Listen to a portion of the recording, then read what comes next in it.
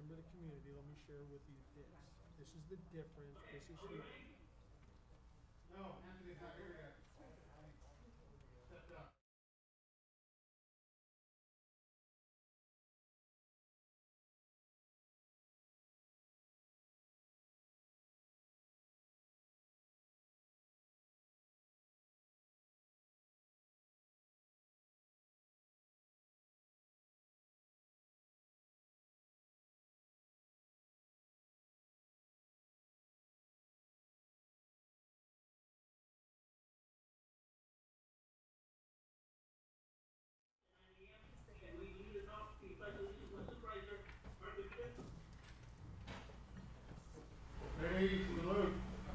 Allegiance to the flag of the United States of America and to the republic for which it stands, one nation, under God, indivisible, with liberty and justice for all. Thank you, Supervisor.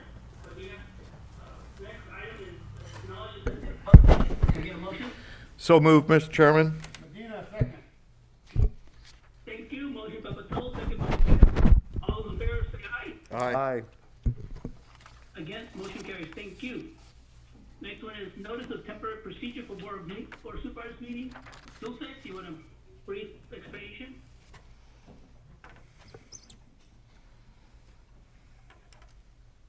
Good morning. If you're participating via Zoom and would like to make a comment, there's a raise your hand icon in the middle of the screen. If you're participating by phone, please hit *9 when it's time for public comment. Thank you. All right, thank you very much. Next, we'll go to presentations and recognitions. We have none on the agenda. Next is public comment. This is an opportunity to address the board items of interest that appear in today's agenda. We will not allow any outside discussions outside within purview of Government Section Code 54954-2. If you go outside that code, we will gavel you. First speaker.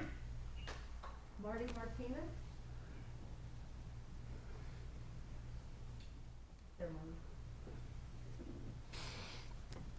Morning, gentlemen. Good morning. The reason for my visit today is to discuss the salmon steelhead that have been found in the San Benito River for the first time in the past 80 years due to Herman Garcia's efforts. This county is getting federal and national attention right now, and I think we need to do everything we can to help these endangered species along. This is their river, and we're the one messing it up, so we have to clean it. I've been out doing the work, and the problems that we're having is that I'm finding is the illegal dumping, which I feel I've given it some thought, and I feel that if we were to make it a county ordinance that it was a punishable automatic arrest for driving on the river and having all the entrances sealed up, I think that would pretty much solve the problem. If you have an arrestable offense with their vehicle impounded, I think they'd get the picture. Secondly, the second culprit, or I should say, for lack of a better term, of the trash is going to be the homeless. Now, this is a much more complex and difficult issue to deal with. I understand that, gentlemen. However, it's there and it needs to be dealt with.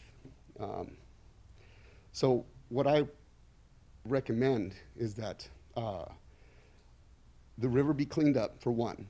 This is the first thing. We can't allow all this plastic to go to sea. I mean, it's just filled with plastic and junk from all the homeless, and it needs to be cleaned up. The problem I'm having, I've surveyed the river, and the problem is within city limits. So I don't know if that's a county thing or a city thing, I don't know. So, but something needs to be done. And what I recommend is it be cleaned up, a eviction notice be given to the homeless after the elections or the thing is up or whatever it is, and then cleaned up, thoroughly cleaned up. And then maybe a police officer to patrol the river once a day, just to make sure anyone who's camping gets evicted at that time so that we don't have this problem again. As far as the housing and stuff like that, I don't know what to say. I don't know what to think, but that's what you guys' job's for. And that's all, sir. Thank you. Thank you. Thank you. Elliot, Can you give, actually, hold on a minute. Can you give that information, sir, to Ray Espinosa? Actually, at our private business yesterday, we were talking about contacting you and assisting in some services. So give that information over to Ray so we can get a hold of you some other time. Thank you. Ray who? Oh, you're Ray, okay. Next speaker card.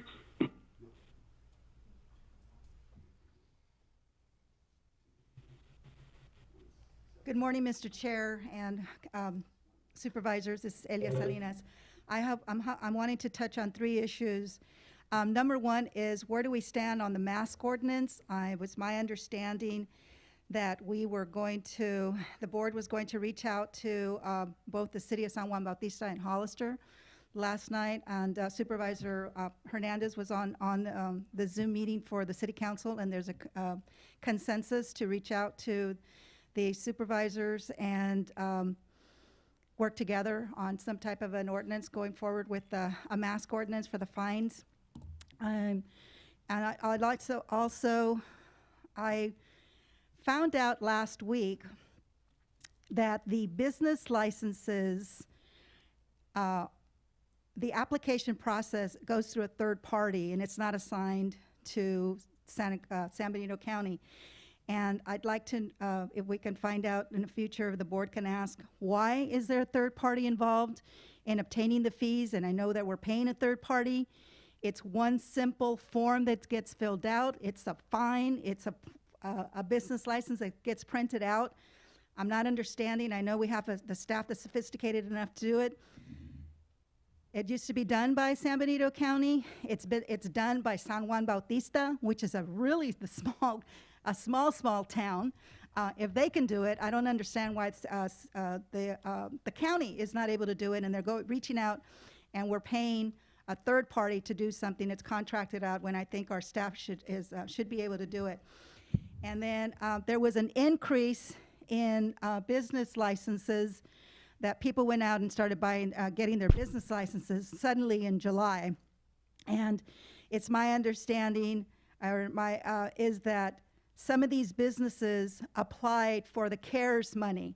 I have an issue that if a business was not in compliant, and there's a municipal code, there's a county code, and there, for both San Juan Bautista, and then there's City of Hollister as well as the county, and this is something that I think it's been more than a year, and we hadn't been, the county hadn't been getting business license fees for a long time. I think it was 25 years.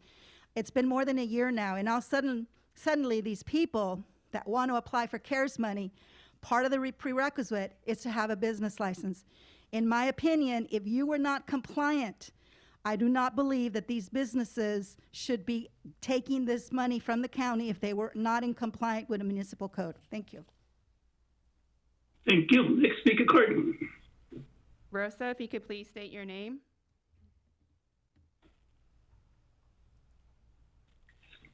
Yes, this is Rosa Fernandez, and I'm with San Benito Health Foundation. Yes, ma'am.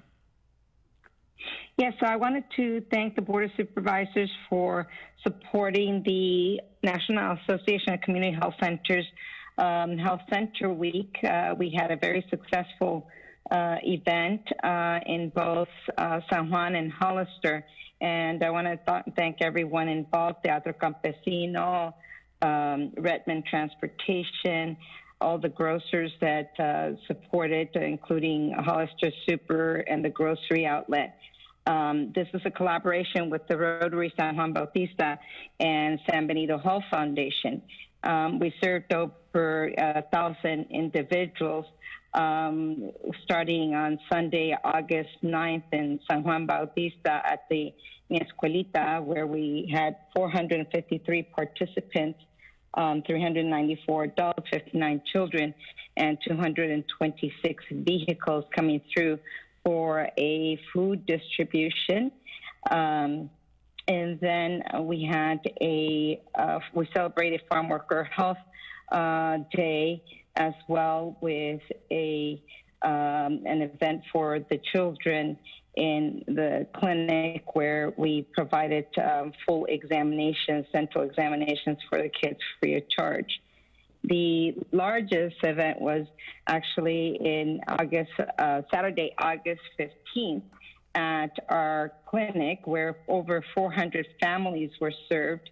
There were 488 adults, 101 children, and 337 vehicles coming through.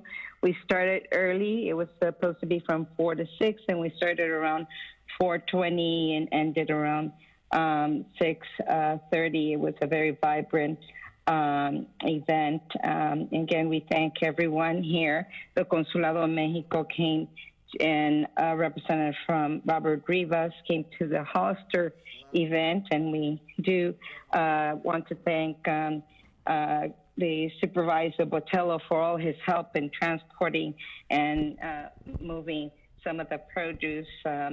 And it's just thank you to all that participated and all our community members that are in need, that continue to be in need, and we continue to try to support them as much as possible. Thank you. Next speaker, card. Sean, if you could please state your name. Good morning, Sean Tenenbaum, Superintendent for the High School District. Good morning, Mr. Chair and Supervisors. I wanted to take this opportunity to compliment and thank Ray Espinosa and his team for their recent collaborative efforts with the High School District. Really appreciate the time and just wanted to share a positive message. Thank you very much. Thank you. Actually, Mr. Schonbaugh, can you stick around because I'm actually going to pull that item off the agenda, off of consent to discuss. Will do. Thank you. Next speaker card. Al, if you could please state your name.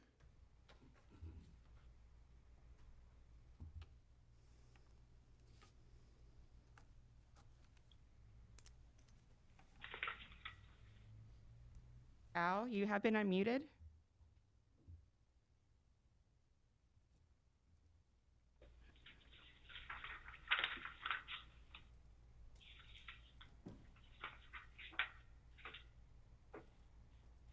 Courtney, if you could please state your name.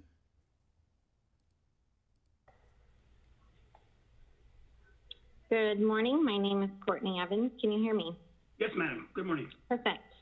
I first would like to also speak on the mask ordinance conversation. We've been having this conversation for well over a month and a half. I'd like to point out. Can I hold you on for a minute, please? We're going to discuss that in our agenda. My recommendation is hold off so you can have more. Which agenda item? I'm not speaking on the actual mask ordinance. I'm speaking off of past conversations and bringing attention to comments. I'm just telling you that if you go into item number 20, I will gavel you. Go ahead. Item 20. Okay, I'll wait until then. Thank you for the information. I have another item to speak on in regards to the meetings that the county stated that they would have with the city, with both cities. I wanted to remind you that public access to these meetings is governed by a category of laws. These laws are very important to us, your constituents, and the public. Anyone, including members of the traditional and non-traditional press, anybody from the public, any organizations representing themselves or a group of people have the ability to scrutinize and report firsthand on government meetings, especially when they involve what we're doing with the public. The public has the right to be there. I am disappointed in the conversations that we've had with the county staff and Board of Supervisors saying that we are not allowed to attend these meetings. So I hope that our conversation in regards to ordinances and fines to be placed on the public, that the public be informed and allowed to get the information and report on it firsthand. I also would like to again ask for staff, maybe Mr. Espinosa can send me any ethical and moral agreements, foundations that the board has sworn to. And I would also like to ask that item number 6 be removed from the agenda. Okay, thank you very much. Thank you for that information and for the education. Do we have the next speaker card? Robin, if you could please state your name. Mr. Chair, if you would like me to respond to that last one? Did you want me to No, respond? you're not going to respond. If this is public comment, Okay. if there's going to be a response, issue a statement. We could do it under your department, under a department head announcements, but it would not be under public comment.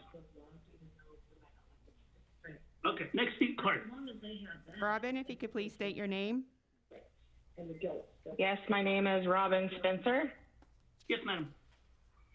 I am a business owner in San Benito County. I have been working in this city for over 25 years. I am a chair renter in a salon, Salon 218.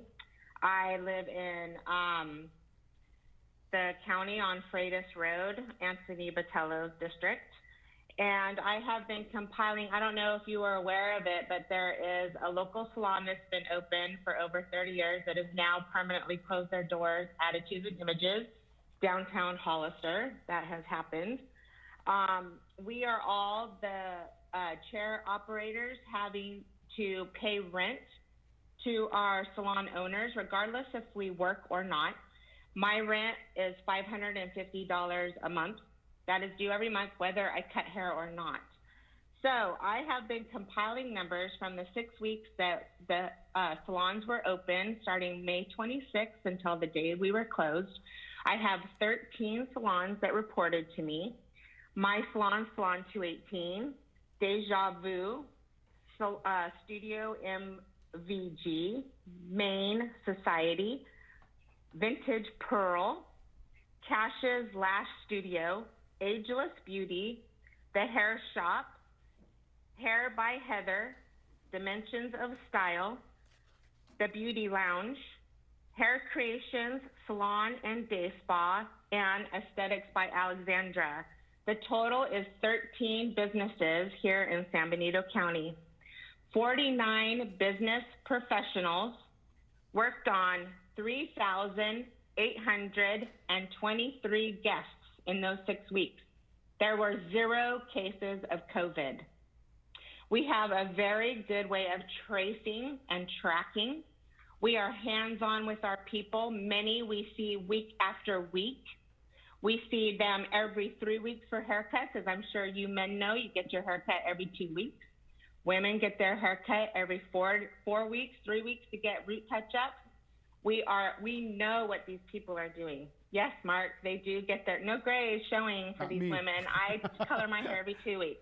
So, you know, we know what our community is doing. We know what's going on in our community. We have followed all of the recommendations and the guidelines that you have given to us.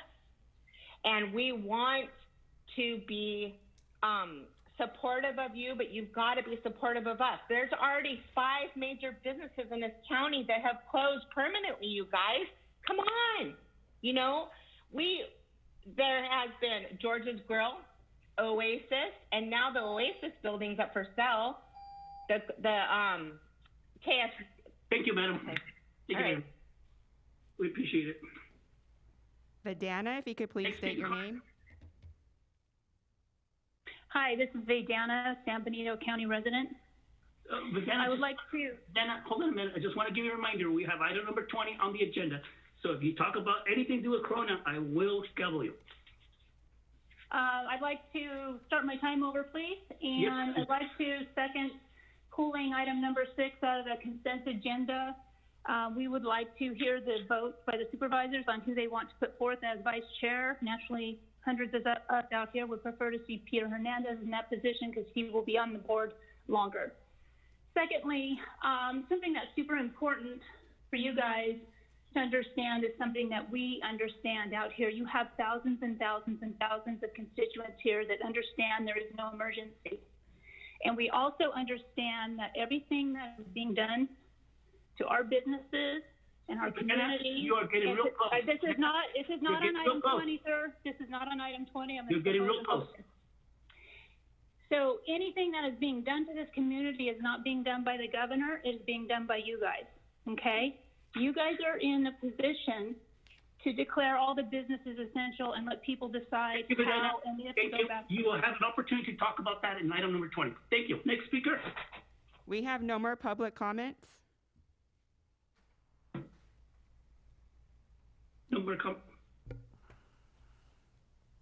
Okay, thank you. Now we'll go to department head. Barbara, you want to start off first with the response from a member of the public? Yes. I just wanted to state that I believe that the reference from the speaker was meetings that have occurred between an ad hoc meeting, or ad hoc, one or two supervisors, with other representatives of other jurisdictions within our county. There's no formal committee that has been formed. It's not an advisory or decision-making committee. It's an ad hoc committee that's meeting with other representatives for the exchange of information relating to COVID. And there is a case on point that I'll have to forward to her regarding a situation where two supervisors in a different county met with the mayor regarding new zoning ordinances, and that was found not to be a violation of the Brown Act. So she should look at the provisions relating to ad hoc committee, that exception, that specific provision under the Brown Act, and this is for an exchange of information about what the different jurisdictions are doing regarding COVID, and it's not a formal committee that has any sort of power or decision-making authority or advisory to the Board of Supervisors. Thank you. And can you also CC the board of supervisors more for educational for us? Yep, yes. I have a question, Mr. And that was a Chair, big, on that item. yes, go ahead. Yeah, just to clarify from what county council had mentioned, I'm curious, so at what point is there a Brown Act violation if there's dialogue about enforcement, or putting something on the agenda for enforcement within those conversations? Because I'm curious, I know right now there was a city council meeting where they were talking about it, it was on their agenda, and then it says the Board of Supervisors, I imagine Supervisor BOTELHO are gonna probably bring it up. So I'm curious at what point, and I feel a little bit disillusioned because I wasn't able to make it to that meeting, and so all of a sudden the enforcement conversation came up and I had nothing to do with it. So at what point is there a Brown Act violation when there's conversations about policy making within that, and not including, and basically including enforcement in that conversation? Well, it's similar, I would view it as similar to one of our supervisors calling one of the council members and speaking to them informally, because there can be that communication between, you know, a member of the Board of Supervisors and a member of the City Council. And that's what's taking place here, is the communication between the parties. So I view it as similar to that type of communication.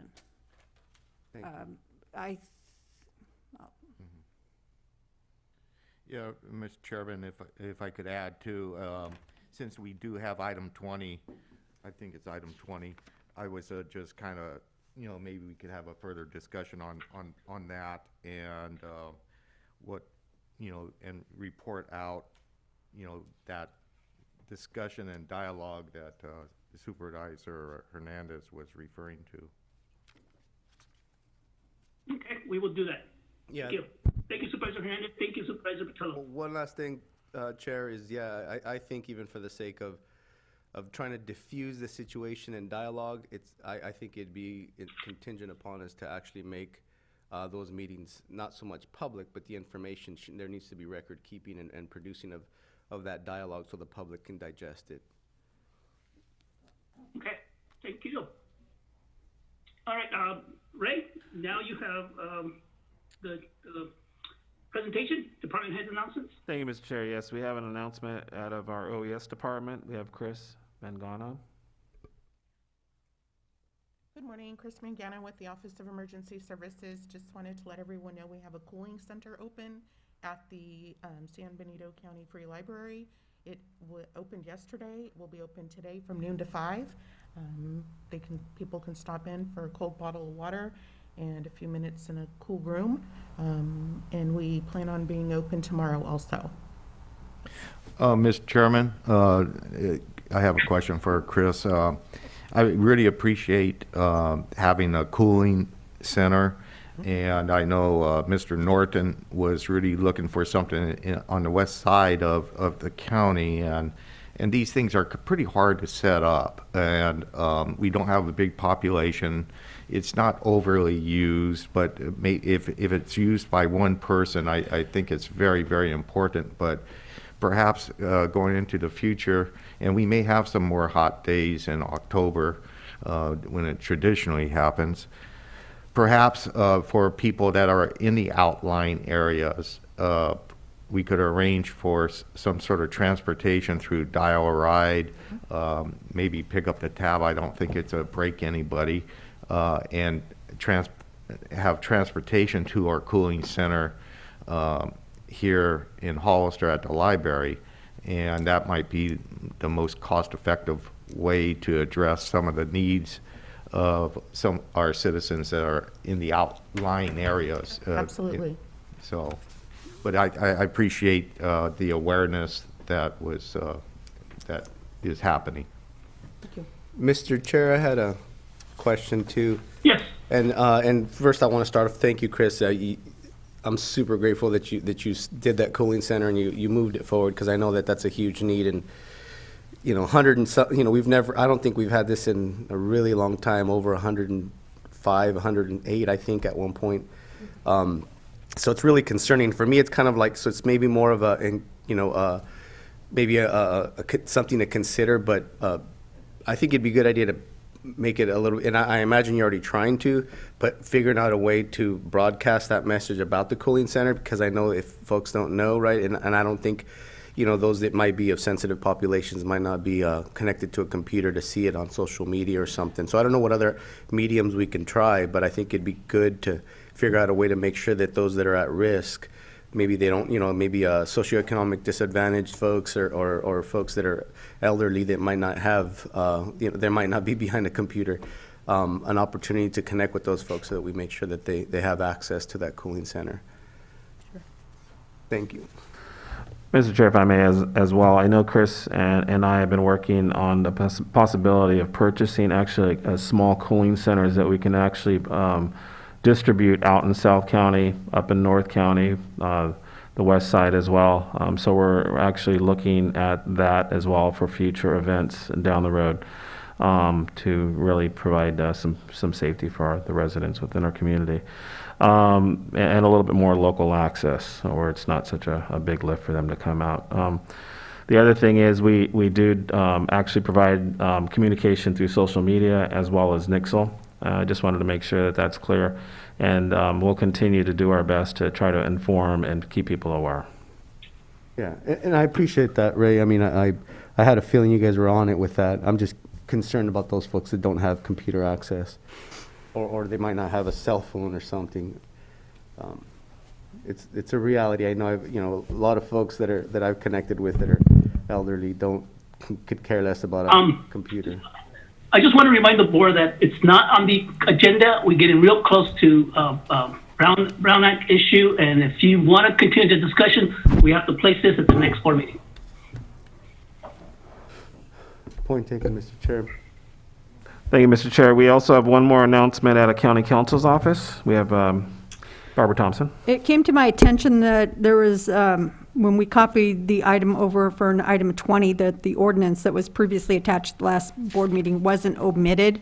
So please note that that ordinance that was attached to item 20 was just attached inadvertently, and we are not taking action on an ordinance today. So I wanted the public to know that in case they were aware of that ordinance being attached. Thank you.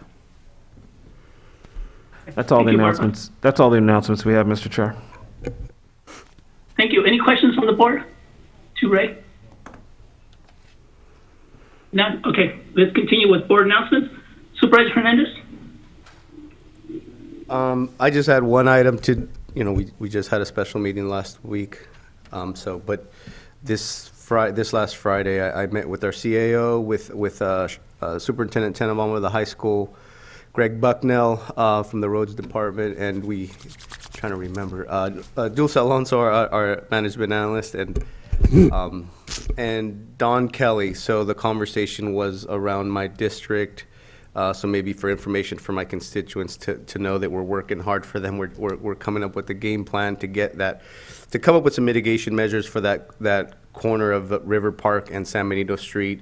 You know, it's all inconsistent with the upgrading San Benito Street, but there was talks about safety add-ons, possibly even a roundabout in that area, which I'm not 100% excited about, but it sounds like it's a safer route to make sure that you're having through traffic and it doesn't necessarily backlog. Because I know between the San Benito and Nash corner, and then now if that was a stop sign at River Park and San Benito, and then you have Union, then you might have a lot of backlog. So the idea is to allow traffic to keep flowing through at a steady pace. But then there's other elements, because I know we're excited about even including a trail, a bike trail. So trails is starting to become a running theme. Trying to come up with opportunities for recreation, even economic development through recreation from tourism coming into our community. So a lot of good things we're talking about, and I appreciate our CAO coordinating that meeting. It was really productive, and it's actually really, really exciting. I found myself digging deep into that River Park area, so good news to come. Thank you, Mr. Chair. Thank you, Supervisor Hernandez. Supervisor Botelho? Nothing this morning, thank you. Thank you. Supervisor Medina? Nothing, sir. None? Okay. Thank you. I have nothing to report. We're going to go to consent. We're going to remove item number 6 per public request. I actually I'm going to remove item number 8 from number agenda. Any other items from the board wish to remove? None. Okay. And then also, also anyone from the public wish to remove any of the consent items besides number 6? If you wish to pull an item, press star 9 or raise your hand.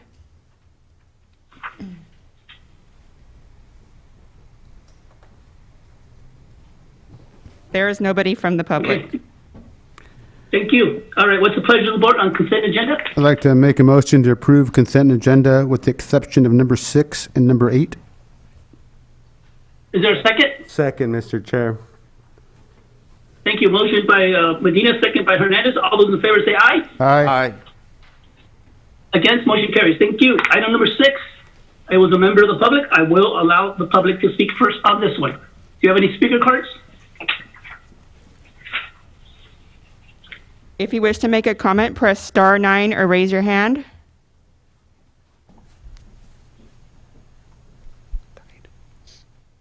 We have none.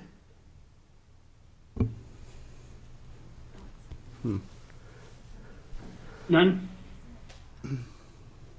Okay. So I had a comment, Mr. Chair. Hold on a minute. We're still in public comment. Okay, we'll bring it back to the board. Supervisor Hernandez? I'm sorry, there needs to be one person. Hello? Oh, hold on, Supervisor Hernandez. Go ahead. Yes, madam. Hi, Sedana County residents. Speaking on to item number 6, yes. I know that you guys had a competing vote for vice chair at the last meeting.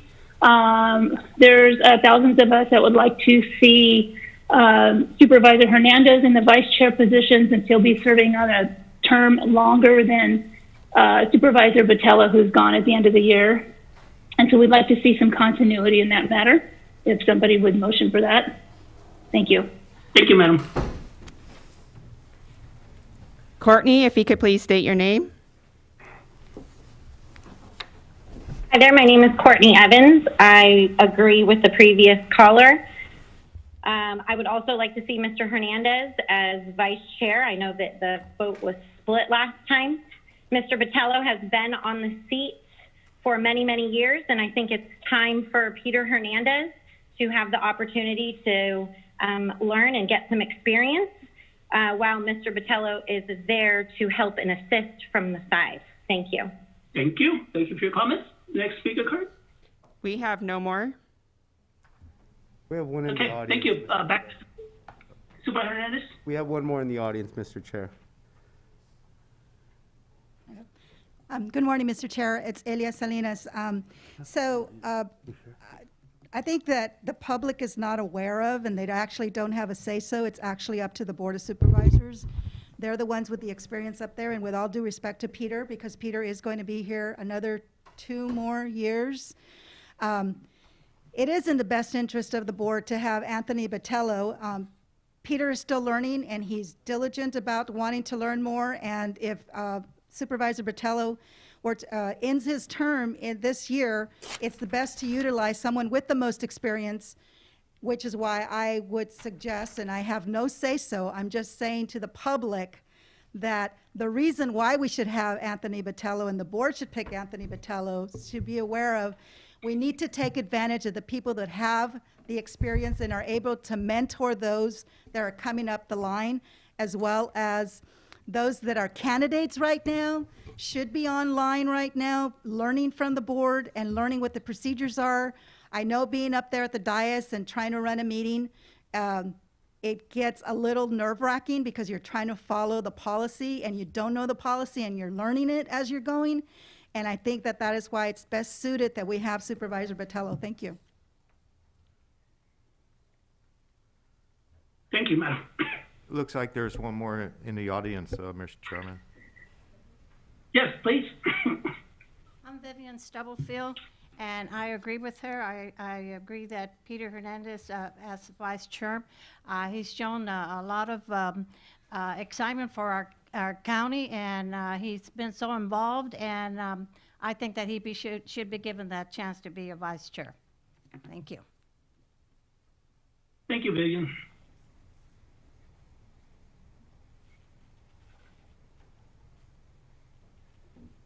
That's it. That's it from the. Okay. Okay, Supervisor Hernandez. Thank you, Mr. Chair. So, my comments are more focused on the past history, and for the sake of consistency and clarity, really, or even lastly, more importantly, is unity. I know historically, as a Board of Supervisors, the decision had always been made to have the chairmanship being handed over as a running seat every year, so that every supervisor has a chance to manage a meeting and to ultimately try to understand not only what it means to sit as a member, but now to sit as one who guides the agenda and guides the meeting, working with staff, working with our CAO. A really important and really vital aspect of all Board of Supervisors educational curve, right, for us to take that leadership role. and for me, to a certain extent, I was passed up from that. And nonetheless, it's not a written rule. So granted, you still have the authority to do what you did, but it does create a little bit of a distrust and a divide, and I don't think that's encouraging for a working board. If the ultimate goal is for that working board to be productive, nonetheless have different philosophies on the application, that's just and that's right, but I'm not talking about that. I'm just talking about at least having a sense of expectation of what that means to, if we had a running process, right, as an unwritten rule within the Board of Supervisors, and all of a sudden officially under my term that changes, and it's specifically about me. So I'm not even going to get into the side on why. That doesn't matter. What matters to me is, do we want to work together and trust each other, at least having a set guidelines of what that means, or do we want to just have it thrown up in the air and then all of a sudden it becomes a dogfight every year on who takes that leadership role? Because at that point, we can technically have one supervisor running this chairmanship back to back to back to back, depending on who's in the lead.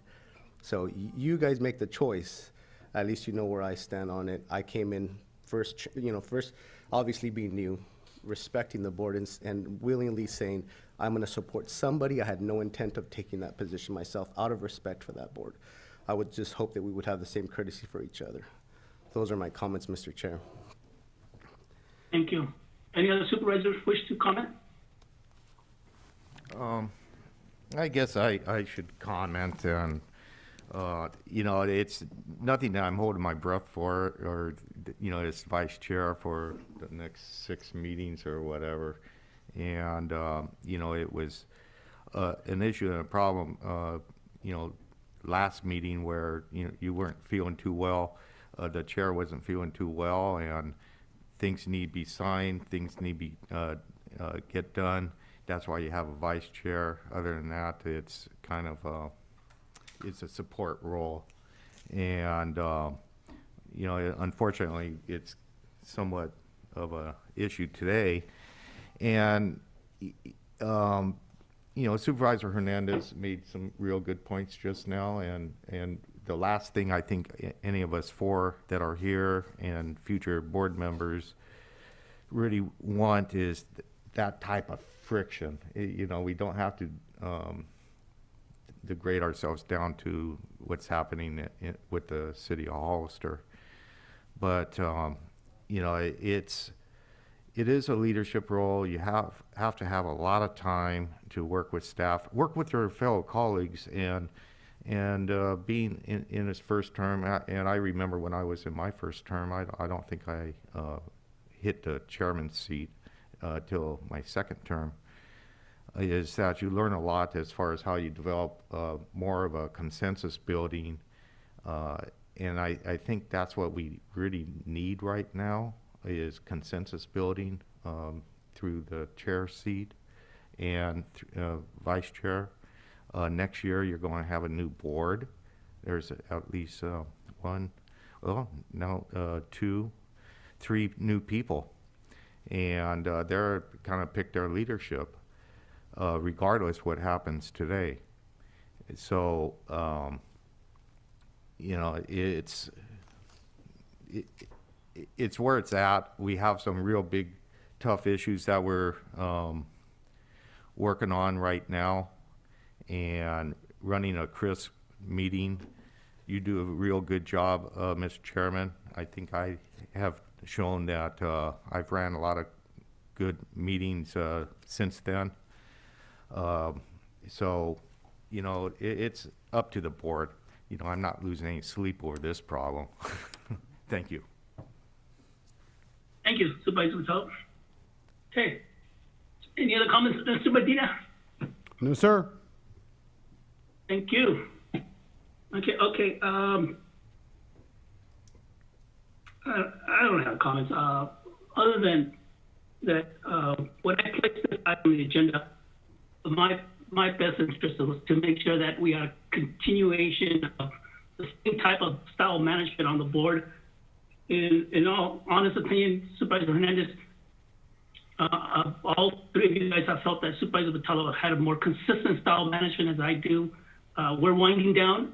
Typically, my philosophy, and I learned this from one of my good prior supervisors friends, Rebenaco, is that if you're not going supervisor the last 3 or 4 months of the year, you really want to give those supervisors who are in place and will be here next year more of a leadership role in making decisions and directing staff. And us old folks, Supervisor Botelho and I, who have about to serve 16 years as county supervisors, we have a tendency just to provide advice to you and Supervisor Medina.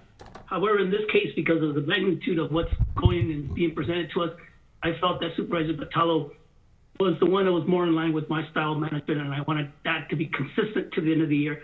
You will have an opportunity next year to lobby the other board members, whichever way we can, for the chairmanship position, because both the chair and the vice chair will be open next year. And I do believe in your philosophy, and I've stood to it myself for the last 16 years, is you really want to have a respect of who becomes vice chair, because then that person becomes chair. This is a special occasion. We have never faced a corona situation as we have, or our businesses are suffering. I just need to make sure that we have someone who has a style management as I do, and I feel more comfortable, and I'm willing to make an endorsement right now for Supervisor Anthony Botelho for vice chair. And that's my motion. I'll second. Any discussion among the other supervisors? None? Okay. All in favor say aye. Aye. Aye. Aye. Against? Nay. Okay, motion passes 3-1. Thank you. Thank you, Supervisor Botelho, for taking that leadership role. Thank you. Okay, let's move to item number 8. Sean, I got a very simple comment and a question. Are you on board, Sean? Yes, Mr. Chair. Thank you for being here. We really do appreciate it. First, I guess I'll say the good news first. First is I want to congratulate you, everyone else, Peter Hernandez and staff, Ray, thank you, Ray, and any other staff member, any other member of the public who played a role in making sure that we move to the next step. I really want to commend everyone involved, and thank you, Sean. That's my comment. Thank you. My question, which is a negative one, is if the city hall does not agree to this, is this back to to the drawing board? No, Mr. Chair, it is not. I mean, ultimately, what we have before you is a term sheet, not the official agreement. And the term sheet basically outlines the steps in the process. So the acceptance by the County Board of Supervisors this morning is just giving us direction, the district, the city, and the county. The city may have comments. They have received the term sheet, the mayor and the interim city manager. So we'll continue to provide updates, and I'll be happy to share with you as we go. But there may be changes. There may be some information and or edits. But again, these are just steps in the process. It helps us have a nice roadmap for success. And I'd be happy to report back to you, Mr. Chair, in the near future. Sounds like a plan. Any questions from the board? None? Anybody from the public? Anyone? It looks like one from the public in the admin building. Okay, here's my question, because I spoke to the fire department. I've spoken to several staff of the fire department. They're not in consensus with closing Nash Street. I would like to see a member of the fire department, whether it's the chief or the marshal, come here and speak to the supervisors on their opinion, and the Hollister Police Chief, Carlos Reynoso, how they feel about closing Nash Street, because it's my understanding they're not in consensus with this. Thank you. Okay. Thank you for that information. Anyone else? Yes. You have been unmuted. Please state your name. Hello? Yes, ma'am. Yeah, this is Valerie Eglund on my cell phone. This is very exciting to have access to the Board of Supervisors right here in my shop while I'm working. I am congratulating the Board of Supervisors and the high school and all those involved in moving this element forward in order that we can pursue an excellent opportunity for all the population in the county for our parks. Thank you very much. Thank you, Valerie, for your kind words. We have no more comments. Okay, I thank have you. some comments, Back to the Mr. board. Chair. I'm sorry. What was that? I have some comments, Mr. Chair. Supervisor Hernandez. Yes, sir. Yeah, I just wanted, well, first I wanted to thank the board and our CAO for working so hard and supporting this. You know, it's funny because I've said it before, it does really all start with a vision, because a vision is one of those things that's so tangible to the folks that have it, but it's not necessarily there. It's tangible in the sense that they could see it and taste it, but it's not necessarily the physical element of it. The outcome isn't necessarily there. But nonetheless, there's a lot of layers to what it takes to have a successful vision, ultimately be measured by the outcome of it, and all the pieces in place right now, especially being a supervisor, learning a whole lot, all the pieces that it takes to make that successful vision come together and produce the effect that we believe is going to happen. We know is going to happen, you know. So the point is when it comes to this element of it, it's a really important piece. Acquiring property for the, on the high school is another element. Ultimately outlining a trail, which Reach is really excited. You know, that's why we have Don Kelly on board with helping us revisit that, bringing all the pieces together again, because they're pretty much there, but ultimately regrouping folks to now support this, which is happening right now as we speak. And then all the elements of even now adding economic development as a focus with this project. You know, my sure hope is that there's, and to a certain extent is part of that visionary aspect to the public and to even regions around us, that just because we don't have a bustling Silicon Valley economy, we have their workforce, but we don't have that economy necessarily here yet. We don't have the industries here yet, but there's usually something small and something very tangible that becomes a catalyst for that. So with that said, when it comes down to that regional park and the plan that's going to take, I'm really excited that this is one piece that I believe will be the catalyst, building that trail, and ultimately for the economic development piece is the financial benefit that will come through now highlighting tourism and giving access to folks that are already visiting San Benito County. I can't remember the numbers, but going to the Pinnacles Gateway Partnership meeting, listening and learning from those folks that we have a lot of folks that come here, but the sad part about it is they don't patronize our community. They come to enjoy our national park. They come to enjoy our Hollister Hills and our wine trail, but they don't stick around very long. So we're hoping this becomes a huge opportunity to now usher in those folks into our community, to patronize our community, to even build and develop a new business in our community. So, anyways, with that said, this is an important piece, and I thank our supervisors and our CAO and Sean from the high school for having that vision with us and moving forward on that vision. Thank you, Mr. Chair. Thank you. Any other comments on the board? Yes, Mr. Chairman. Yes, I really want to thank Supervisor Hernandez for his work in the past few months on this project.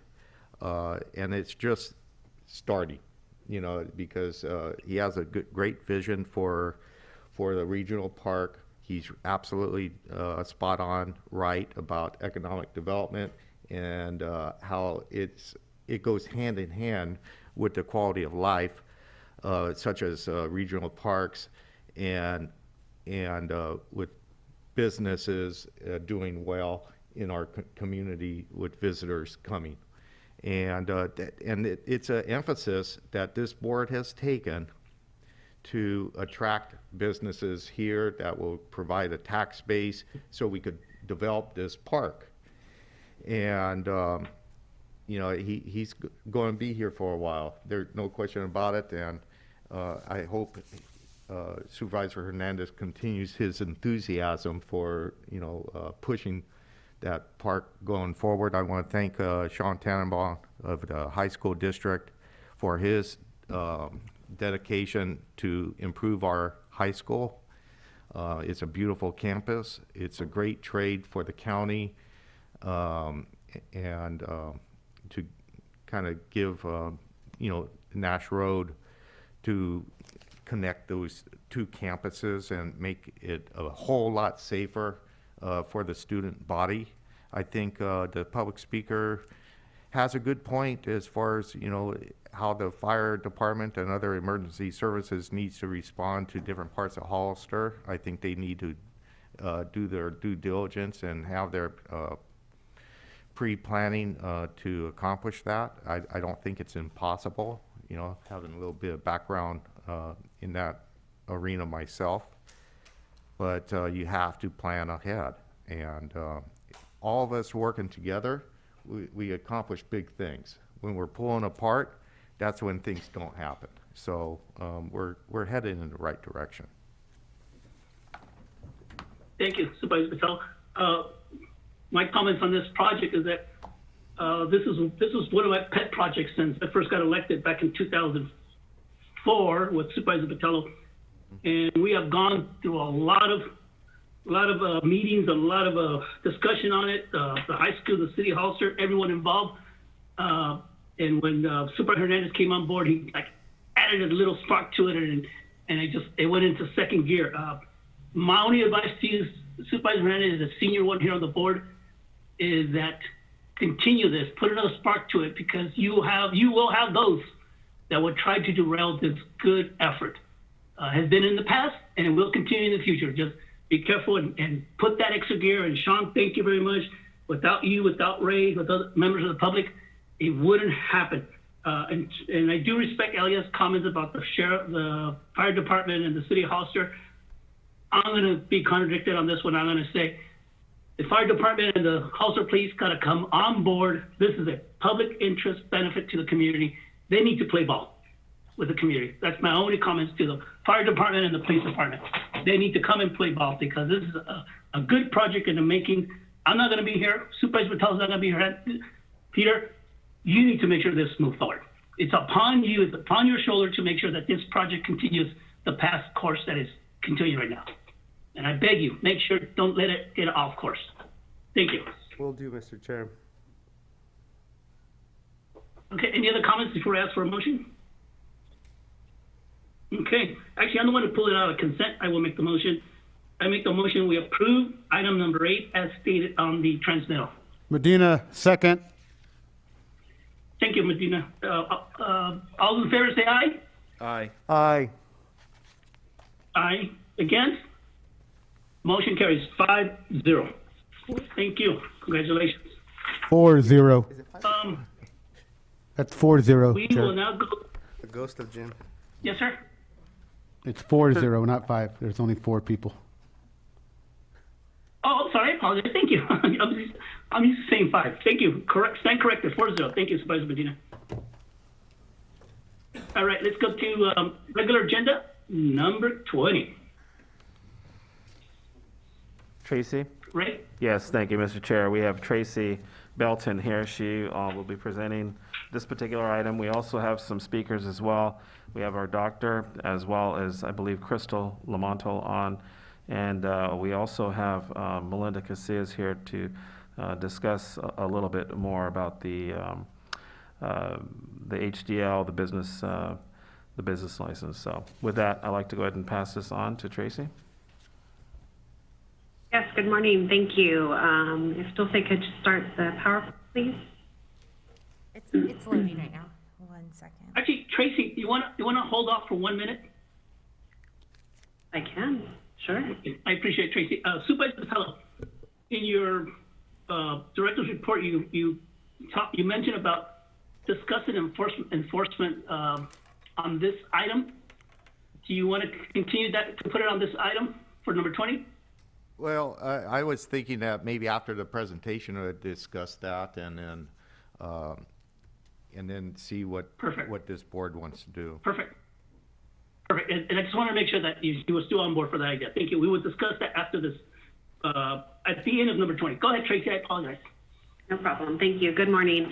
So first, I wanted to give Crystal Lamonto, our superintendent from the County Office of Education, an opportunity to share with you what's happening in our county around education. We've worked diligently with Crystal and her team, as well as the other superintendents within the county, and I asked her to come and share to the public what's happening in our county. So, Crystal?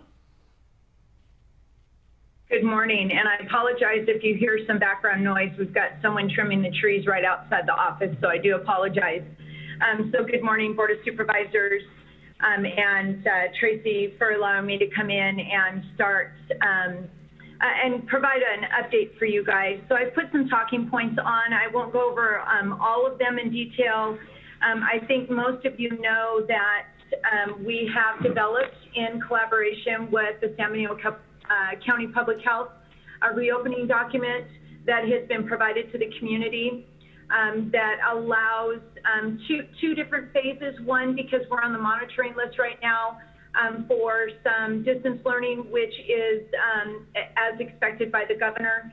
And I do want to recognize Dr. Gillagucci and Lynn Mello and Tracy Belton, as they've been exceptional partners throughout this process. This has been an ongoing process for many months. And thanking Supervisor Hernandez, who's been very interested and has joined our collaborative on numerous occasions. We will be starting up our collaborative again next week. We have canceled the last couple weeks because we are in the process of getting our distance learning up and running in San Benito County at this point. I will report that we do have 2 rural school districts that have been in person since July 6th. So this was prior to going on the monitoring list. And things have gone very well in both those schools. Granted, they are small, but they have done an exceptional job of really bringing students back in, and the families are elated to be able to have their students back in school. So we did have 5 rural schools that submitted waivers. The governor and the California Department of Public Health have put out guidance, and we've worked with Dr. Gillagucci on submitting the waivers, and he is the first individual that looks at those waivers. All the waivers are coming from our rural schools. The waivers are for K through 6 education, and so we are in that process, and again, thanking Public Health for assisting in that area. I was on a call yesterday with the State Superintendent, Tony Thurman, and the California Department of Education for about an hour and a half. All the county superintendents were yesterday, And what we're hearing is there will be new guidance coming out this week in support of students with special needs, both maybe with an IEP or English learners that may be struggling with the distance learning, and the possibility of allowing very small groups to come in even if a county is on the monitoring list. We'll be anxious to hear from the state to see what that guidance may be. So more to follow on that. That may assist some of our districts in meeting the needs of all of our students. And then, of course, I do want to bring up the digital divide issues. As you know, it is a broadband issue, and Supervisor BOTELHO, thank you for working. I know it's my Chief Technology Officer that started out with Rotary in San Juan. What we're trying to do in the county office is bring our entities together to really ensure that we have a strong infrastructure. Right now, we have students that have no access to internet. And it has nothing to do with the district, and all of our districts have done an exceptional job of purchasing hotspots. It's what we call white space, meaning no matter what we do, they don't have access to internet. And so the county office and my Chief Technology Officer, Roy Sims, is very passionate about this, and we're hoping to come up with a solution and lead the state of California. No other county has moved in this direction, and if we can do this collaboratively with the county, the city, and all of our entities, and be able to provide a large, vast of broadband infrastructure that would allow our students to access it for free, it will help with the equity and access. So we have been working on that and have brought that up to the state level as well, because this truly is a state issue, because it's caused a social injustice for our students right now. But other than that, most schools have opened up with distance learning. This week will be the next week.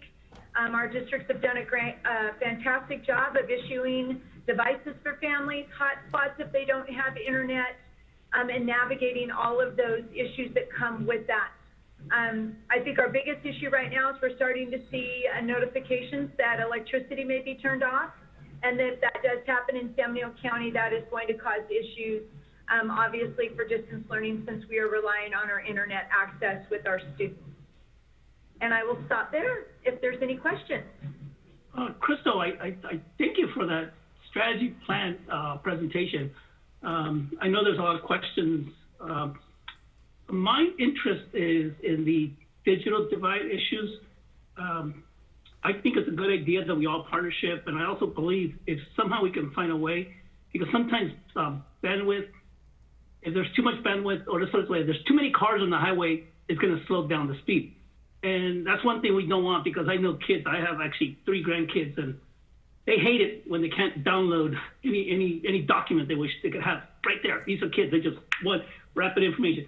But if somehow we can find a way in which we can have a dual partnership usage in which the schools get first priority and then everyone else in the public can have free access to it, I think that will be an optimist, good use of resources for the benefit of our community. That's my input to your presentation. Okay, thank you, Crystal. Thank you. Supervisor Hernandez? So we're done with the presentation, Mr. Chair? Oh, shoot, that's right. Sorry, Tracy. Sorry about that, Tracy. All right, Tracy, continue. That's okay. Thank you. Thank you, Crystal, so much for your time and dedication. We really Mr. Chairman, appreciate it. before Have a Crystal good day. leaves, hang on 1 second, please. Oh, hold on. I do Yes, have a go ahead, question for Crystal, and because we did have a meeting with Mr. Sims, he's very enthusiastic about expanding technology for all the school districts in our county, and distance learning is a problem. I know in my district, the San Juan Aromas School District is placing buses around with Wi-Fi just so it's accessible to their student body. And we did have a meeting and kind of threw out some ideas, but I didn't think we had anything that we could really put our arms around as far as wrestling and solving some of the broadband issues even in different areas. We've talked with Charter communications. They have a project in the west end of the county, but that's still a year and a half away. And I know Roy is still kind of racking his brains and trying to figure out, you know, how we could move things up faster. But what I do want to ask, Crystal, is that we stay engaged and we continue our partnership and you know, keep throwing the ideas, monitoring what the state's doing. I think the governor is kind of addressing some broadband needs for rural counties. I think the federal government's going to have some infrastructure dollars possibly coming forward. Is that to solve our problems tomorrow? Probably not, but we have to maintain this dialogue. I don't know if that was a question as much as a commitment that we'll keep working together. Mr. Chair, I did have a comment too. And actually, it's hopefully Chris. Oh yeah, I didn't see her. Sorry, Crystal. I wanted to make sure you're still on. Hi. Yeah, I just wanted to thank you, Crystal, for allowing me to be part of your meetings. Like I mentioned in the meeting, the first meeting that I attended, my initial intent has always been to literally hear the issues that you're dealing with, or just listen in on ultimately what does it mean to roll out a school effectively under now these new COVID-19 rules. I knew it was going to be a heavy lift. I feel like it was going to help the Board of Supervisors in their policymaking process. I mean, that's why it's funny, because I know the question is why are we getting involved in schools? And it's like, we're not getting involved to do anything besides learn from them and figure out how we help their kids that are in their schools, which are basically our kids in their schools, and our teachers, which are our friends and our neighbors. We're a community, so I firmly believe in it. It's within the context of the leadership style that I believe I'm trying to have focus on is what does it mean to lead our community into success and addressing the issues. And I know that we throw around the state and the feds a lot, but to a certain extent I feel like we've become so dependent of them we haven't leaned into our own abilities to figure out what it means to solve our own problems. So that was my goal, and that's why I wanted to listen in, and if there's anything the Board of Supervisors can do to help the schools, granted within our abilities, not trying to overstretch our abilities, but maybe just maybe we'll be a lot more successful together than apart from each other. So I would appreciate to still be invited to these meetings so that I could listen in. Thank you, Mr. Chair. Thank you, Supervisor Hernandez. Okay, thank you, Tracy. I'm sorry, thank you, Crystal. Tracy? Yeah, sure. Thank you, Crystal. Okay, next slide, please.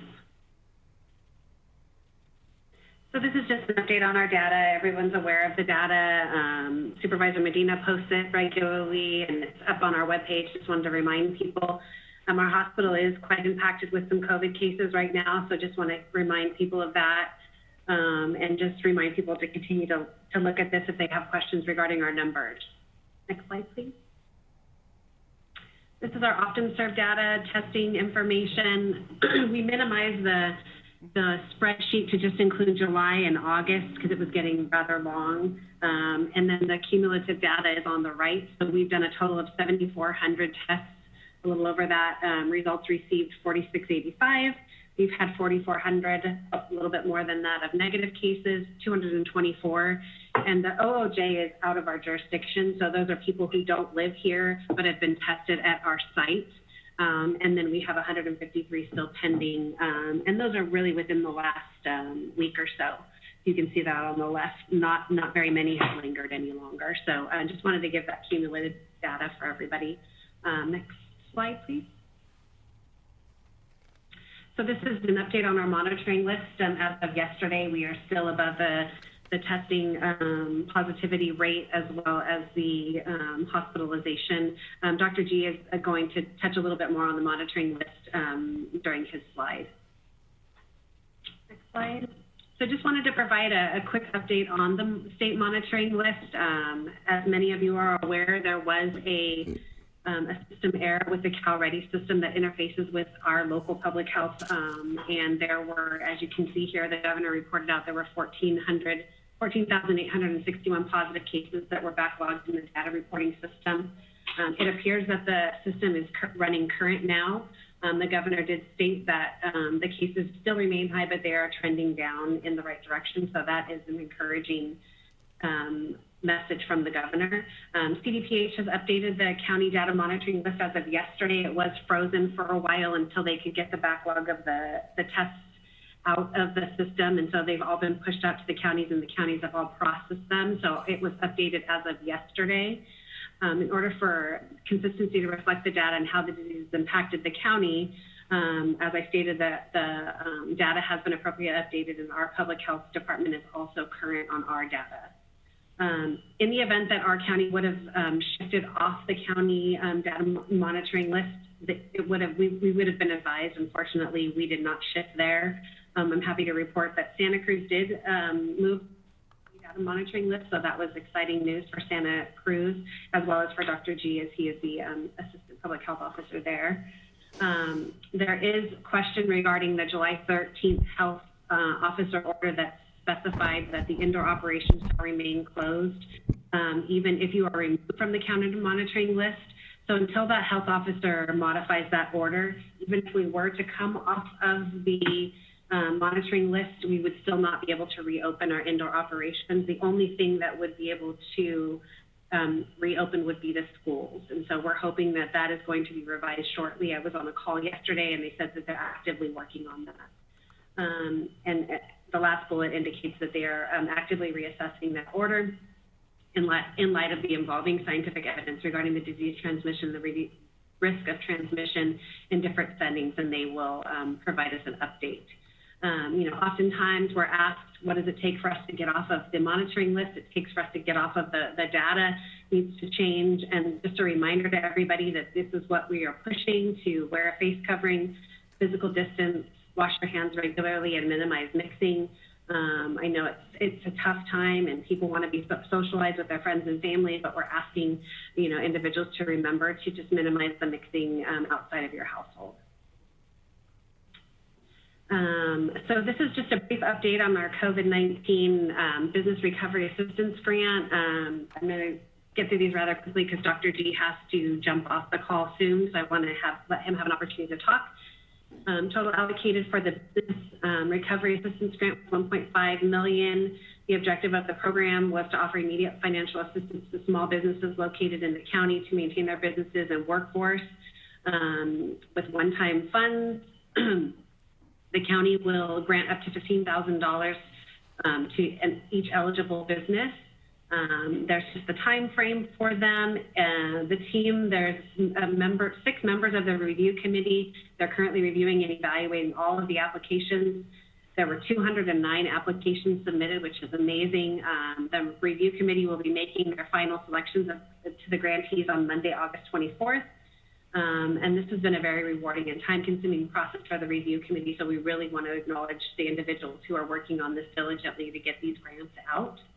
The next slide is the Service Provider Assistance Recovery Grant Program. $300,000 was allocated to this out of the CARES money, and this is for the non-traditional service providers who have been affected by COVID-19.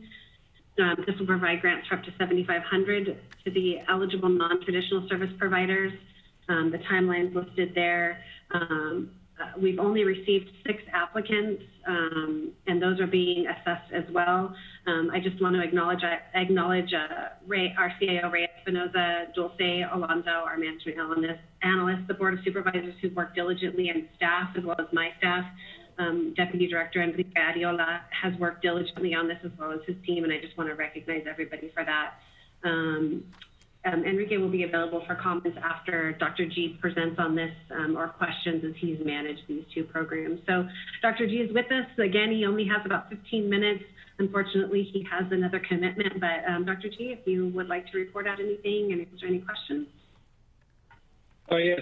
Thank you, Tracy, and very complete report. Good morning. So yeah, just a little bit more about our cases.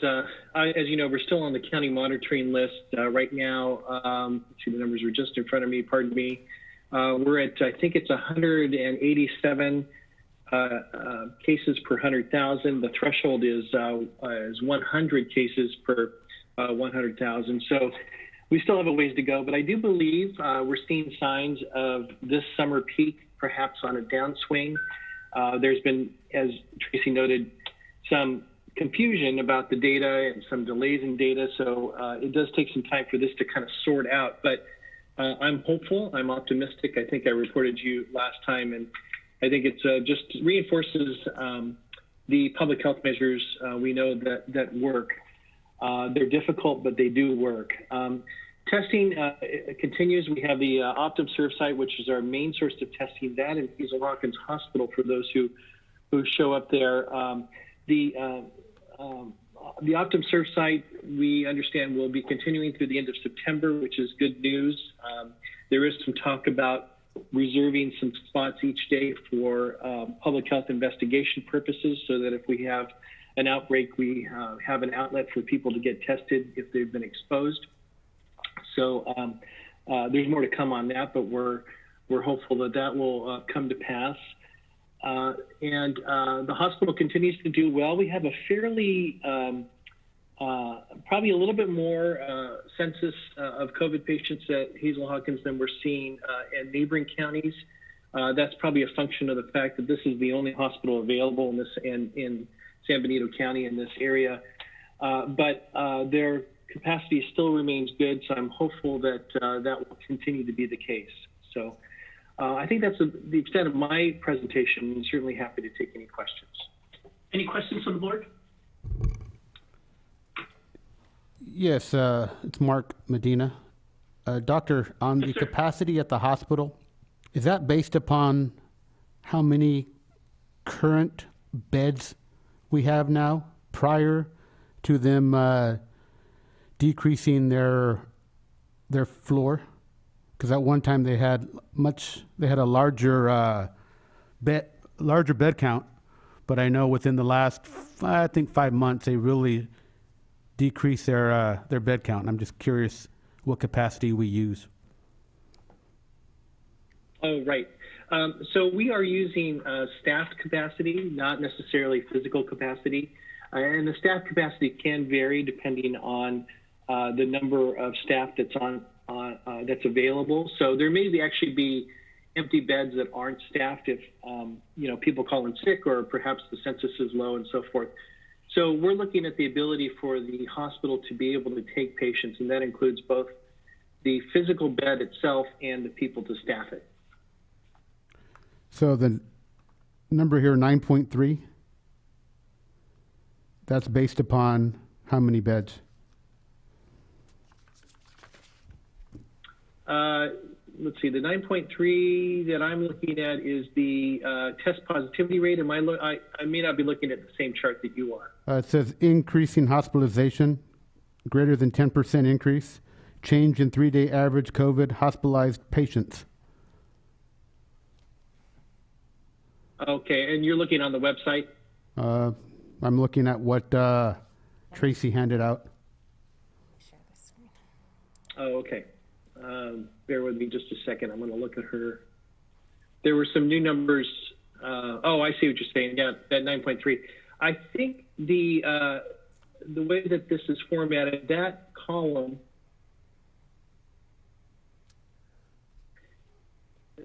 I think there's an error there. So I just got an updated report this morning that shows the 9.3 is the test positivity rate. And I can't, this doesn't match what came out this morning. So I apologize. I wonder if there might be a misalignment of the columns here. So the 9.3 is our positivity rate, and we need to be at 8%, is that? That's right. So the limited hospital capacity, less than 20% ICU beds, less than 25% ventilators available.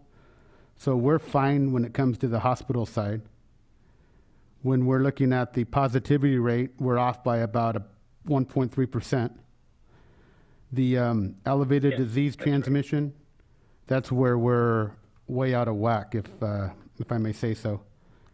We need to be at what number do we need to be at? 100. Okay. But I thought the 100 was based upon 100,000 population. That's not correct? Right. So we don't have 100,000 correct. It's a population, ratio. so shouldn't it be 65? That's right. So it's 65. 60, I think 62 or so, something like that. Okay, so just so and this question's been asked many times, that's why I'm being a real stern on this one, is so we're fine when it comes to the average tests. We're fine when it comes to the hospitalization. So those two are good to go. What we really need to work on is our positivity rate, along with the case rate. So we're about 3 times or 2.5 times off of the case rate, and we're close to the goal in the positivity rate. Once those hit 65 and below 8, for how many consecutive days are we off the watch list? We have to be 14 days consecutively to come off of the monitoring list.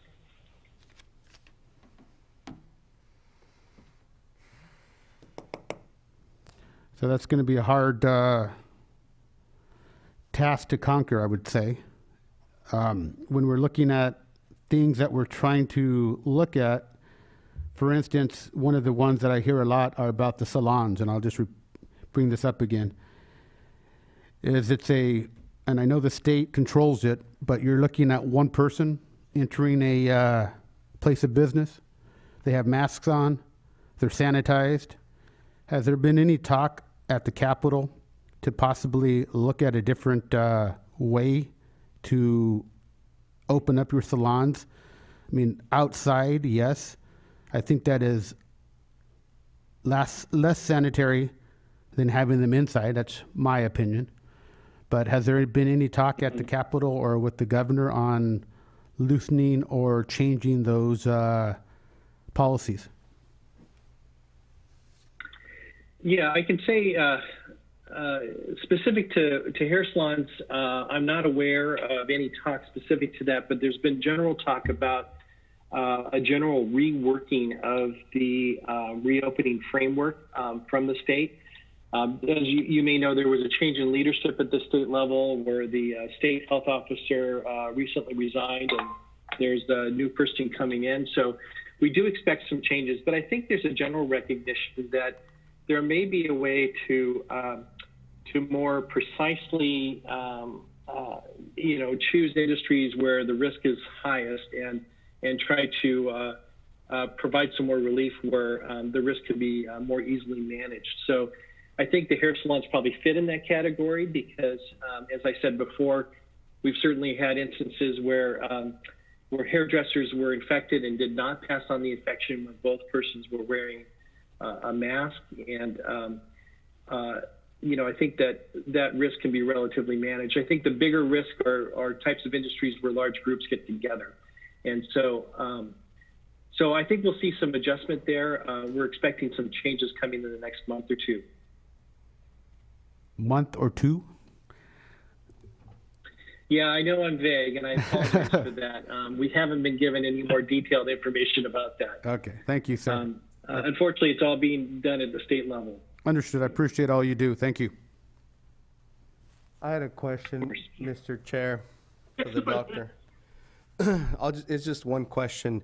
And I think maybe Tracy might be able to answer this too, because I don't know what the running count is of our homeless population, but I'm curious, since they're homeless, how many of them and how many of them have gotten COVID and how many of them have passed from COVID?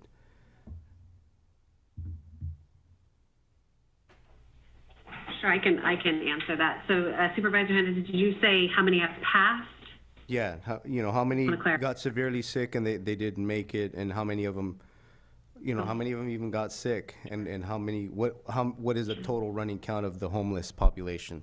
I mean, technically, they're probably the most, that I've seen. It's funny because I went to the river this weekend, and I saw folks hanging out down there. Was a nice little tent shelter, and that I saw no one was masking or social distancing. Sure. Public health staff is also on the line, and they do most of the contact tracing. But what I am aware of is there's probably been approximately 6 to 7 individuals that have been homeless, as well as homeless families that have tested positive, that we have housed up at our migrant center at the trailers that we were able to secure through Project Room Key. I believe we have 1 family there now. I am not aware of any individuals who have passed from COVID-19. They've all recovered. And what is the there's total? more than that, public health staff, can you advise if we have more than that have tested positive for COVID-19? So what is the total population of those folks, Tracy? In our last, Enrique is on the line. He can probably report out the numbers from the last homeless census. Enrique, can you unmute yourself, and can you advise what the last homeless census reported out as to the homeless individuals in the county? I know there was a drastic decrease, I think about a 40% decrease in our homeless community, but I don't have the exact number. Enrique, are you available? Yes, can you hear me? Yes, please. Sure. The 2019 homeless census showed that we have here in this county 283 chronic homeless individuals, including family members that were surveyed that period of time in 2019. 283. 283. And how, and obviously you can't speak about their medical, but in general, the 6 folks, did they have underlying health conditions?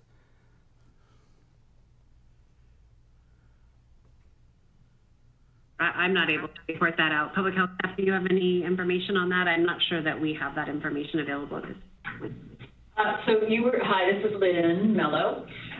Yes, Tracy, you were correct in that we've had 6 to 7. I don't know off the top of my head. We'd have to go back and look at the stats.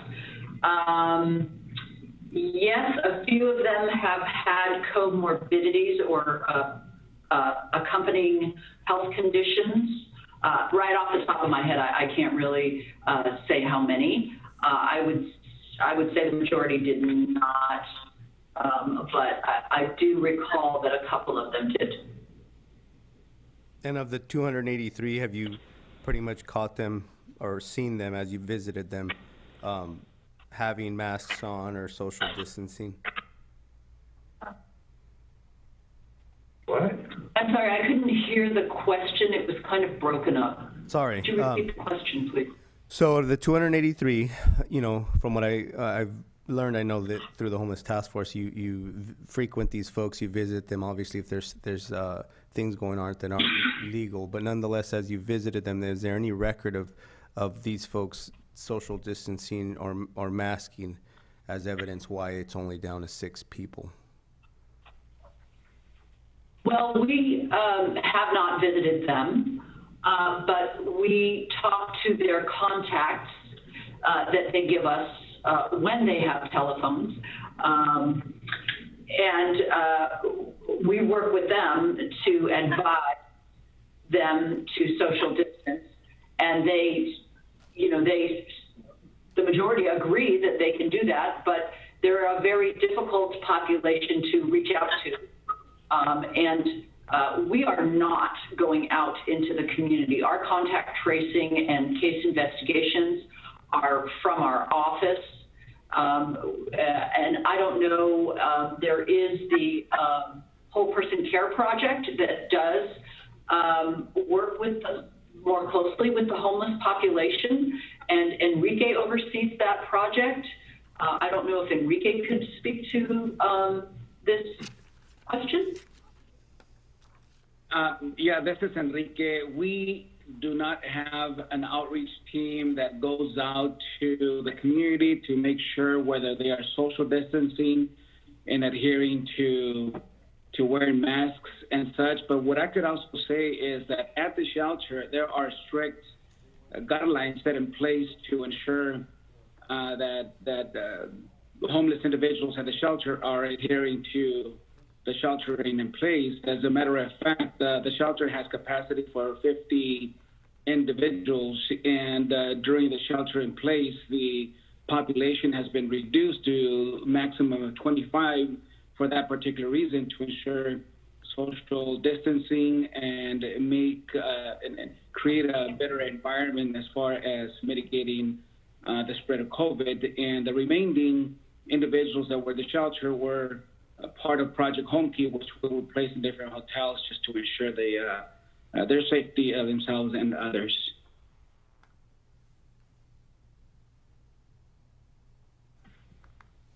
Thank you, Enrique. You're done with your questions, Supervisor Hernandez? Yes, Mr. Chair. Thank you. Any other supervisor? Then? Okay, Mr. Chair, let's open it up to. Mr. Chair, one additional comment I wanted to make, or a request to have our elected tax collector treasurer come up and discuss the business license that did come up. And I wanted to elaborate a little bit more on what occurred some time back when we went through this process. And one of the things is when we went ahead and moved forward with the initiative, this item passed. We asked our elected department head, Melinda Casillas, tax collector treasurer, to go ahead and take on this role for the county.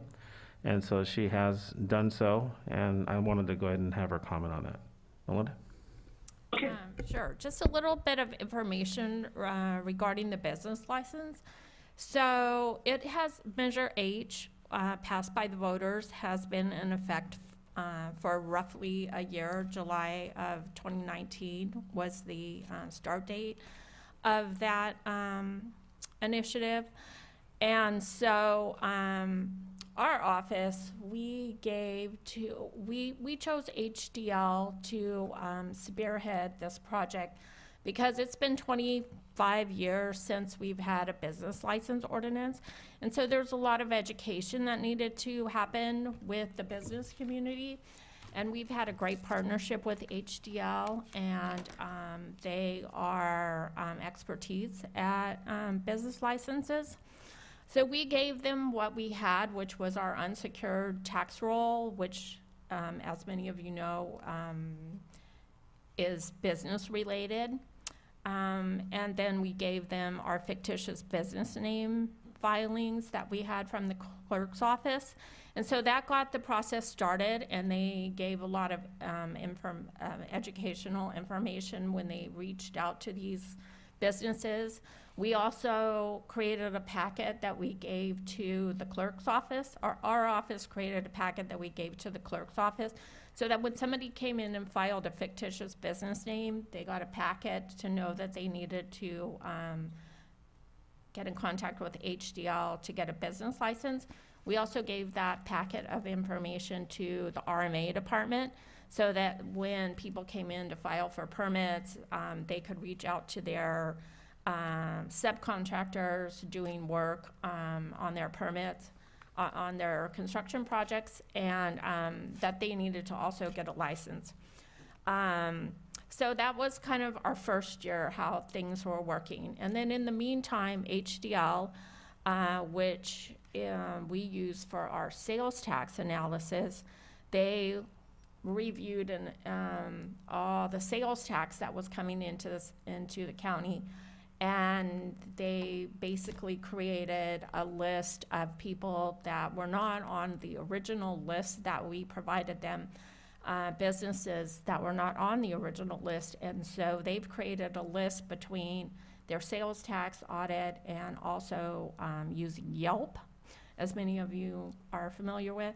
And so they've created a new list with additional companies that we were not aware of, and they are now reaching out to those companies for the business licensed ordinance also.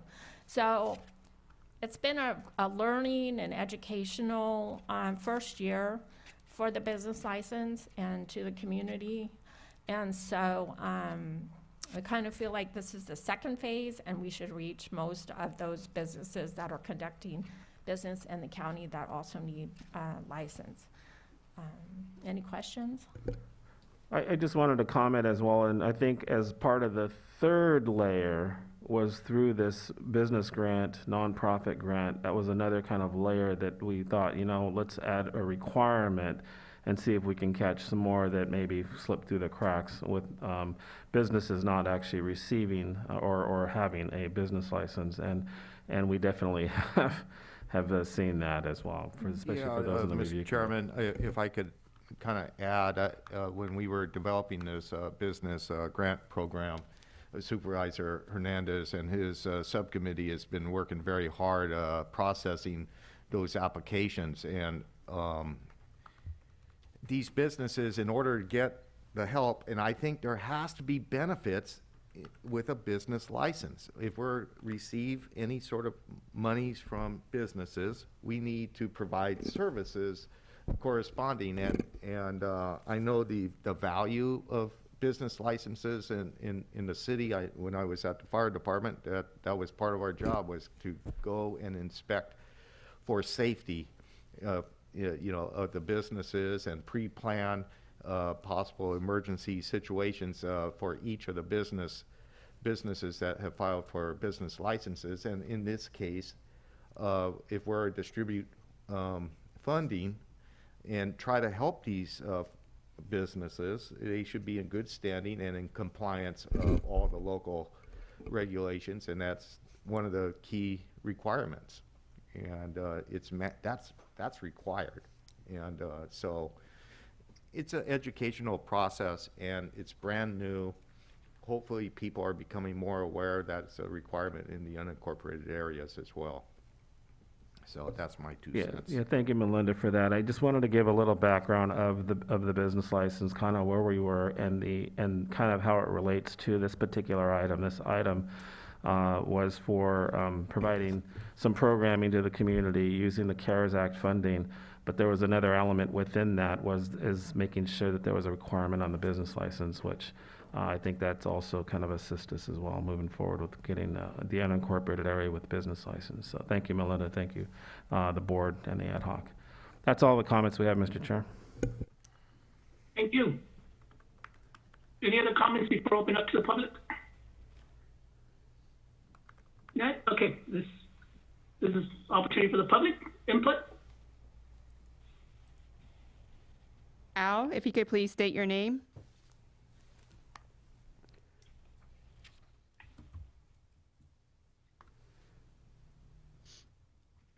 Al, if you could please unmute yourself.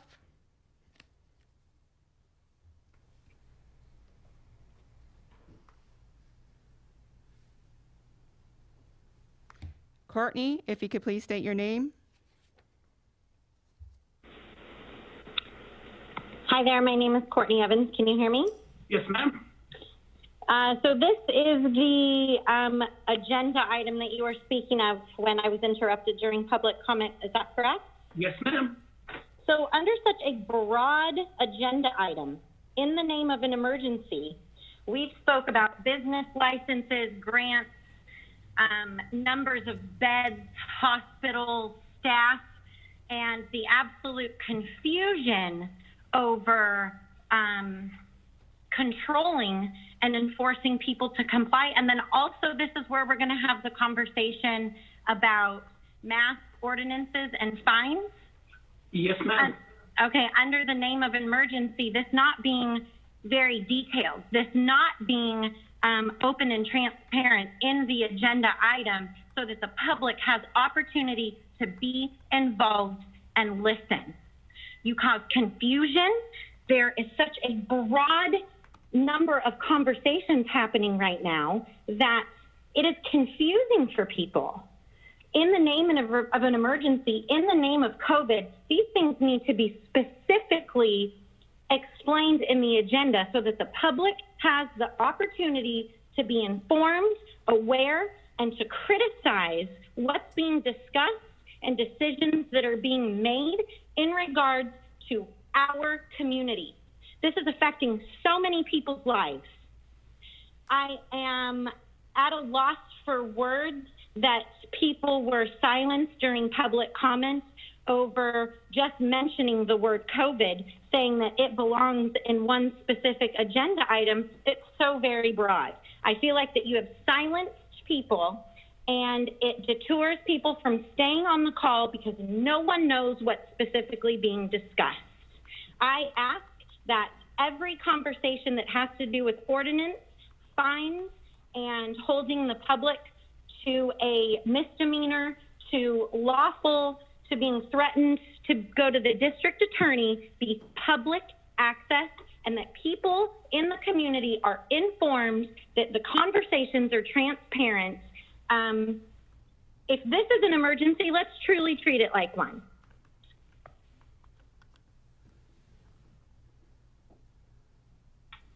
Jackie, if you could please state your name.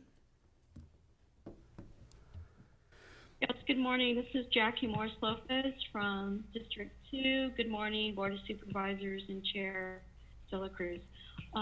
Yes, I've been listening to the health report from the staff, and I'm kind of curious about the homeless population. The reason why I want to focus on that is that I've been reading a lot of comments on social media. We're all aware that we do have homeless people that are living in our riverbeds and living in different parking lots around Hollister. San Juan, I believe, has one very visible person in District 2, Supervisor BOTELHO's district. So there is an issue here. There is a need here. And in terms of COVID-19, I am a healthcare provider. It concerns me that I'm hearing the deputy health officer say, we don't do any outreach, we don't go out.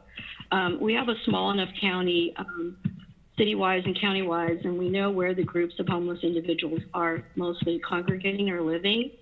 I think that maybe you as the Board of Supervisors, and city and county, need to get together and come up with a plan to address and to do a little bit more outreach for these folks. Just simply stating that we don't do that, we don't have a program, is not enough of being proactive. I do agree with Ms. Nilsson's comment that if it is an emergency, a pandemic, we need to treat it as such. We have an opportunity to do something with this population. You know, they're underserved in a lot of aspects. Why they're there, I'm not really concerned with that, but doing outreach during this pandemic and health crisis to me is really important in a very sad situation that we will just ignore them. Thank you. Thank you. Ben, if you could please state your name. Yeah, this is Ben Coffey from District 1. Good morning. Good morning. I would just like to state that I think you guys are missing a lot of the information when it comes to the recovery rate and the positivity of COVID in general. I mean, you make it sound like it's so negative and it's an emergency and a lot of people are dying and a lot of people need help. But in reality, the immune system in a herd is actually benefiting people, and it seems very illogical to keep imposing mandates and other fines and regulations in regards to a system or in regards to a situation that doesn't have a death rate or a harmful impact to the majority of people. You guys are acting like there's more deaths and more harm being done to the community from COVID than there is anything else. I think that's a drastic mistake. I appreciate your time. Thank you. Thank you. We have no more public comments. If you wish to make a comment, press star 9 or raise your hand.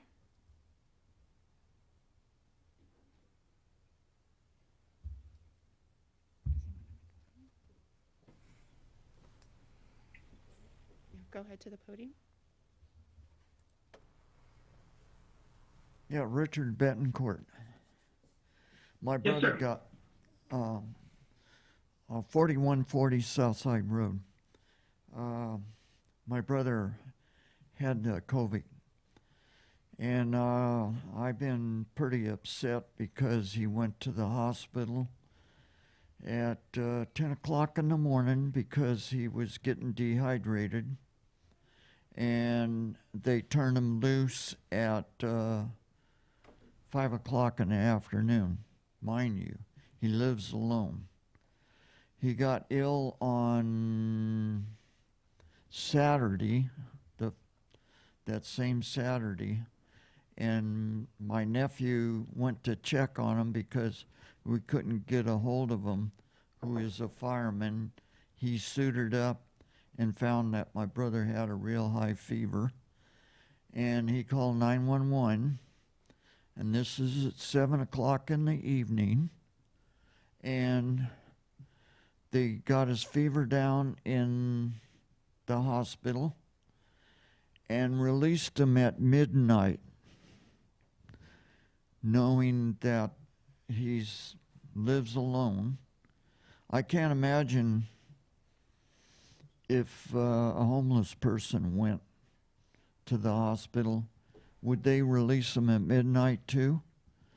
I'm very disappointed with the hospital.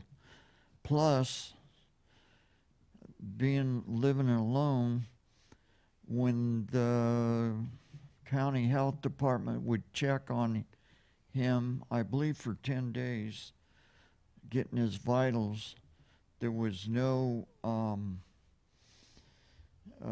way to, they should have had pamphlets or something stating where he could get food or financial help, and I don't know if that's being taken care of. But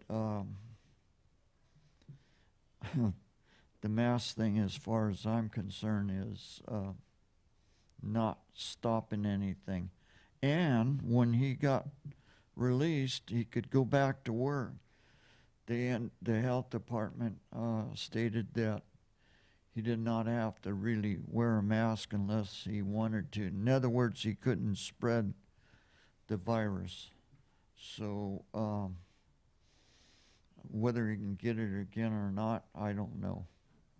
But he's doing well now. It knocked the hell out of him physically. But in fact, he's in Chicago, so thank you. Thank you, Richard. Ryan, if you could please state your name. Hey, good morning, everybody. This is Ryan Jones. I'm a long-term San Benito County resident. Thank you for giving me a moment to speak today. Just to chime in on this really fast. So, yeah, is COVID real? Absolutely, yes. Does it warrant the reaction that we're seeing all over the country and our county? No, it doesn't. Common sense has left the room, folks. It's truly befuddling that we are seeing business owners nowadays either getting fined or arrested for opening their businesses, right? And people not getting fined for arresting or looting one. Think about that. Why are we going to punish good citizens for trying to put food on the table, to keep a roof over their heads, in a time where we are challenging ourselves to have more equality, right? We are virtually doing the very opposite by discriminating what businesses are essential. Who can be open, who cannot. We discriminate against by trying to shame and force masks onto all citizens and turn a blind eye to all of our rights and liberties, all of ours. Now, look, we all know that this is not only wrong, but it is also illegal and cannot be enforced because there is no law. Newsom is not Caesar, folks. How can you explain or legitimize in saying yes to what is being weighed here? You can't, and you know it. And it is shameful that it is even on the table. So my ask really is like, we need to put the porn politics down onto the pile of the rest of the trash we pollute our hearts and minds with and set it fire and let it burn out of our lives. And let what you instinctively know and what is true and right. And for that to be given a hand on the steering wheel for the decisions we make for each other and our community. The division right now is great.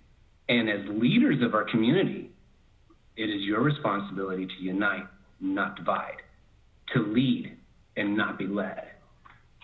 So in summary, this really isn't about public health or safety. It isn't. It's about lining the county pockets. It's about money, period. Money is the root of all evil, you guys. You know that. I ask you to take an axe to it and cut it out and open the door and let common sense back into the room and open up all of our businesses. Thank you, guys. Thank you. Vidana, if you could please state your name. Hi, this is Vidana County resident, Ryan Jones. Preach, baby. To Ryan's point, you guys are in a position right now to help all of your citizens. The businesses are closed down. You did that. Governor started it in March, and you followed through with it. There is no emergency. There are people who are suffering. There is a flu. But something that thousands of your constituents understand is that many of us have already had this flu between December and March. We know this. You secretly know it. And this whole thing, this whole problem, these businesses that you're hurting, the wealth you're depleting out of these families and their lives, their ability to make a living, their friendships, community, you guys have made the decision to carry out a governor's unlawful order when there is no emergency. And it is in your power to solve everybody's problem by doing the right thing by everybody, and that is declaring all businesses essential. Business can open or not open. People can mask or not mask. We know this can be done because it's being done in other communities, and the sheriffs all over the state are not enforcing these governor's illegal orders because it's not law. Secondly, you want to help people, set them free. Secondly, get HCG on hand. You're going to have to lobby your governor to allow a previously well-used, well-documented drug that cures, saves people, countless people from this flu, is taken off the pharmaceutical shelf. You need to go back to the governor to get that into our county. And thirdly, you need to free us up and go to the governor, go to bat on our behalf. Instead, you're going to bat on the governor's behalf, putting your boot on our necks. You want to regulate us. You want to mask us. You want to show the governor you're being good soldiers so you can get money. You're working for the governor. You're supposed to be taking care of us and representing us. Go to bat against this governor on our behalf. Go get the CARES money, open everybody up, get HCG here. That will solve everyone's problem, and it's the fairest for the most amount of people. They can make the decisions they need to make based on the risk they're willing to take. And you'll get everybody off of each other's back and put peace back into our community. Jackie, if you could please state your name. Am I allowed to speak again? I had an earlier thought on this item. I just want to make sure. No, sorry, Jackie. I apologize. Okay, thank you. Thank you. We have no more public comment. I have one more Thank in you. the gallery here, Mr. Chairman. Yes. Good morning, Mr. Chair and Board of Supervisors, Elia Salinas. So the supervisors are elected by their constituents in each district to represent what is in the best interest of the entire community and the entire county. It's a hard decision when they sit up there, and it's very easy for people in the background and calling in and criticizing them. This is a really important issue. This is only one issue. And you may agree or you may disagree on each independent supervisor, on their opinion and on their vote on this specific issue or on any other issue. They were very diligent to follow and do the shelter in place early on. Then came the masks. What is happening is that this illness is not a deterrent enough for people to stop gathering in large groups and infecting other people without knowing that they're infected themselves, and or a case where there was a woman who knew she was infected and she still went to a social gathering because she wanted to be there.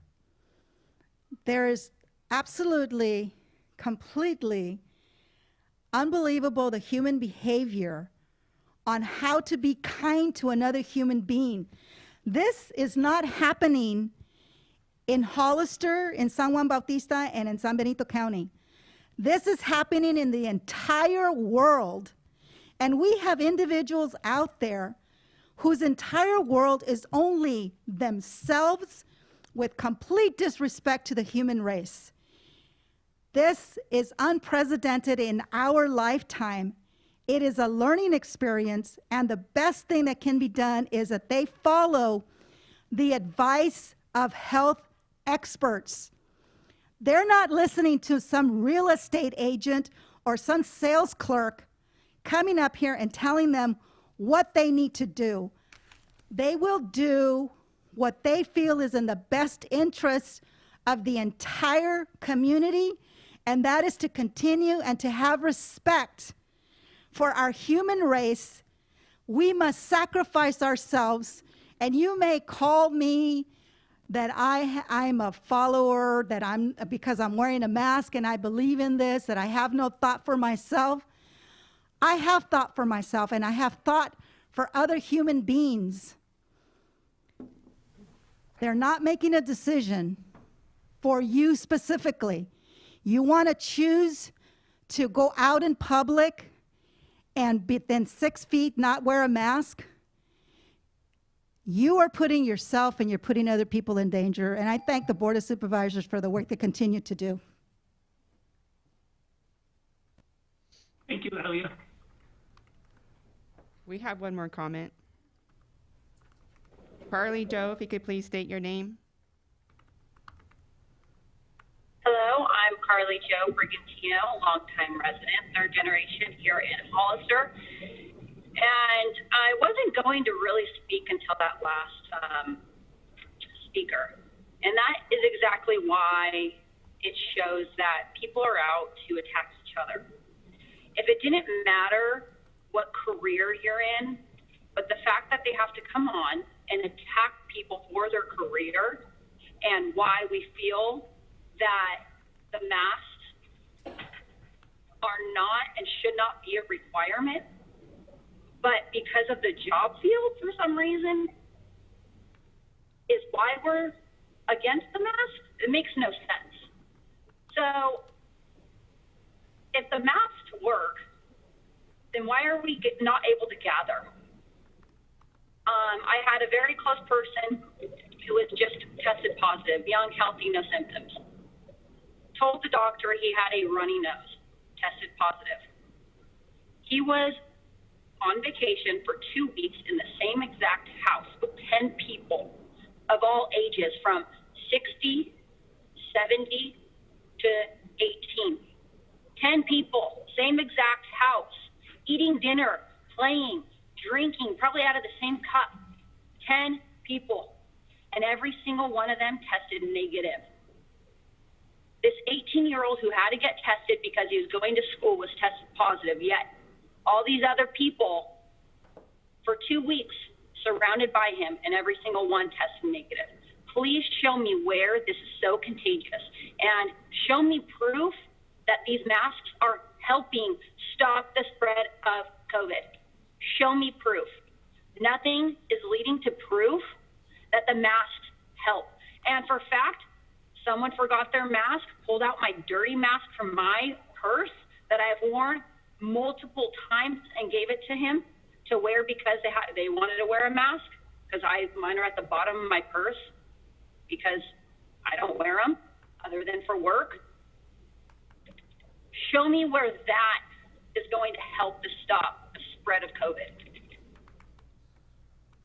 So I urge and please beg you guys to vote this down and stop being pushed by our politicians in the state and wanting to sit back and collect that funds. Thank you. Thank you, madam. We have no more public comments. Okay, thank you. I'll bring it back to the board. Okay, so what's the pleasure of the board? Mr. Chairman, I did promise that I'd have a little dialogue about the ad hoc committee and what we do, and also talk about the one meeting that Supervisor Hernandez missed as far as our dialogue on enforcement. You know, the ad hoc committee was formed, I think you formed it, Mr. Chairman, initially, and it was reassigned to take over. And the purpose was just to communicate information between the two cities and the county as far as issues and problems and how this, COVID virus was spreading to our community, what we could do better, how can we help each other. There's, our health department's involved in a lot of aspects, keep, the whole public safe, and we have a responsibility to the two cities as well with that department. And that's basically what the purpose of that ad hoc committee is for. It's not to debate whether we should be wearing masks or debate what the governor's orders are and whether we should follow them and all of that. It's more to share information, the unique circumstances in which, guidances were being issued, through our health officer and so forth. The meeting that Supervisor Hernandez regrettably missed, and and we can't make all of our meetings. Geez, people don't realize how much time this job is, how much demand there is for additional meetings and during these very difficult times. So that there's no disrespect. There was nothing that was, we weren't we were talking about enforcement. We've been talking about it for a month, 2 months at least, maybe longer, as far as how do we coordinate a very unified, solidified type of message to the public that wearing masks is absolutely essential as washing our hands and keeping social distance if we're going to get ahead of this virus, keep our numbers down so we could reopen these businesses. And that's been our focus, and I think that's a focus that Supervisor Hernandez and I both share, and our goal was how do we keep our businesses operating. Neither one of us likes what we're hearing out of Sacramento. I think it's been blotched, it's regrettable, but at the end of the day, the governor's orders are lawful. And we're obligated as a subdivision of the state of California to follow them.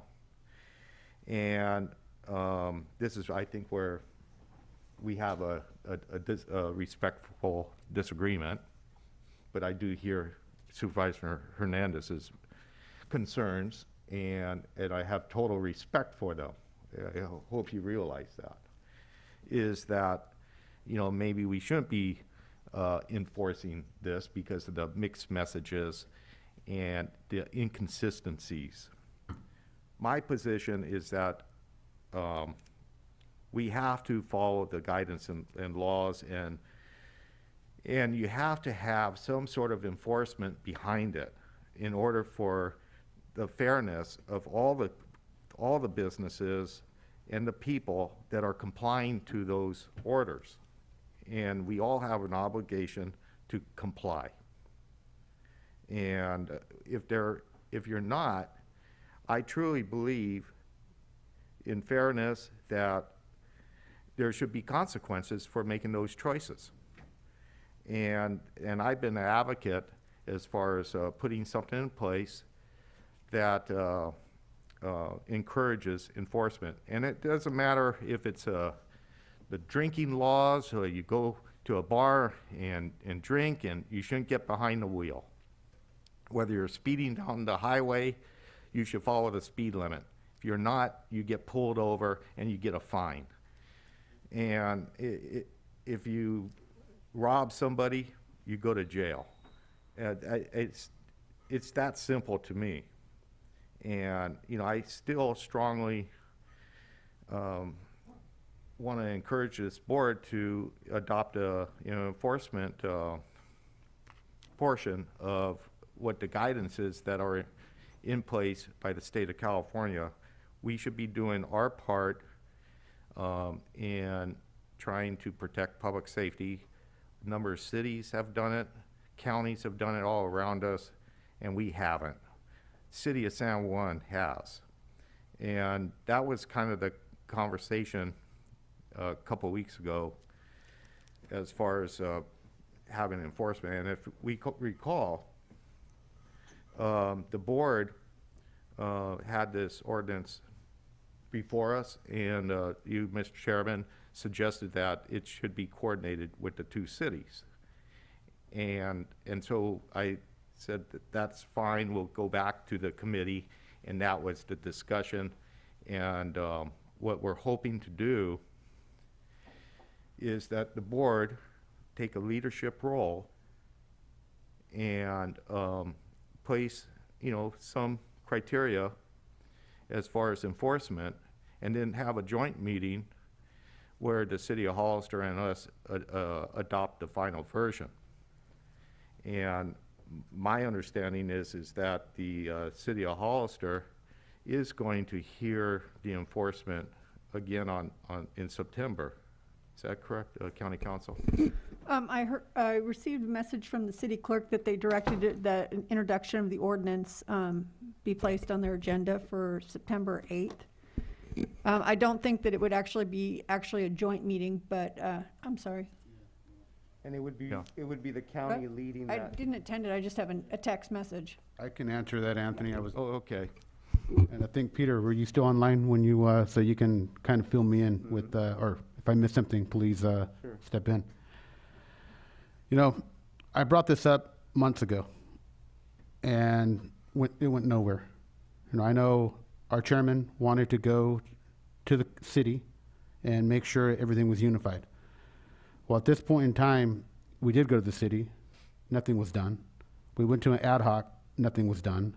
When you went to the city last night, you had Supervisor Resendez does not want a mask ordinance. Is that correct, Peter? That's correct. The mayor does. Yep. Honor, she wasn't sure. She wanted no fees applied to anything. And then Carol, she wanted to know what the ordinance is. So we can't say there's a consensus. The whole idea here was to go together and figure out how you're going to bridge or how you're going to bring a ordinance to place. I don't see anything. I'm sorry. And I can be completely wrong, and Supervisor Hernandez, please fill me in. But once again, I brought this to the board a month ago, and we had the ordinance written.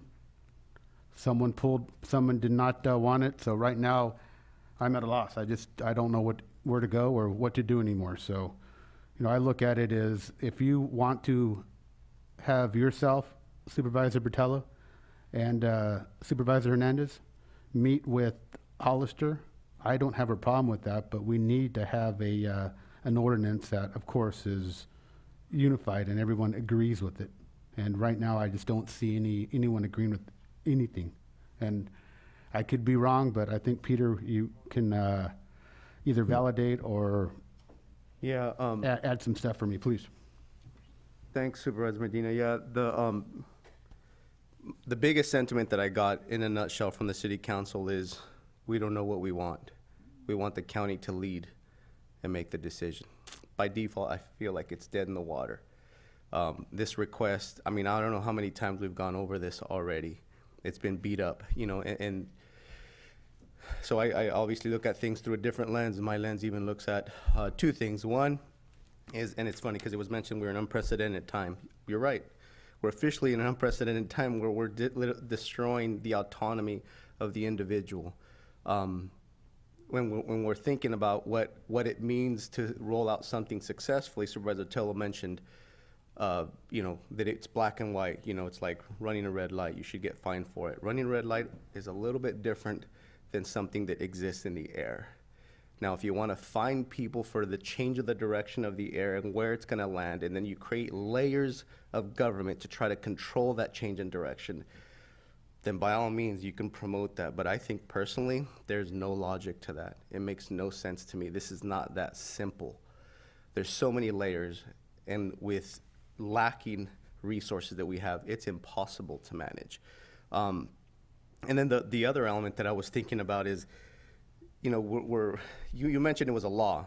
I disagree completely, because a law usually goes through the legislative body. Now county council would disagree, and I'm not trying to play the attorney, but to a certain extent, I do have the understanding, at least with my constitution and where our rights come from and where our oaths come from and what it means, what the authority of the executive branch. The authority of the executive branch doesn't have the ability or to write rules.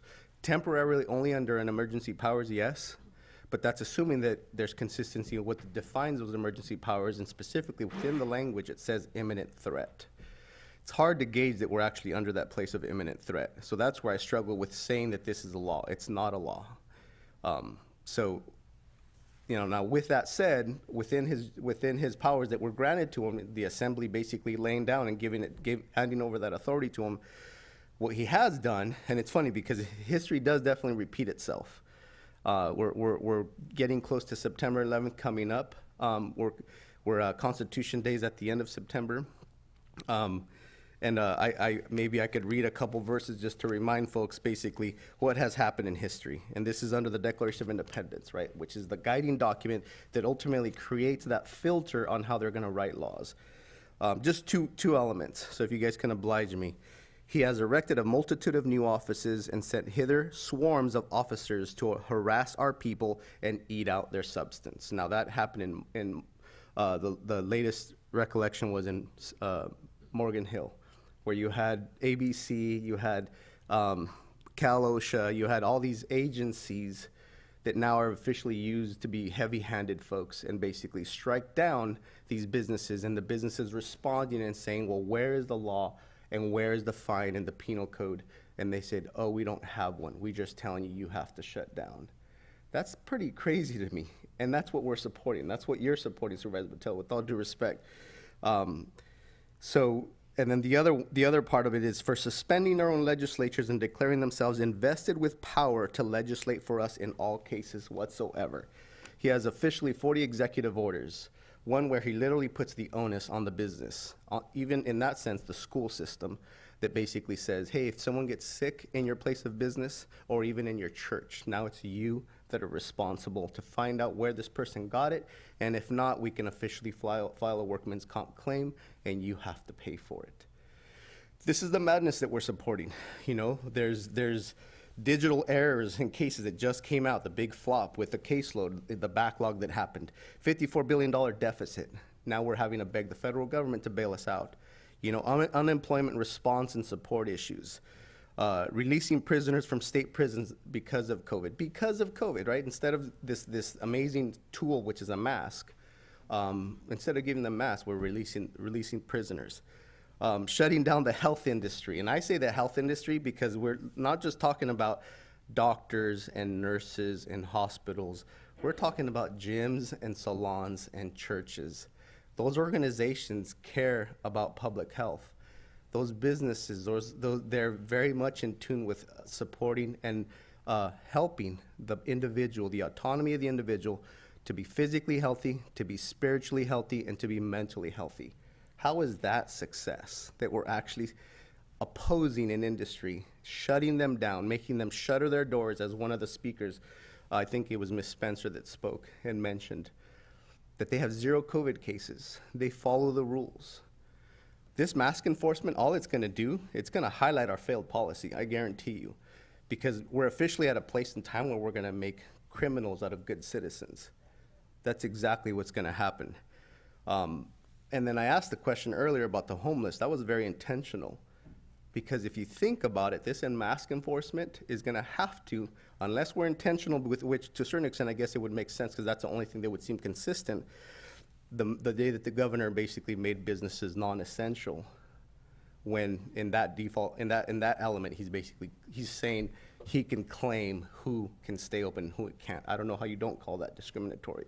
But now with mask enforcement, there's gonna be folks out there that are high risk, homeless folks, right? We just heard Lynn Mello mentioned, from the public health department, that they're not the easiest of folks to work with. So we're gonna start fining them? Are we gonna start imprisoning them, throwing them in jail? Is that the goal? Because ultimately, if we don't wanna discriminate, we're gonna have to come up with our CAO. I'm not gonna support it, but I would imagine supervisors should probably get deeply involved with maybe figuring out where our general fund reserves is gonna be tapped into to make sure we have a bunch of resources to now start to address the homeless issue so that spread doesn't happen, right? Because this is all about spread. So all things considered, I think there's other counties that are a lot more successful. They're starting to chart their own course. I've heard Placer County is the latest one. They're starting to consider what that means. They're actually addressing making all businesses essential. They're looking at addressing public health by bringing back industries that are actually good for public health, to address the mental health issue, the suicide, prevention, all these kind of things that really matter, right? If we want to try to create a holistic approach and ultimately create a plan that says, yes, Governor, we appreciate that you have an opinion, but I think as local leaders, we are elected to support and represent our public and our constituency. So no, thank you. You want, and granted, I'm part of this CARES, distribution. It really is crumbs. It's crumbs compared to the ability for these businesses to be industrious, to produce an outcome that we would love to see. And I firmly believe if we actually roll the regulations back and open up the door for these businesses to actually be what they want to be, they don't want handouts, they want to be successful, I guarantee you things will change. And then your name, Supervisor BOTELHO, will be remembered as a leader, I guarantee you. I hesitate to say that would be true in this case. So that's my plea to the Board of Supervisors. I won't support this, but I will support talking to the city about actually restoring our community. And my last comment is, that committee, the roadmap to recovery, it's funny because it seems a little bit of a contradiction, because being part of those meetings, I feel like we talk about collateral damage more than we talk about solutions. How do we just listen to this governor, and how do we prevent issues with the governor taking our money? I don't think that's solution-minded. I think that's very reactive and not proactive. And as a business owner, my mind doesn't think that way. I think we have to come up with our own solutions. And so if we truly are invested in that roadmap to recovery as working together, that's where I believe we start. We make it public. We make sure the public has access to that dialogue so that they could give us their input, because I really do believe in the wisdom of the counsel of the public, of many. In that way, we ultimately have a unified effort so that our community gets on track to actually being a roadmap to recovery, to being successful. So outside of that, I don't want to talk enforcement. I don't want to talk about making good citizens criminals. Thank you, Mr. Chair. Thank you. Thank you very much. I'm going to poll the board unless there's new information that the board wants to talk about. No? Okay. I'm going to pull the board to see if we put this item on the next board meeting. Technically, and Barbara, tell me if I'm correct or not. Technically, the chairperson can put items in the agenda. Right, Barbara? Correct. Thank you. Yes. And the only way is if there's three-fifths of the board that says you can't. We don't have. I'm willing to bet. I want to put some money on the table right now. There's not 3 votes on the board that can tell me otherwise. In the interest of compromising with my fellow supervisors, I'm going to ask them right now as a poll, see what we want to do. And here's my question to the board members. Do you want to put it on the next board meeting agenda to discuss implementing and developing an enforcement rule? Supervisor BOTELHO? I absolutely do. Yes. Thank you. Supervisor Hernandez, a simple yes or no question. No. Thank you. Supervisor Medina? Well, let me ask you a question. When we voted on this a month ago, why did you take it off? I just wanted to see where the city felt on this. So what have you And learned? obviously there's no consensus on it, so it falls back on us if we want to take the leadership on this or not. So it could lay to rest today by your vote. No. Thank you. I'm going to vote yes. It's a 2-2 vote, so I myself support developing an enforcement rule, and Supervisor Medina and Hernandez do not. Okay, that's the end of it. Let's move on. Thank you. All right, number 21, Ray. Thank you, Mr. Chair. Yes, I'd like to go ahead and invite up Chris Mangano. Up for item number 21, out of the Office of Emergency Services. And this is a request from your board a few months ago, a month ago or so, to have PG&E come on site and give your board a presentation on PSPS and discuss kind of the preparing of events, and it's apropos to the this last week of heat and power rolling power shutoff. So I think it's a good time to actually have this item. So, and with the wildfires that we've been seeing as well. So, switching gears, I will introduce to you our local PG&E representatives. I don't know who's going first. Hi, thank you for having us today. I'm Gina Arnold. I am the local public affairs and government relations representative for PG&E for the Central Coast. Good morning. My name is Stuart Roth. Stu's fine. I'm a public safety specialist with Pacific Gas and Electric. Prior to coming to Pacific Gas and Electric, I did almost 35 years in the fire service in Monterey County. Go for it. Okay. Yeah. Okay. All right, so we are here to talk about the Community Wildfire Safety Program. And maybe, do you want to stand at that mic? Yeah, can we stand at both mics? Okay, good. Okay. I'll do your slides. Okay, PG&E, we always start with a safety message for all meetings that we do, so. Three quick things. Number one, it's the 21st century, I know, but in the event of an earthquake, let's get under something, duck, cover, and hold. If you're in a chair, get to a wall or get to a corner of a structure. If it's an active shooter, remember, let's get out, let's hide out, and let's take out. And one of the things that we have found, law enforcement has found, if you start throwing things at somebody that's trying to take you out, it disturbs them and gives you higher success rate. And then the third thing is, during this presentation, if anybody is having any type of medical emergency, chest pain, anything else like that, please shout, help, I need help, and one of us will get you the necessary help. And last message about it is, please, please, please, all of you, stay hydrated. This heat can sneak up on you, and the next thing you know, you're dehydrated, and all sorts of medical conditions can come from that. So thank you for that. Okay, so what we're here to talk about today is the 2020 PS improvements from last year, the local progress and project updates. We'll do a quick run by the 30-year weather analysis, our event coordination and information sharing, and then a period for questions. Okay, Stu, talk about our improvements. Yeah, so we recognized that we can do better. PG&E can do better, and we know it. And we are guided by the principles of community safety, right? And ensuring that we can do our best to provide the best level of service to customers. So some of the changes that we are making for the 2020 period is, number one, smaller in size, shorter in length, and smarter in terms of technology and communication for our customers. And we'll talk about those things as we go through it. But the key things are smaller, shorter, smarter. So all of you are very familiar with the high fire threat area. If you see up there on the board, there is a map of San Benito County, what we call effectively the Tier 2, Tier 3 areas. This map is developed by the California Public Utilities Commission, Cal Fire Department, U.S. Forest Service, PG&E, and other representatives that deal with wildland fires every year.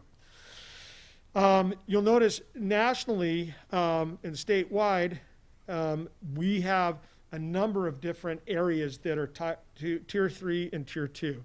So to break it down for San Benito County, basically there's over 775 miles of total overhead distribution miles.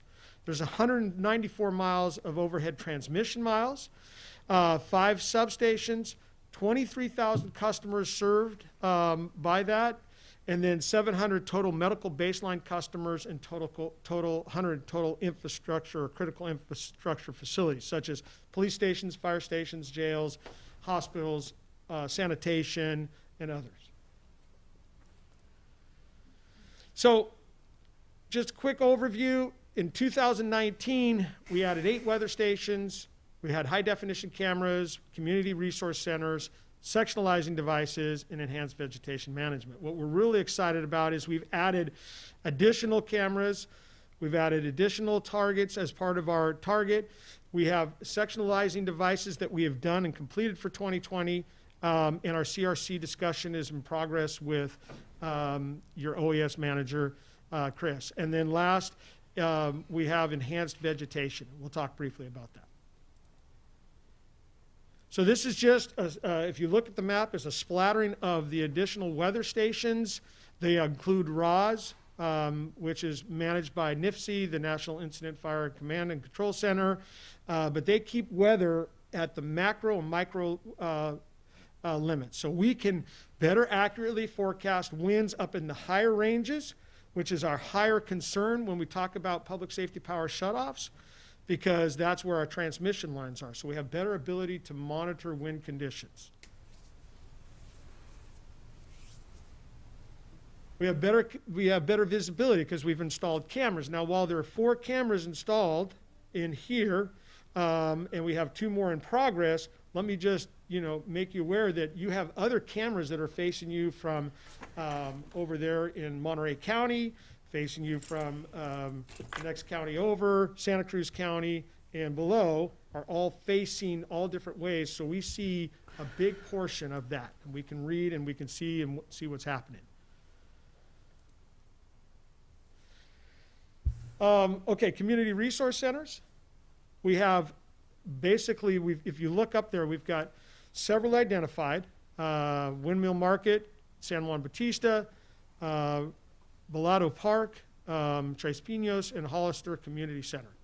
So where we had 1 last year, we have more this year, and we do have the ability, if things move, that we can adjust pretty quickly. For example, last year we put up tents.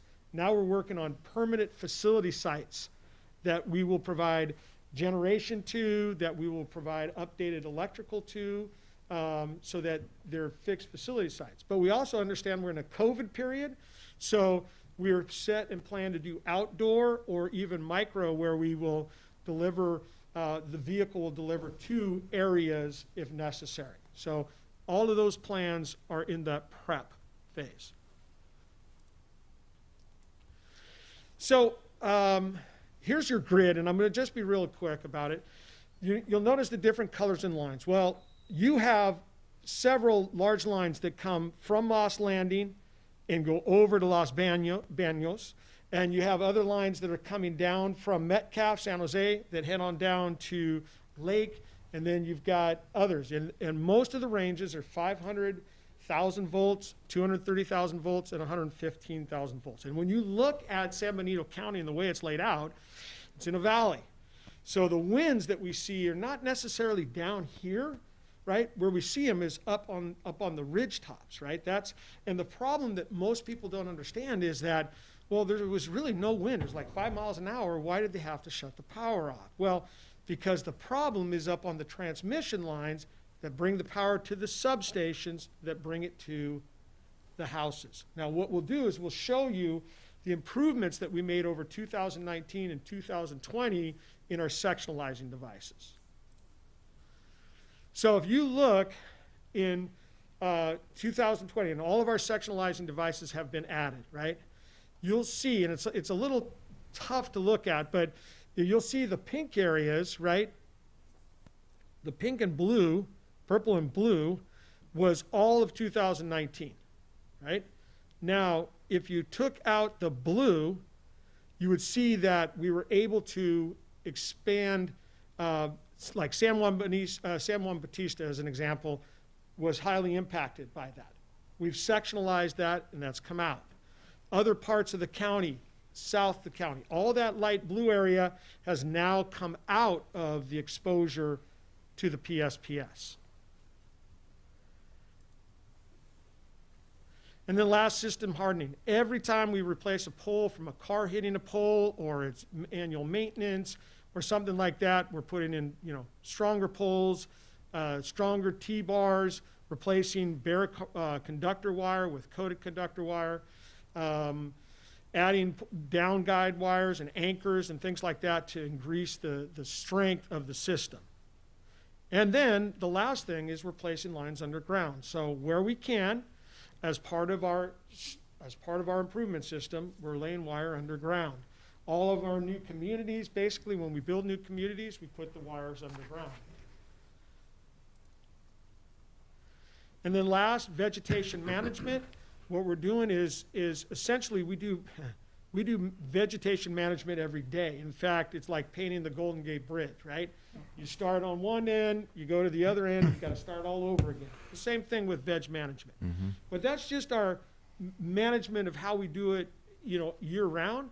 Enhanced vegetation management deals with the ability to open up the sky to the lines, right? Because what we have found is line branches coming down on top of wires. And then the other thing is we've cleared around up to 12 feet now, where it used to be 4 feet for just veg management. Enhanced goes 12 feet that allows branches not to strike. Now, we know that veg management, the removal of trees, there's some, you know, millions of dead trees in the state of California, and it just takes time to remove them. We always tell people, hey, if you've got dead trees that are near wires, give us a call, and, you know, we'll take care of getting them out of there, because we don't want dead trees falling on our lines. Okay, so 30-year weather analysis. Normally we have a huge meteorological team at PG&E, and typically you'll have an actual meteorologist do this portion of the presentation, but today you have Gina. There's some points on this slide that talk about the data points that we look at before we call a PSPS event. And there is a lot more to it than just wind, just a red flag, just a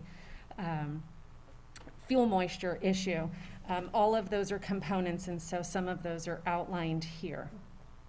We also collaborate with the following agencies on gathering this information. PG&E does not make these decisions in a vacuum. Here are some maps of the 30-year weather analysis for San Benito County specifically, and as you can see, how things are changing, as we all know in this area with the fire risk and the things that are going on right now. These are some pretty unprecedented weather conditions that we're seeing. We happen to be in the middle of a heat wave right now. We haven't seen that in many, many years. So event coordination and information sharing, we'll talk a little bit about that. The Emergency Operations Center coordination. This is, we have local EOCs that we open from a PG&E perspective. We have one company-wide that opens up in San Francisco. We coordinate with CRUZ, with your local Office of Emergency, and coordinate. And so if in the event of a PSPS, we can send you a GIS technical specialist if that's something that CRUZ would like to have in her EOC. We can have Stu come down, or one of the other PSS representatives come and be on site with your local San Benito County team as we work through an event. So partnering to the best of our ability with our counties and cities that are affected. The local representatives are listed here. Myself, a public safety specialist, Jeff Money, he is actually working on the river fire today, so Stu was gracious to come stand in for him. Rob Morse is our senior local customer experience manager who handles things from a customer perspective. And then we also have a local media rep. Her name is Katie Allen.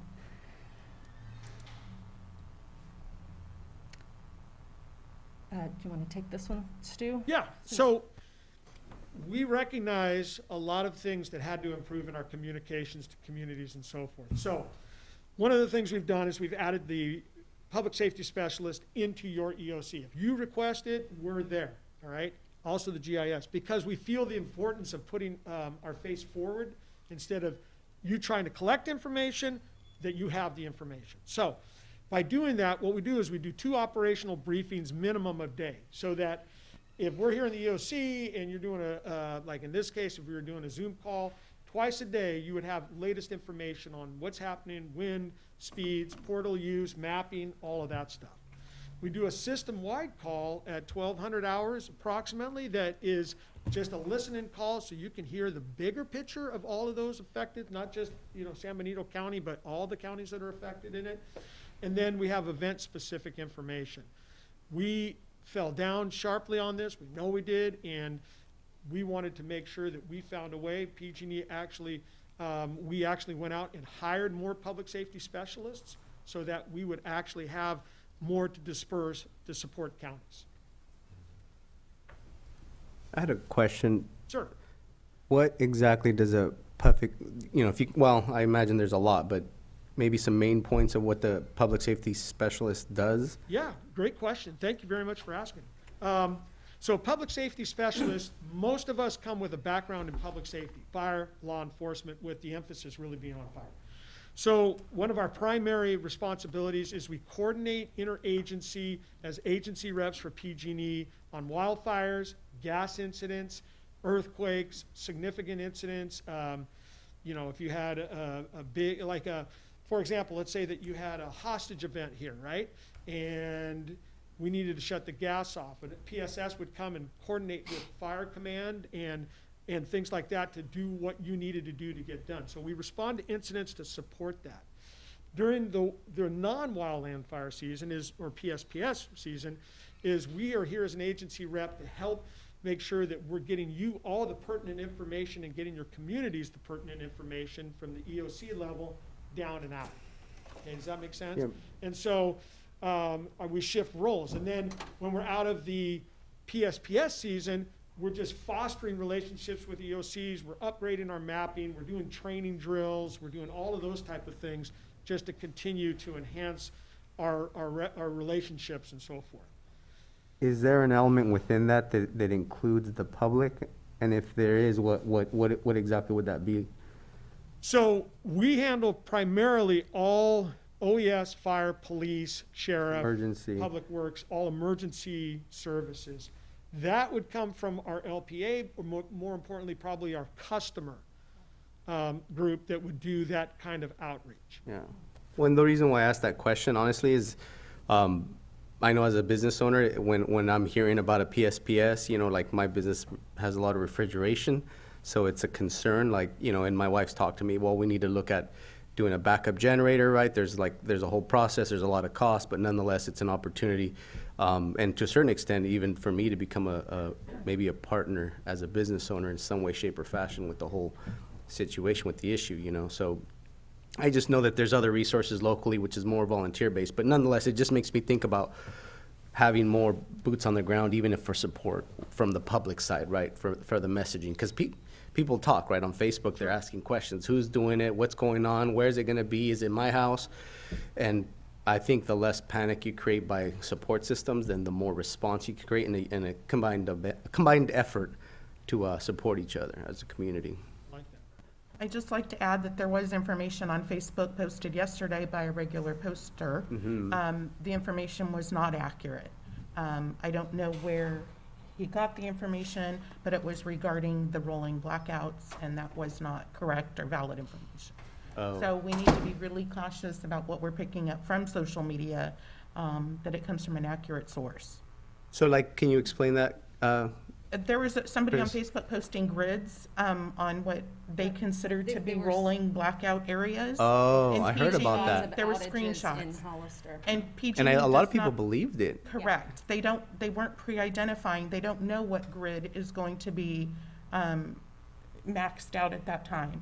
So No. I don't know where those came from. I think those were outages already existing, but they weren't part of PG&E's message of rolling blackouts. Yeah.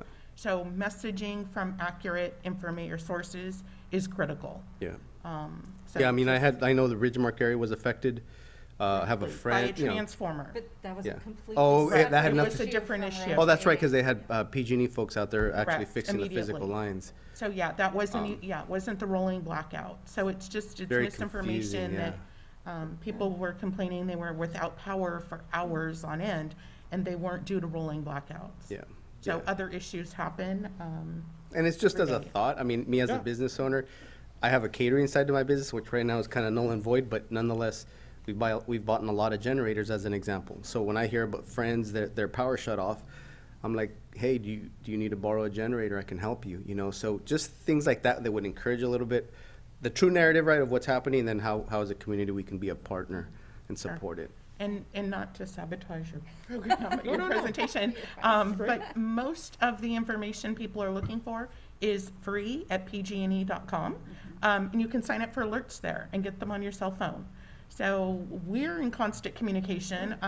We talk probably every day. And they contact me, and then I send the information out, disseminate it as needed. But the general public can sign up for alerts free of charge for your area. Awesome. So there's really no reason to not be in the know if you want to get it straight from the source. So. And that might be something like you're talking about. That might be something that we, on this side, Gina and myself, can work with Chris to do a blast here in San Benito County of that information, because we want everybody connected, because right. it's great information, and it's not just about PSPSs. There's so much different information that we can send out to help customers. You know, again, best time to, you know, during this is start your dishwashers at 10 o'clock at night. I mean, there's just a lot of things that we want to send out to help our customers, really. Got it. And we really, the PSPS, and I'm glad she brought it up, the public safety power shutdown, we try not to use that term at all. Anytime somebody thinks the power is going out, they think, oh, it's a public safety power shutdown.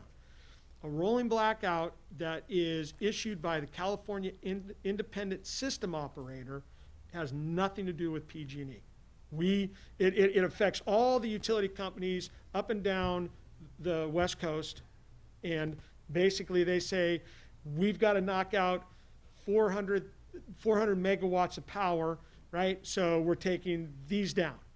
And that has to do with the energy shortage, correct? That's correct. So, because I saw something about the governor with an executive order he just did having something to do with purchasing power, right? So it's two separate elements, but that sounds like it was a planning thing from the state side? It comes from the California system, which I think is independent of the state government, too. Well, there's three entities. You have the CPUC, you have CAISO, which is the California Independent System Operator, and then you have the California Energy Commission.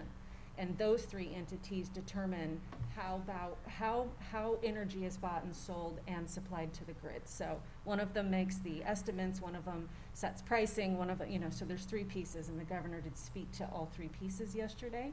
And it But sounds like that's where that's coming from, is Cal ISO is determining we do not have enough energy to meet our predicted supply, which is why they were looking at what they call load shedding, which is the rolling blackouts. Yeah, and I read that, and I was curious because, so is that because there's a focus on green energy so much that we're avoiding using fossil fuels? And we only use propane. We do not use any oil burn or any coal burning like we used to before in the state of California. So as you remove those type of energy generation, you're more reliant on, you know, dams, you're more reliant on green energy, wind, things like that. But during, like, in this case, during the forecast, high heat, very low wind. So our wind generation isn't producing, if that makes sense, right? The other thing too is California, you know, again, bigger picture is Diablo nuclear power plant is set to close probably in the next 5 years. Yeah. And when we lose that, in other words, we needed one of those to generate the loss that we were having, basically. So, you know, that's and kind of natural gas is not propane.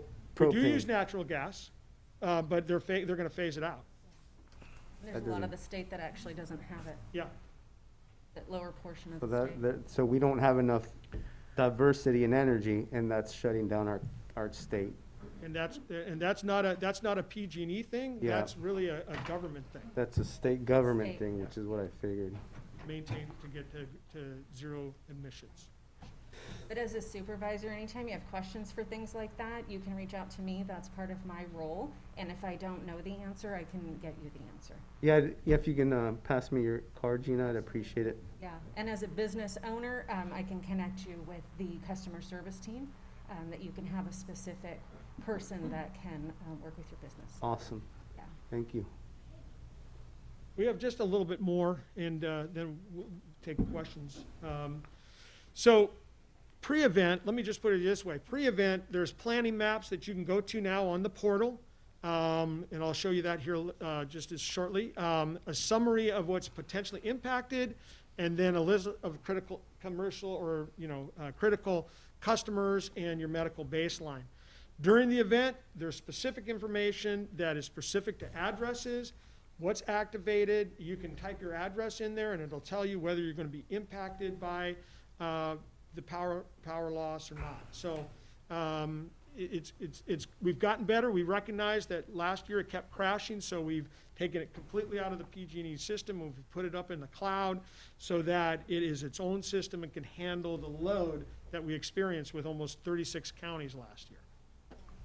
Another piece too is that Chris isn't the only person that can have access to it this year. You guys can also have access and go in and look for yourselves if you need information if she's unavailable. So is there a special login and stuff for that? Yeah. Yeah, we can get you connected with that. Please. Yeah. Awesome.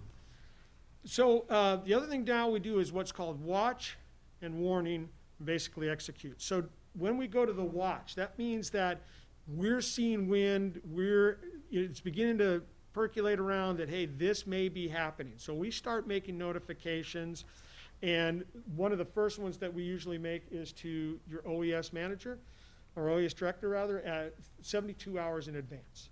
All right, just the planning, and then that way let that start disseminating. The other thing too is after about that, we start notifying critical infrastructures, and I believe then, correct me if I'm wrong, Gina, and then council and board of supervisors, county administrators is within that time period too. So that you have the information before it starts going to the public. That's our ultimate goal. Thank you. Yeah. So that way it gives you a chance to kind of get ahead of it before your phone starts blowing up. Yeah. Okay, then when we go into the warning, again, we send out emails, texts, we have a robo phone call, if you will, I mean, for lack of a better word. Our send word message now tells them all of the information they need to have, and we do that 48 hours in advance and 24 hours in advance, and then we do it right before we're getting ready to shut off the power, so that there's multiple notifications, text, email, and phone.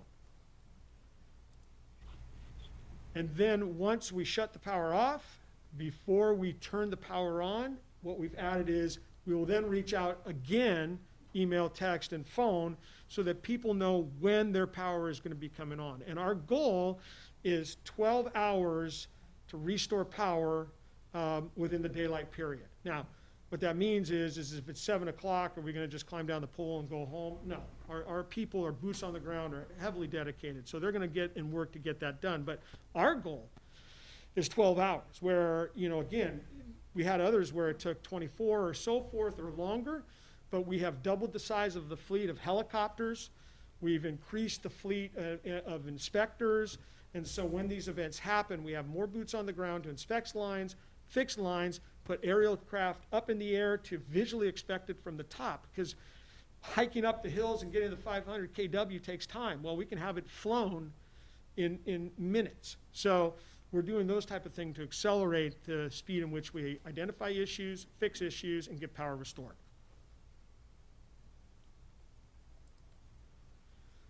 So this is just giving you a sample where if you look at it in the 2019, we just buffered an area and said, okay, it's all this. Well, now with our improved mapping systems, we can actually identify specifics, if you look at the tan section of it, where is actually going to be impacted. And again, everybody community-wide can get that information. I call that more granular. Okay, the CRCs, the Community Resource Centers. These are some examples of some of the items that may be provided in a CRC if we were to open one up in San Benito County. Bottled water, Wi-Fi service, device charging, all of the things that you might need to come, heating or cooling. Typically, these events have come when it's fairly warm, but they did go into winter last time. And so we did have to provide some heat sources for folks, which we are happy to do. We are also following all of the COVID, not restrictions, but the guidelines, masking, making sure that people are staying safe, that we will do temperature checks, limit the attendance. Some counties do have rules on how many people are allowed to gather. We'll be following all those. I actually monitor the health ordinances on a weekly basis to keep up with what the counties are doing, to make sure if we were to call an event today, that we would know what is current at the moment.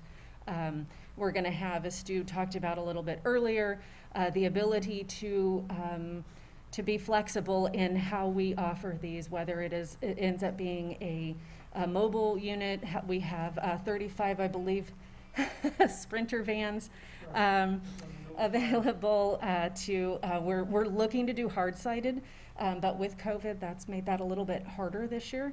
So we're looking to be as flexible as we can, and then as safe as we can, and also follow all the COVID rules. So this is some additional support that we're offering for people with disabilities and older adults. We get this question a lot, what about people who don't have access to things? We are partnering with the California Foundation for Independent Living Centers. That is an organization throughout the state of California. And we encourage people to sign up ahead of time. If you have medical devices that need charging, if you have transportation issues, whatever it is that might make it difficult for you, we really encourage people to sign up ahead of time, to have a plan in place in case there is an event called. That way you're not trying to scramble and put it all together, feeling like you're in this time frame, because sometimes people... If I may ask a question right there, because Sure. we got quite a few emails the last few days from PG&E, and Yep. One of those emails identified a number of people in City of Hollister. There was one person in San Juan Bautista. Is that identifying these people of special needs in case we have a rotating blackout? Right, so that's looking to identify what are called medical baseline customers. So that's a voluntary program that you can sign up with PG&E to let us know that you have some sort of special needs. And that is, but it's voluntary, so we don't know, we're not able to identify everyone. That's also something that we work with CRUZ on, to make sure that if there are folks in San Benito County that have very specific needs, that we do what we can. Right, okay, to good. help Yeah, because and I take saw care of that, them. and I was just kind of curious. Yeah. What happens then to those people that do have to have their medical devices recharged, and if we're be out for 24 hours or 48 hours in some cases, like last year? Right, so that's something that they can, work with this California Foundation for Independent Living to assist them if they are not able maybe to get to a CRC location. So, and we're looking to try to put those out in the community in places that make sense, right? So that's why we're looking at Bellato Park, San Juan. Last year we ended up setting one up in San Juan Bautista for an event that affected about 1,200 people in San Benito County. Okay, thank you. I had a question. Yes, sir. I just know that we are running late, so we're going to shorten the presentation and just answer questions. Sorry, yeah. There we go. Well, I mean, this is specific to the economy. I mean, the business owners themselves, because I know I'm not the only one, but, it's like the small business owner is kind of stuck between the new poverty as far as us, our ability to manage ourselves, especially with these rules and stuff. But my point is when it comes to backup energy, our power goes down, our business goes down in most cases. So if that being said, what kind of programs are there available for businesses to keep going? And to a certain extent might even be a support, but nonetheless for business to to do backup generation. And I mean, I know I've thought about investing in a generator that's, you know, would have to be decent size, especially with the amount of power that I draw. But then there would have to be a whole process of putting a transfer switch and make sure that it's all dialed in according to the panel, and if there's a permit needs. So there's all this, you know, and it's like the hesitancy to a certain extent is going to make it worse for me, because if these, whether it's a rolling brownout or blackout, whatever, and then the PSPS, all that mixed together, it's a disaster waiting to happen as far as consistency goes with the business, right? You can't, how do you program your public or let them know, hey, we're sorry, we're shut down, right? To a certain extent, it's going to affect long-term health of the economy, I believe. So what kind of programs there could be to encourage that consistency and create partners with the business community? It's just, you know, so it's a question. Sure. So that's something that you can talk to the customer team about, right? They can help you answer questions. We have a lot of information on our website about generators and all of that kind of thing. How much do you know about the SGIP? Not that much. Program. So there is a program that I can send you some information on. We talk in a lot of acronyms at PG&E. It's called SGIP, and it is a program that is put together to help people with backup generation, exactly what you're talking about. Well, I know there's limited funding for it, but there is a program for it. And my concern is just because I personally feel like there needs to be a long-term plan, because we don't know now with the philosophy behind Cal ISO, right, with going away from certain energy sources. I see more consistency with the issue, and that, again, inconsistency of our business is a really bad deal. So, you know, when it comes to a program that's going to help them long-term, then I think it's going to be, and my biggest point is, you know, I want to say this, you know, through the whole COVID deal, I've reached out to PG&E to get some help for my business and independently, and it was a struggle. It was, you know, very limited. The best that they could do is, hey, we got your bill, we're sorry, instead of paying it today, we'll stretch it out over 3 months. I'm like, that's not really solving my problem. That's not, you know, and I'm not saying that I want them to bail me out, but if anything, what creative solutions do we have to make sure that our economy is strong? You know, I think PG&E could be a good partner with that, personally. Absolutely, and we can connect you to the right person for that. Awesome. The other thing that I just want to bring up that we are moving in the process is what's called microgrids, right? Microgrids are where we have the ability to generate an area that may not be impacted by a PSPS, right? But the wires coming into the system affected, so we sectionalize it, and then we can generate areas like that, or generate hospital, fire stations, blocks, businesses, things like that. So, but those, again, are like anything else. They take design, engineering, you know, environmental impact reports, all of that stuff. One example that we're struggling with is we did it, and people were all upset that we used diesel generators. They wanted, you know, natural gas generators, and one group wanted just solar panels to generate that. So it's a very complex situation, but designed, we are in the process of doing that. Yeah. Well, I think part of that is the education, because solar panels in general aren't going to give you the output. You know, it's what, 20% efficient compared to, you know, using natural gas. So, I mean, at the end of the day, public understanding that if you really want long-term power, solar panels would give you a limited benefit. I don't know if there would be a tangible mix, but at least for them to understand that what they're getting, right? Because this is what you can expect when you're focusing on just renewable energy. So, anyways. Any other questions? Thank you very much. Thank you. Very good report, and keep up the good work. Okay. Thank you. Thank Mr. you Chair? for your time. Mr. Chair? Is it possible to move item 24 next, being she's been here all day, so she can get back to the office and get some work done? If you don't mind, it's real quick. I have no problem actually, yes, Supervisor Medina, with the consideration that we're actually going to take lunch after 24, because 22 might actually be about an hour plus. So we'll do that then. Thank you. Thank you, Chair. Thank you. Okay, we'll move to 24 right now. Terry?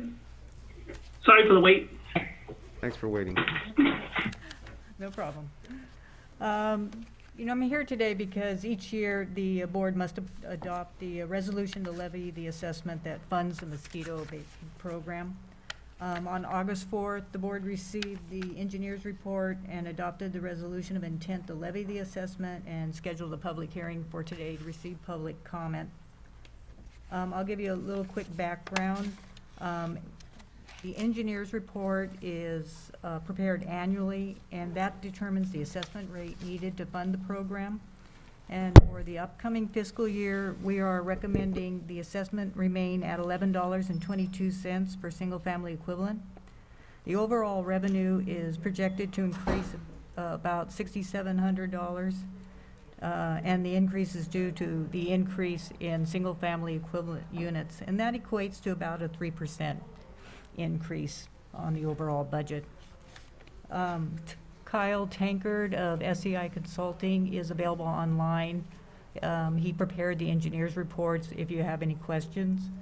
And at this point, I'd hand it back to the board, and I'm happy to answer any questions. Okay, any questions to the board before we go to public hearing? No. None? Okay, let's go to public hearing.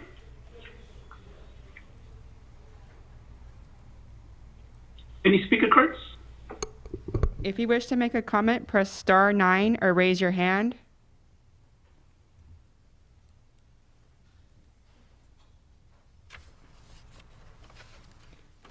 We do not have any comments. Okay, thank you. All right, back to the board. What's the pleasure of the board?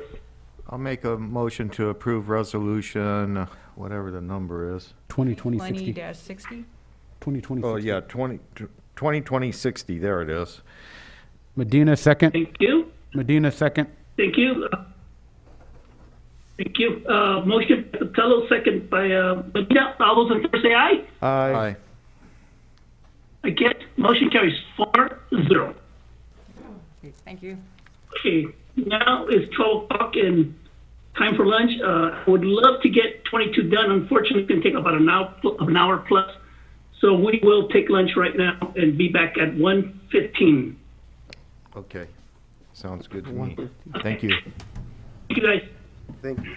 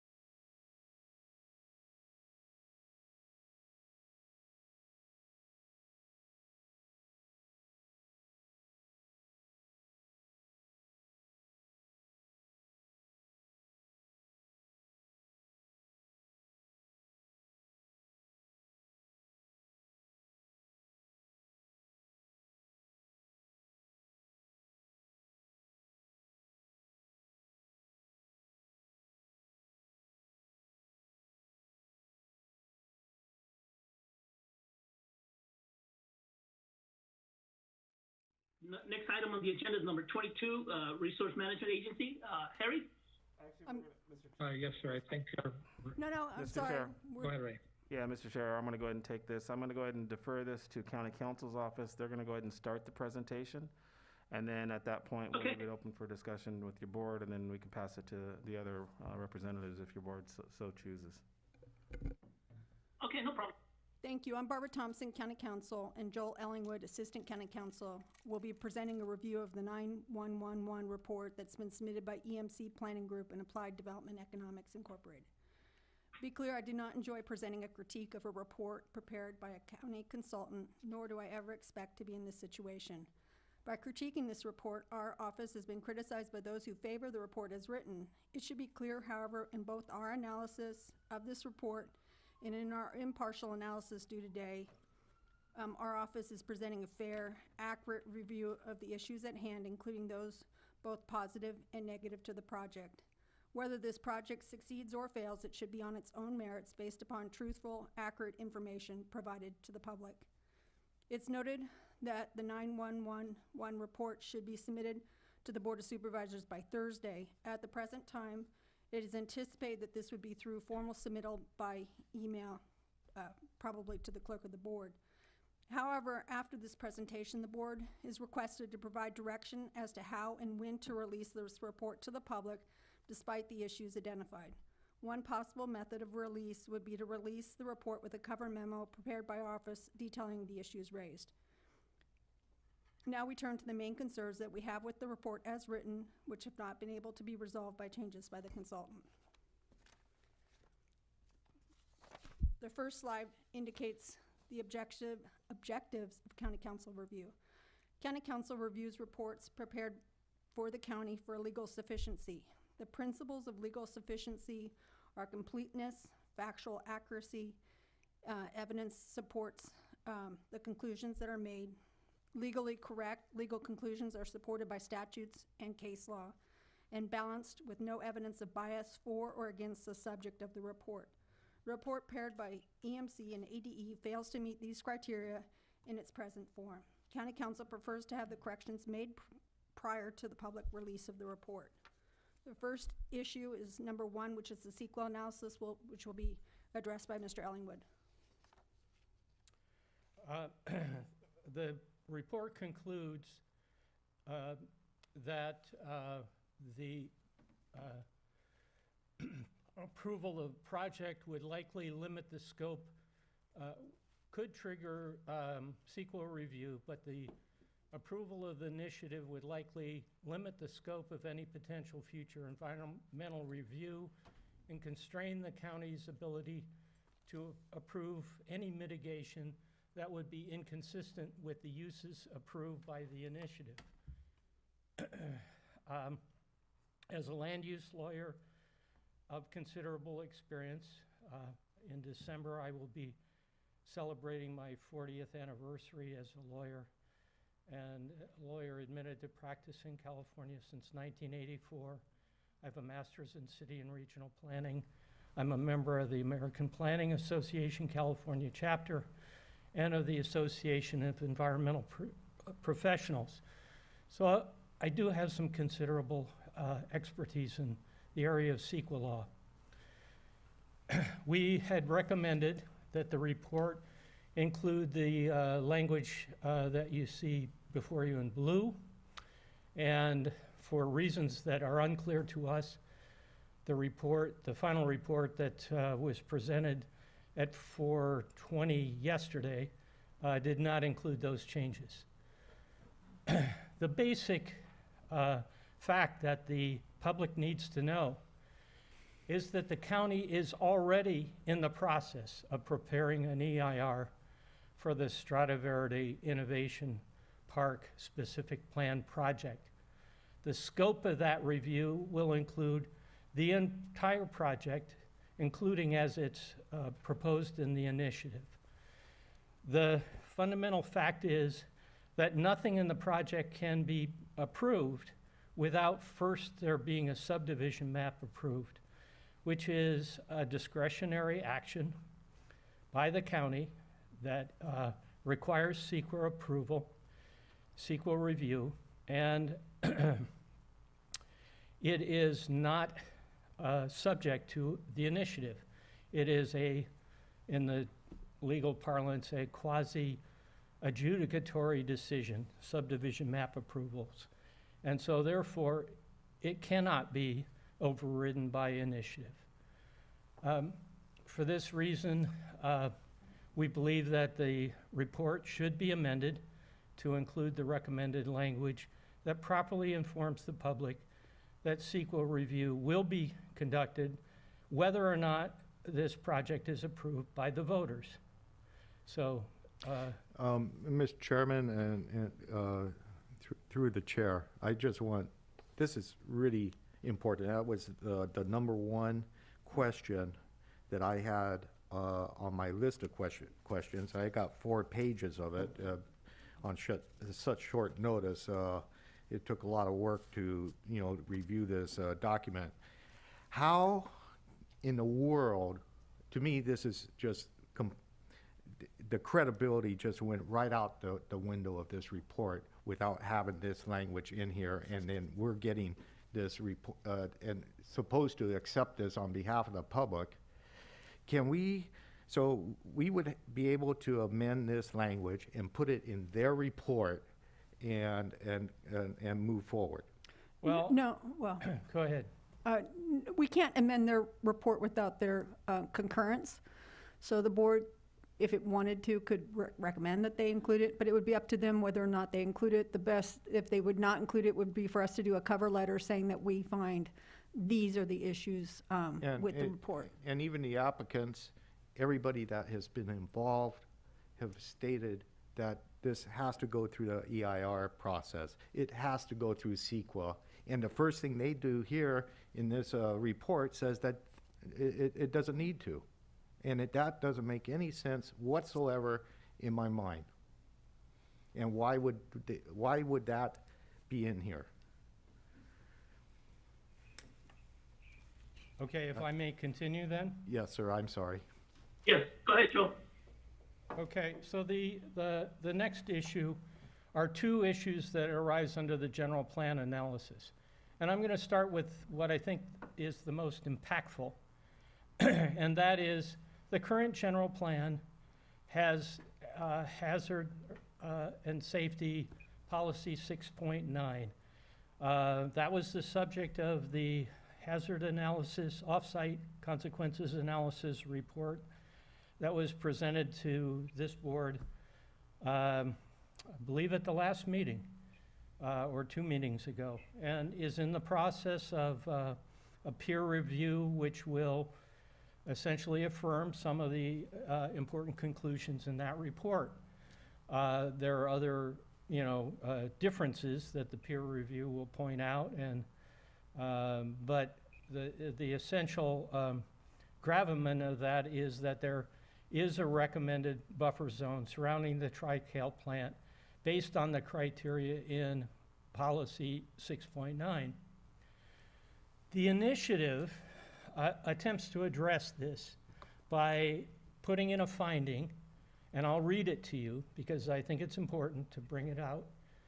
The provisions of this initiative, including the adoption of the specific plan, the uses permitted in the specific plan area, and the location of those uses in relation to each other and to existing neighboring agricultural, industrial, or commercial uses, including but not limited to facilities that conduct bulk scale receiving, unloading, handling, blending, and/or loading of industrial and agricultural chemicals regulated as potentially hazardous by state and federal government protection agencies. The shorthand for that is the Tri-Cal plant, are in the public interest and are consistent with the general plan as amended by this initiative. This is the initiative's authors' attempt to establish the internal consistency with the rest of the general plan that's required by law, and consistency between the general plan as amended by the initiative and the SVIP specific plan. This is the real conflict or potential conflict that, in my opinion, could result in litigation over this project. And it's important for the general public to understand that they are being asked to make findings in voting for this, that the Tri-Cal plant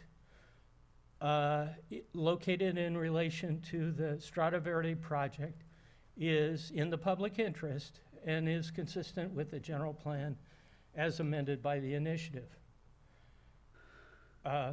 And if the voters decide that, I believe it is the author's intent to say that 6.9 no longer applies to this project. And kind of to bring it back to where it was in the report, is how the report dealt with it was too simplistic and too not entirely accurate. Well, first of all, the report itself doesn't acknowledge the existence of this language in the initiative. And this is really the most important legal issue, in my opinion, in the initiative, and the report fails to even acknowledge it, much less address it. And if I could interject, you know, I know that there will be there will have to be analysis of the hazard of Tri-Cal and how much hazard exists, but the initial review from the peer review, and I will not speak for them until we get the final report, doesn't, they don't seem to support some of the analysis that were issued by the EMC as credible worst-case scenarios. So they have come with other scenarios that do, so we're gonna have to analyze that and have them prepare a full report and come back to the board so that you can have a, you know, a healthy discussion about the scenarios that were used and the effect of those scenarios. Thank you. Okay. So the next item as far as general plan consistency that we flagged and that was not reflected in the final report is kind of a fundamental flaw in the way the Strata Verde Initiative Innovation Park plan works in relation to the Bolsa New Community Study Area. The Strata Verde project's 2,777 acres. The Bolsa New Community Study Area is roughly 11,600 and some odd acres. So it represents about 24% of the area of this new community study area. A new community study area is just that. It's a study area. It has no legal standing as far as a specific land use designation, because all of the land area designations are agricultural. So before anything could occur in a new community study area, there would have to be a general plan amendment and probably accompanied by a specific plan to designate it for what would be considered a new community. And a new community is defined as being mixed residential, commercial, and other uses. The Strata Verde Innovation Park program is not, by definition, a new community. It could not qualify as a new community because it is exclusively industrial or commercial in nature. It is its own thing, if you will. To use the Latin phrase, it is sui generis, its own thing. And by the initiative, it essentially removes this area from the new community study area. So to apply the standards that would apply to a new community plan is entirely inappropriate. And to simply acknowledge that in essence, the initiative is reducing the area of the new community study area by the Strata Verde project area, and not consider it under the criteria for a new community. If I can, Mr. Chairman, ask a question right here. Yes. Thank you. So the referencing of housing and the diversion of land available for housing in this, I'm going to call a draft report, because it should be a draft, but it's due and should be done, but it's not, is kind of premature from the way you just described a community study area. And in the report, it reflects that we would be taking some of that inventory that we would need for housing requirements by the state out of play.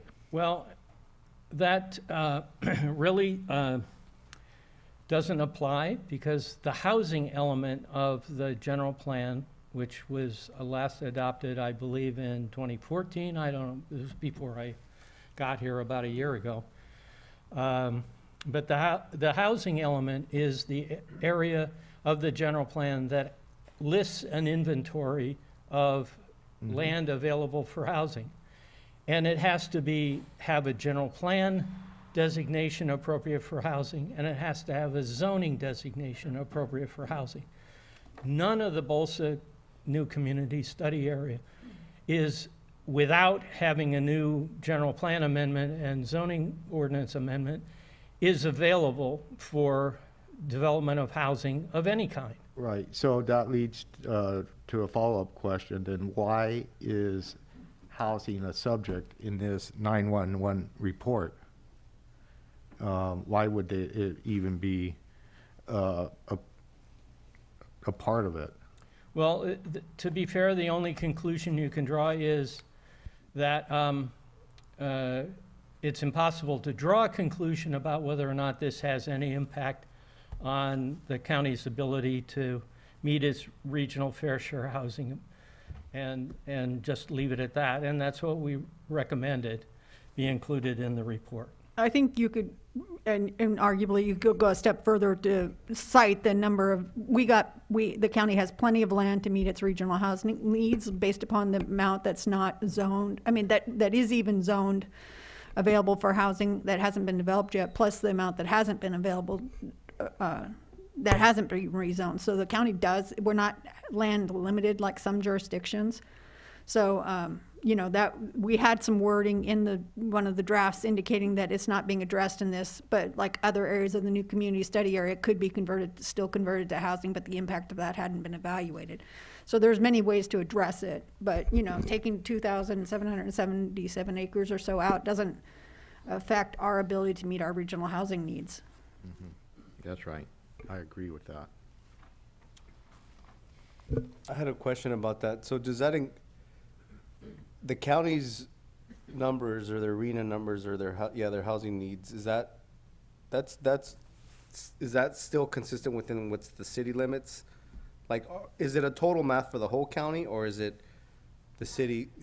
No, there are separate requirements for each local government jurisdiction. So Yeah, and that's what I figured, and it's funny because I know the city council just had this conversation about their requirements, and they somehow try to be under the blanket of the county, which, you know, I guess is smart for the mayor to say that, but nonetheless, the county is separate jurisdiction, and we are exempt to a certain extent from the requirements of the state for like growth and stuff. So the bottom line. What the county is not subject to are restrictions on development growth restrictions. And this, I believe the city of Hollister has development growth restrictions that are affected by the Housing Crisis Act, which is That's the SB 330? passed. SB 330, Yes, yeah. SB 330. And honestly, I mean, to a certain extent, I probably shouldn't even gone down that route. I feel like it's death by 1,000 cuts. You know, this report seems very biased, and it's like a second stab at shooting down Strata Verde is what it sounds like, because the first report, the Tri-Cal report, seemed very intent on specifying Strata Verde as the problem, as if that property didn't already have. The whole purpose of a buffer zone is anything that goes in there that has risk has to be assessed, not so much attacking Strata Verde. And it feels like with this report, the fiscal report, now all of a sudden it's trying to paint it in a different light. That's why I said death by a thousand cuts, because if you think about it, all the ways that you could basically separate the intention of this project and not moving forward. You know, you're trying to make an excuse for housing, as if housing was a conversation by the Board of Supervisors with that property. Actually, I remember hearing Supervisor BOTELHO mentioning he was adamant he didn't want to have anything to do with housing in that area. So there's all these different elements that are being brought into the equation that really are outside of the support of the Board of Supervisors anyways. So somehow I don't understand why this is even moving forward with all the details that we're getting into. I mean, I feel like EMC either failed us intentionally or there's some kind of, there's something happening behind the scenes that's trying to kill this project, and I don't understand why. Well, to be fair, there were many other comments that were made concerning both by County Counsel's office and by the auditor's office and the budget officer that have been addressed by the report authors. So I don't want to paint an absolute negative, but some of those areas, you know, there's still a question about whether or not there's a balanced presentation of the conclusions of the report, rather than, you know, a one that might be considered more unequivocal or black and white, negative towards the project proposal. There are reasonable differences that can occur between professionals, and there's room for debate, and that's part of what we're doing today. Ordinarily, a legal review occurs in the context of privileged attorney-client communications, but under the mandate given us today by the Board of Supervisors, we're airing these concerns for the public. And should the report not be amended to address these problems between now and Thursday, then we can put these in a supplemental report or an appendix that the board can attach to the report if it chooses to do so. Can you explain what I think you said the 20th or Thursday? Why Thursday? Is that 30 days after? Can you explain that? I just want people to understand. I think it's 30 days after the certification of. Yeah. That's why this report must be sent to the public 30 days after the certification. Is that correct?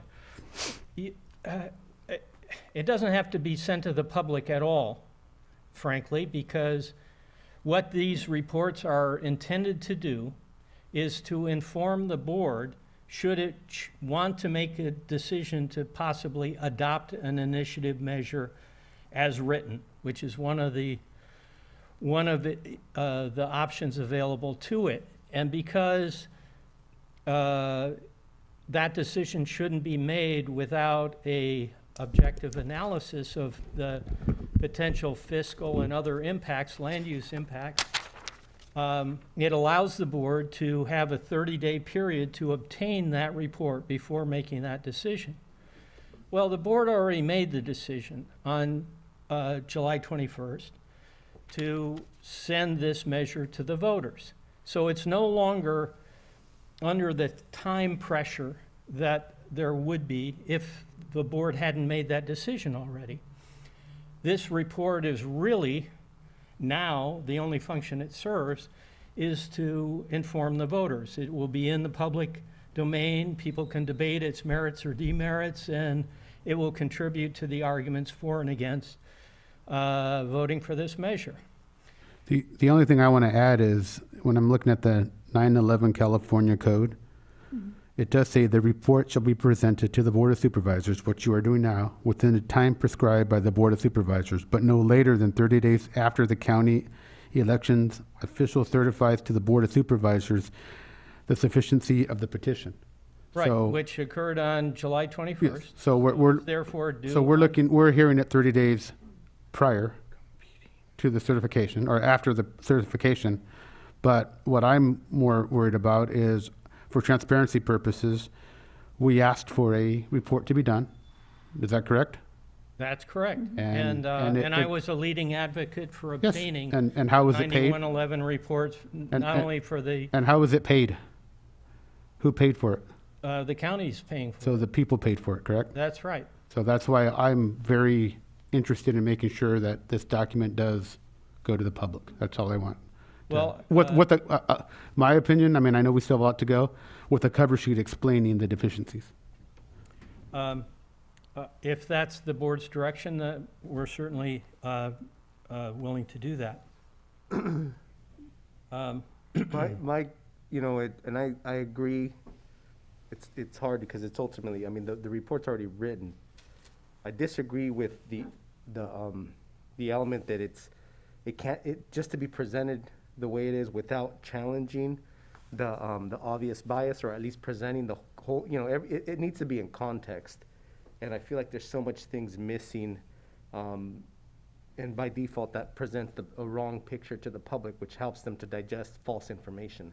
So I want to make sure it's as accurate, which I think is what you're leaning towards, Joel. So I just. Well, exactly. Again, that's the reason for our review for legal sufficiency, and to have a fair and balanced report that is not biased either for or against the project is important to properly advise the public. I mean, as a planner, I can tell you that most planners, most professional planners, very much dislike ballot box planning. However, it is the law in California. The Supreme Court decided that 30 years ago. So, like it or not, the public, including developers, can put ballot measures that concern general plan and zoning ordinance amendments and specific plan adoptions, all of which are legislative matters, on the ballot. And one of the means to fairly evaluate that is the Elections Code 9111 report process. Another is the fact that the Elections Code also requires the county council to prepare an impartial analysis of initiative measures for their voter information guide. However, that analysis is limited to 500 words. You know, it's really hard for lawyers to accept that kind of limitation, you know, but because we work by the pound, right? Do you want to move on to a little bit more? Yeah, let's go through the rest of this presentation. But the other way of informing the public is for the auditor's summary of the fiscal impact, which will also be on the voter information guide. All right. So this issue is one that perhaps Barbara can best speak to. Okay, so the next slide was the other new community study, new community general plan policies that were quoted. Okay, so issue 3 is discounting the possibility of benefit because of the possibility of growth occurring elsewhere in the county. And one of the sentences that struck my attention indicated the first 700,000 feet of industrial and office research and development that occurs at Strade Verde will not be a net gain to San Benito County, but rather a shift in development from one location in the county to another. And we discussed that, I think, during the first go-around of this report, questioning that. And the position is that they expressed is that, well, if the gain could happen over at like the commercial thoroughfare nodes, or they could happen at one of the commercial nodes. So, you know, the first bit of growth that's happening over here, it's not really a net gain. And, you know, I can understand some sort of analysis indicating that there's only going to be so much economic gain that could be supported by the county. So if you have gain in one spot, you might not have gain in another. So I think it would be fair to say that economic demand might not support growth at both locations.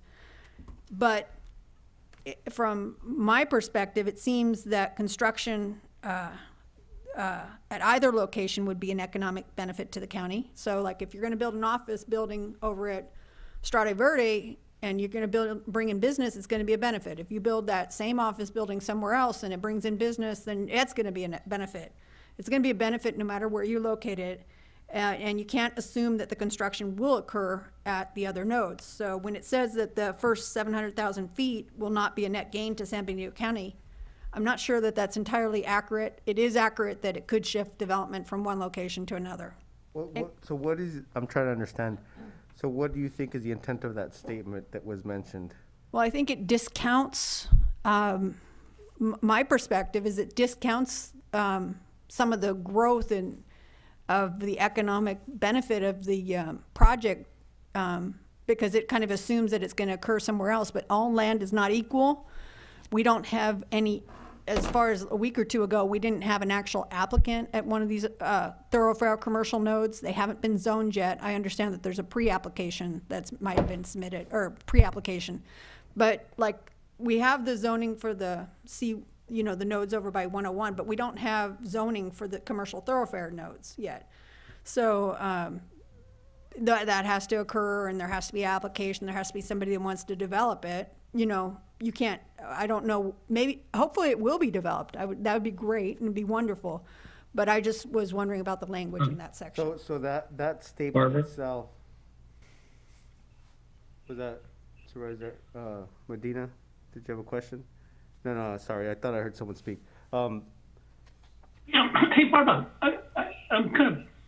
I understand the argument from the county on the other two issues, but this one's a little big, I've got to be honest, because what is a benefit in one area might not be the same in terms of units in another area, because it might be more expensive to take your car from point A to point B, depending on the location of whatever is being considered out there. So I'm still wrestling with this, Barbara. That's true. There is benefits for closer to the city of Hollister in some regards, to be fair. Like if you had growth that was close to the airport, for example, it could be a bigger, maybe economic stimulus on the city of Hollister than it would be if it was out by Gilroy. So all locations are not equal. And, I think it's just a more complex analysis than that's in this sentence, because it says it will not be a net gain. Yeah, and that's the only thing I'm triggering, not the fact that, growth couldn't occur both places, that, there's difference in value of the growth, whether the properties that are in the other commercial nodes, are they the size to, attract the, I don't know all those specifics. I just know, I was just triggering in on that one sentence about whether or not the first 700,000 square feet of it would be a net gain or not a net gain. Yeah, so what it sounds like. So Barbara, when they mean by net gain, does that mean you equate the external stakeholders, like in this case, Tri-Cal, because that could be a cost under the equation of the net gain. Well, the net gain that's being evaluated here is net gain to the county and to other government agencies in terms of economic. It's basically assuming that the growth will occur somewhere else. Yeah, so that was my hearing. Well, regardless of the way I look at it, I know we're. Hold on, Harry. Hold on. I will give you time, Harry. Hold on. I know we're talking about different vocabulary words, but when I'm looking at net gain, we're already talking about on a yearly basis, the county, correct me if I'm wrong, please, the county would have an additional revenue of over $10 million. I think the net on that would be $7.9 million. So whether it's a net gain or not, that's $7 million that we're bringing to the bottom line. So I know if someone put maybe there may not be a net gain. I don't know. I'm just saying, when I'm looking at this here, I'm not as concerned as much as other people, because I'm looking at the number. So you're telling me if there's a net gain, that $10 million goes to $12 million, and our bottom line, or you want to call it our revenue, goes up to 8.9 million. I mean, so what we're doing is we're discussing, and we're talking about words. So that's just what I want to say. It doesn't change the revenue stream too dramatically. That's what I'm more worried about. Well, one of the things, Mr. Chairman, with this sentence in this report, it says, well, the 700,000 feet, does it go from Hollister to the county or to the county line. And that's not necessarily the truth. And that's the biasness and frustration that we have with this report. That, in a nutshell, did not need to be in this report and stated like that because it's not true. There's no findings to it. Yeah, I was kind of along those lines, Mr. Chair, and I agree with Supervisor BOTELHO. It just seems like such an empty statement without validation. It doesn't clarify why. How can, a professional organization make an assumption like that? How could they make basically create an assumption out there without giving you the rationale why? There's land speculation. There's a lot of. It's right there. There's a lot of issues. It's not as simple. It's not so linear, right? When it comes to net gain, right? Is it going to create maybe spur on more economic development because of the location? Not just the land value itself. What kind of other industries are going to be driven by that property itself as a project? Like, there's more questions, and I feel like that statement creates more questions than actually solves.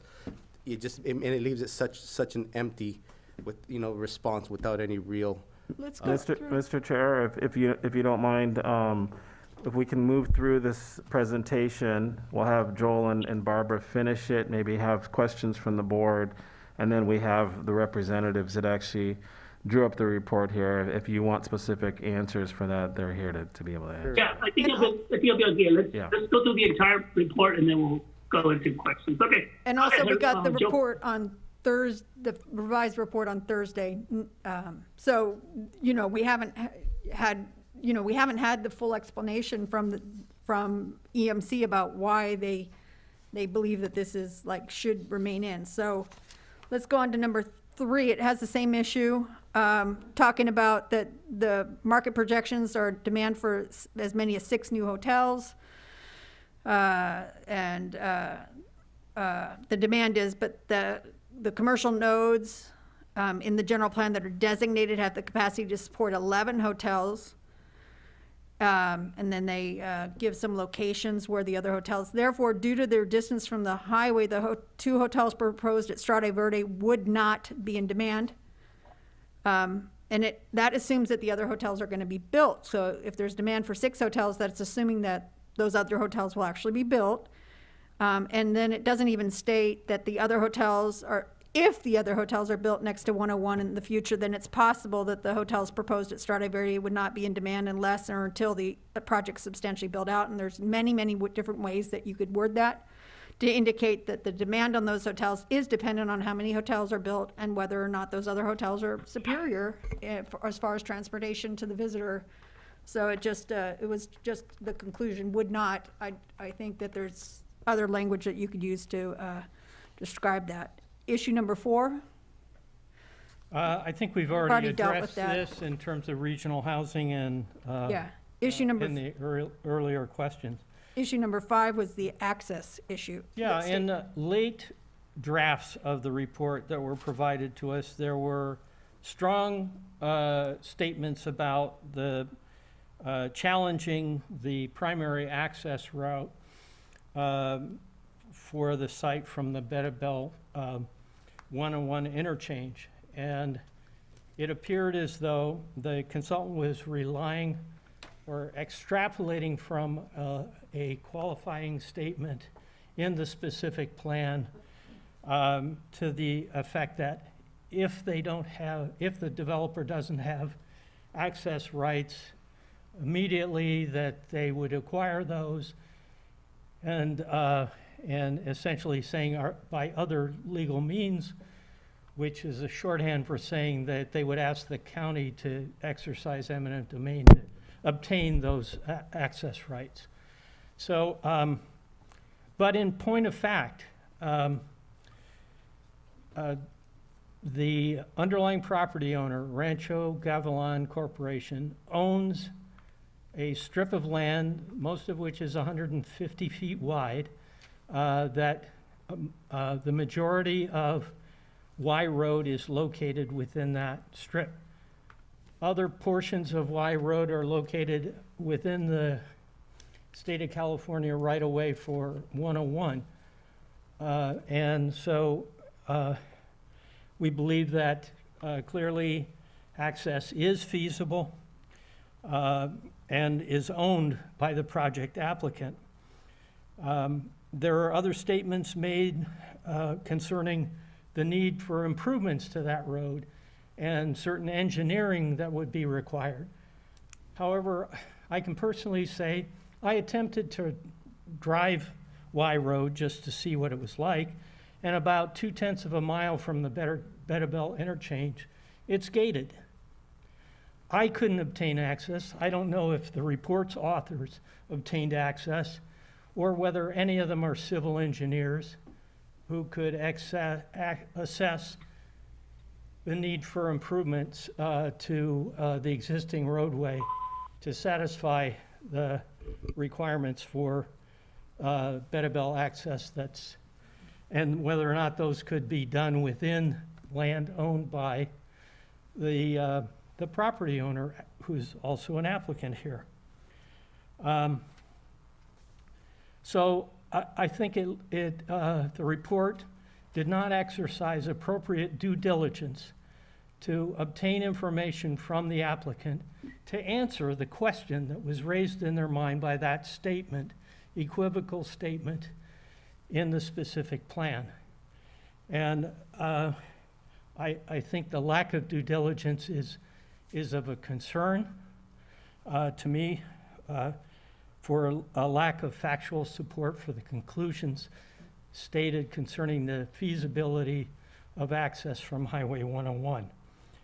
And that those statements should either be substantiated on a factual basis or deleted.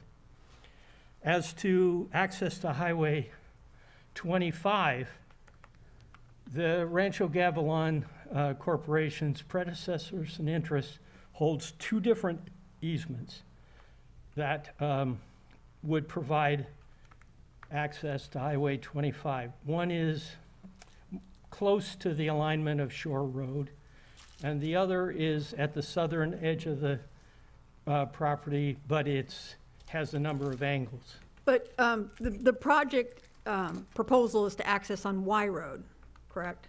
Well, no, but the project yes. proposal Yeah. includes a future possible access to Highway 25. But that's not the primary. That's not the Y Road is supposed to be primary, right? That's correct. So I think that part of the report talking about that they're not going to have, it's infeasible to have access on Y Road, therefore, and I'm going to, paraphrase what's in the report, therefore they're going to have to go out on Highway 25, which is going to cause more commute times to travelers. It's kind of like to try to, It's speculative, and it is not factually supported. So we believe that language should be deleted from the report, or, that we point that out in a supplemental statement. So I can go, you want me to do this one? Yeah, This one's go another ahead. one of mine. It's, I'm not an expert on market analysis, but it says even if the AV facility were successfully developed, that facility lacks any attributes that would attract warehouses and data centers to the specific plan area. That seems pretty black and white, that it lacks any attributes. If it was, seems to me like, that's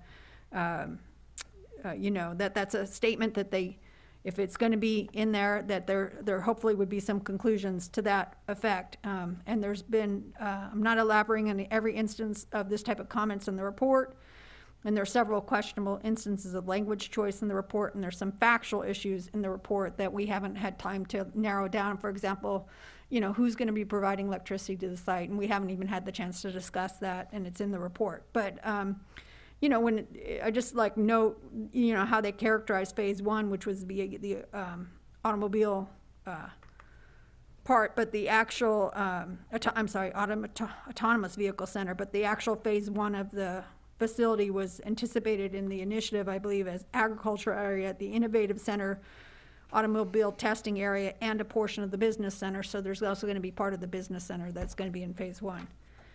Also, I think there's other issues that we could elaborate on in the report, but we tried to keep it to the most significant ones, I was very pleased that, that the report writers corrected some fiscal, what we reviewed as significant fiscal errors. And I didn't include that in the PowerPoint because it was resolved, but I wanted to highlight those for you.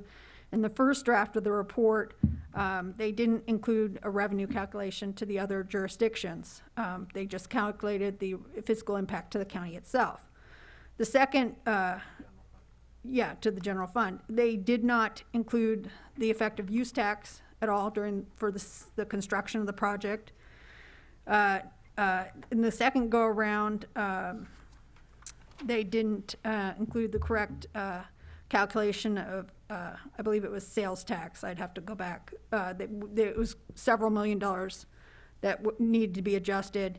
And they did not include the taxation of unsecured personal property taxation. We raised that in the first go around and they refused to include it, indicating that they didn't want to include it because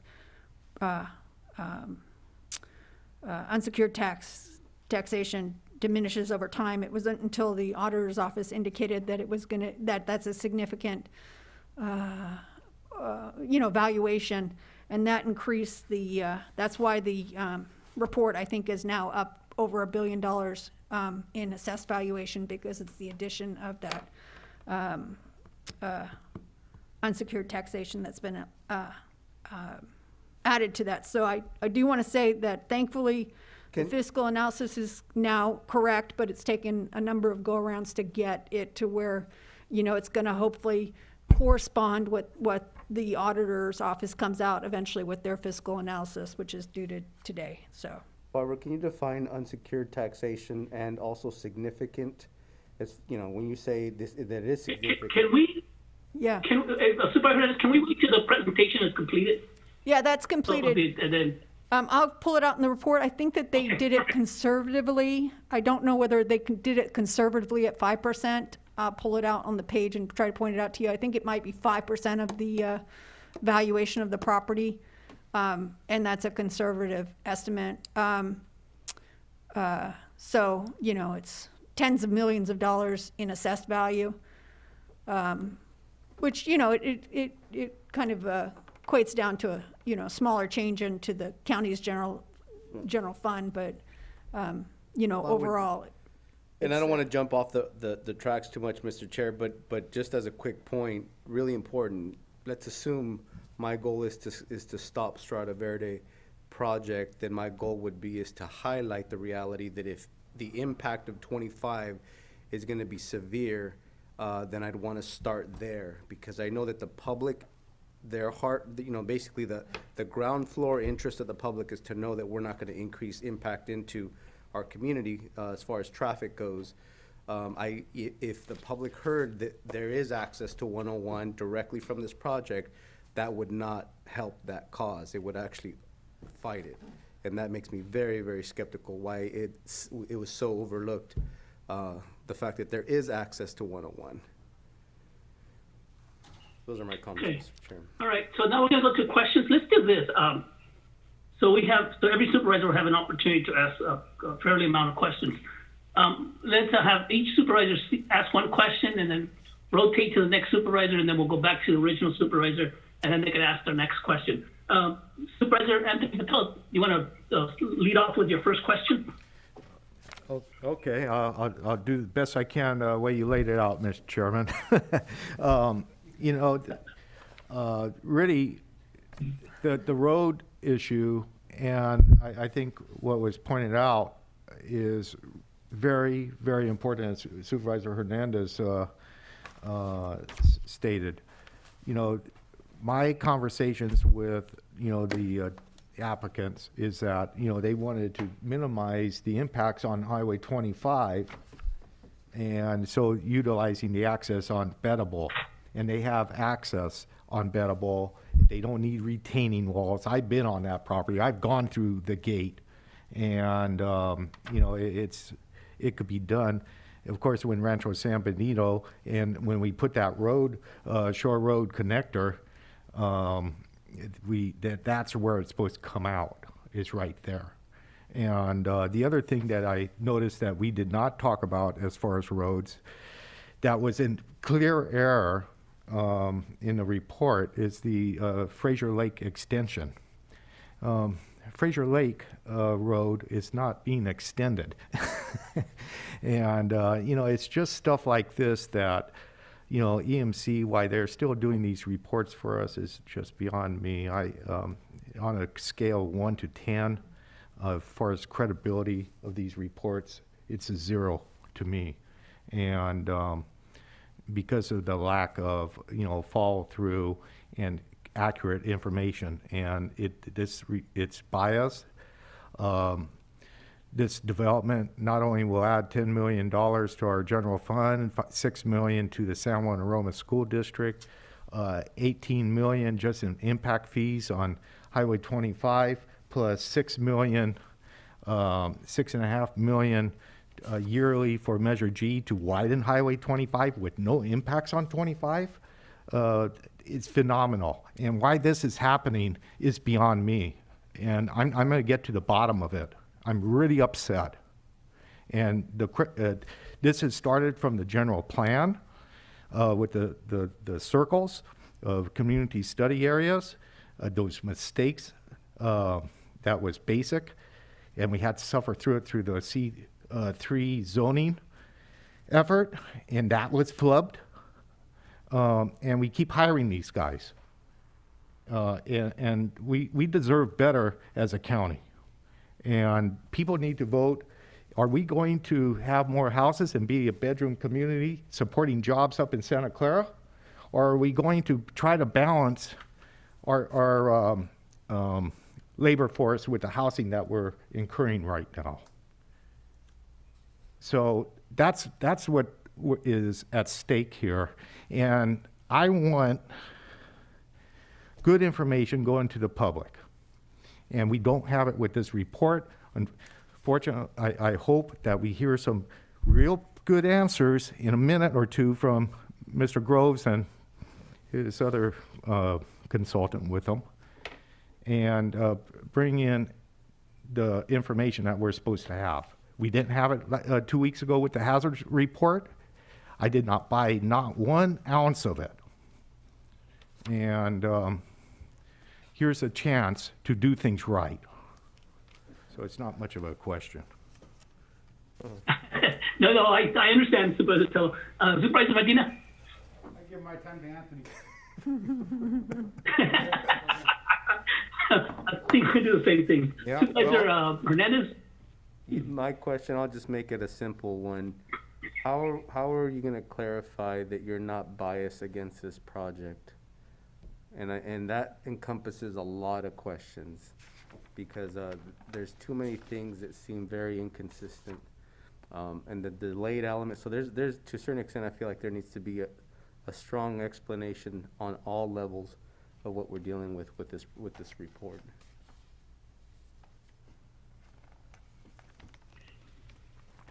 All right. I think, and I'll give my time to Supervisor Hernandez. So we'll let Hernandez and Tello take the lead on this one. Well, Mr. Chairman, I guess in all fairness, why don't we hear what these consultants have to say, and Yes, please. then we could come back. Okay, actually, we'll do that. Harry, I know I interrupted you like 30 minutes ago. Do you have anything to say? Chairman, I will wait until after my presentation. Okay, but I'll put you on the list. Okay, thank you. All right, let's go to the second part of the presentation. The two gentlemen. Did you want them to respond to comments first from the board, or did you want a formal presentation from EMC? Do you want them to go through a slideshow, or do you want them to respond to the comments of the board? They could just present, in my opinion, they could just present their case, and we can have a dialogue. It'd be nice. Barbara, will their presentation be able to answer some of the questions that have been asked so far? I don't know. Okay, go ahead. I believe it will. No, we'll give a presentation. Go ahead.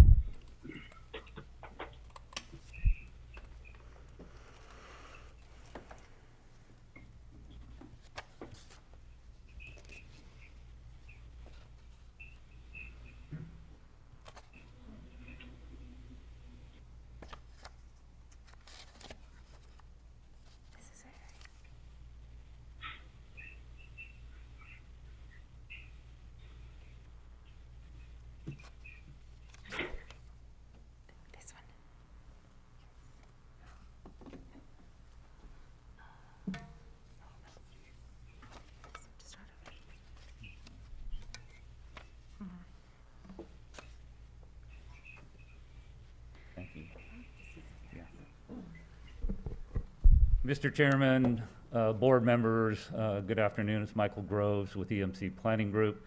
So thank you for allowing us to make our presentation as a part of this discussion.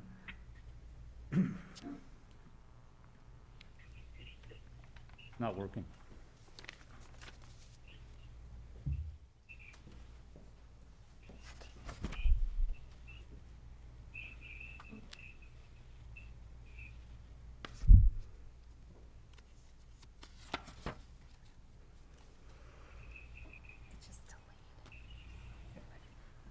Thank you.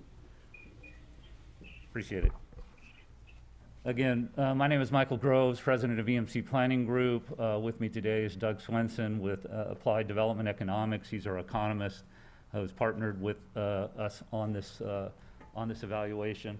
Behind me and on the far end over here is Rachel Hawkins from EMC Planning Group. She's both a lawyer and a planner and worked on the evaluation as well. So let's talk about the purpose of the evaluation first. Can everybody hear me okay with the mask on? It's hard to tell.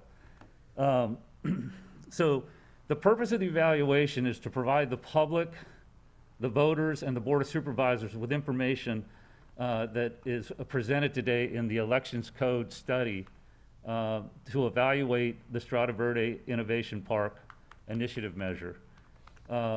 The Board of Supervisors, if you remember, requested this report, and this evaluation by ADE and EMC was paid for by the county, and we were hired by the county. So we're working for you as a county. I think it's really important to talk further about the purpose, because I think there's some misnomers about, I've heard words like biased report, we're trying to kill the project. We have no stake in the matter. I wrote the general plan for the county. And in that general plan, I wrote a series of economic development policies. And those economic development policies is what's driving this type of a development to come to the county. So I have no stake in the matter. But what you do need to know is when we get to the elections code, and I'll go over it with you, our job is to raise the positives and the challenges. And if you don't like the negatives, that's nothing I can do about that. That's my job. I have no stake in the matter. Our job is to prepare a balanced report for the voters. You asked for the report. You already made a decision to send it to the voters. So we're preparing a balanced report for the voters so they understand the issues. Now, are those issues solvable? Supervisor Hernandez asked the question when we went over the Tri-Cal study, where are the mitigations, where are the solutions? That report was not prepared to come up with mitigations or solutions. That's the responsibility of the board to say, oh, I get it, we got a problem. Let's go to the next step and figure out what the solutions are. That's not what we're doing today, or we were doing 2 weeks ago. We were just telling you, you got a problem. How do you want to deal with it? I sit around the table with developers all the time. I've written 2 initiatives myself for developers. I know how to do it. I know how to write findings. And in those initiatives, I wrote those initiatives based on creating consistency with the general plan. That's the bottom line. So I'm not sitting here knowing that I'm trying to do something that would change the Strata Verde project or influence the Strata Verde project. I'm just reporting what I know about it and what we've researched. Now, are we going in depth on that research? We can only go to a certain level. We're not trying to solve access issues. We're not trying to solve Tri-Cal issues. We're trying to raise the issues so that the public can make a judgment and the board can make a judgment. So when I sit around a room with a developer and we're writing an initiative, we go, what are the problems? How do we solve those problems? We try to write those into the initiative. In this case, there are some problems that haven't been written into the initiative, so we pointed those out. So let me go into the presentation and let you know what some of those are, and I will address your comments. And the other point I want to make to Supervisor Botelho is I've been writing not good reports, but great reports in this county for a long time. I've got 42 years of experience. I'm also an AICP. I know how to write a report, and I know how to write a quality report. Do I make mistakes? I'm a human being. I make mistakes.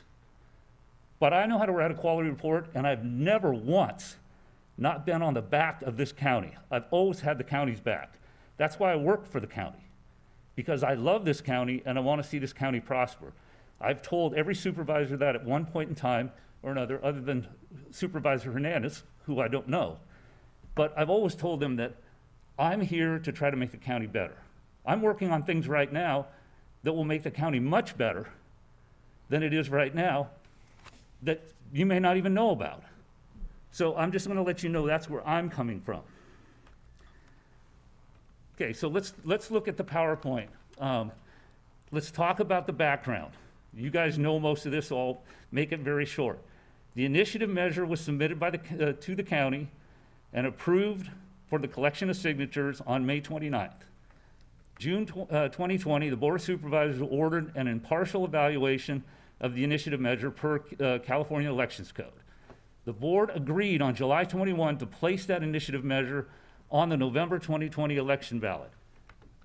And the majority vote on the November ballot on the initiative measure would amend the San Benito County General Plan and zoning code to replace the agricultural designations in this location with the Strata Verde Innovation Park specific plan.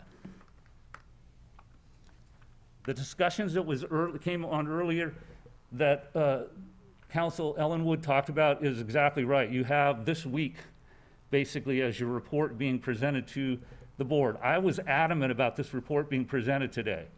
I will tell you that because my contract says I have to deliver it on time and I have to deliver a quality balanced report and a full report. So that's why we're here today. The elections code. It seems to be a misnomer in some of the discussions today about why this is in or why that's not in. So let's take a look at that. It says, pursuant to the elections code, the Board of Supervisors may authorize a report on a voter initiative that addresses potential impacts, essentially potential impacts. So that's one of the things that we're talking about. We're supposed to be addressing potential impacts. What are those? What are some of the areas? Well, we talked about it. Fiscal impact, consistency with the county's general plan, the effect of use of land, the location of housing, and the impact on the regional housing needs. So those issues were already brought up by the board. We are instructed by the elections code to address those issues. So that's why they're in there. Are they really meaningful for this project? No, they're not. I'm not making a big deal out of them, but we have to address them. It's part of the code. The use of vacant parcels, agricultural lands, open space, traffic congestion. We need to look at those things.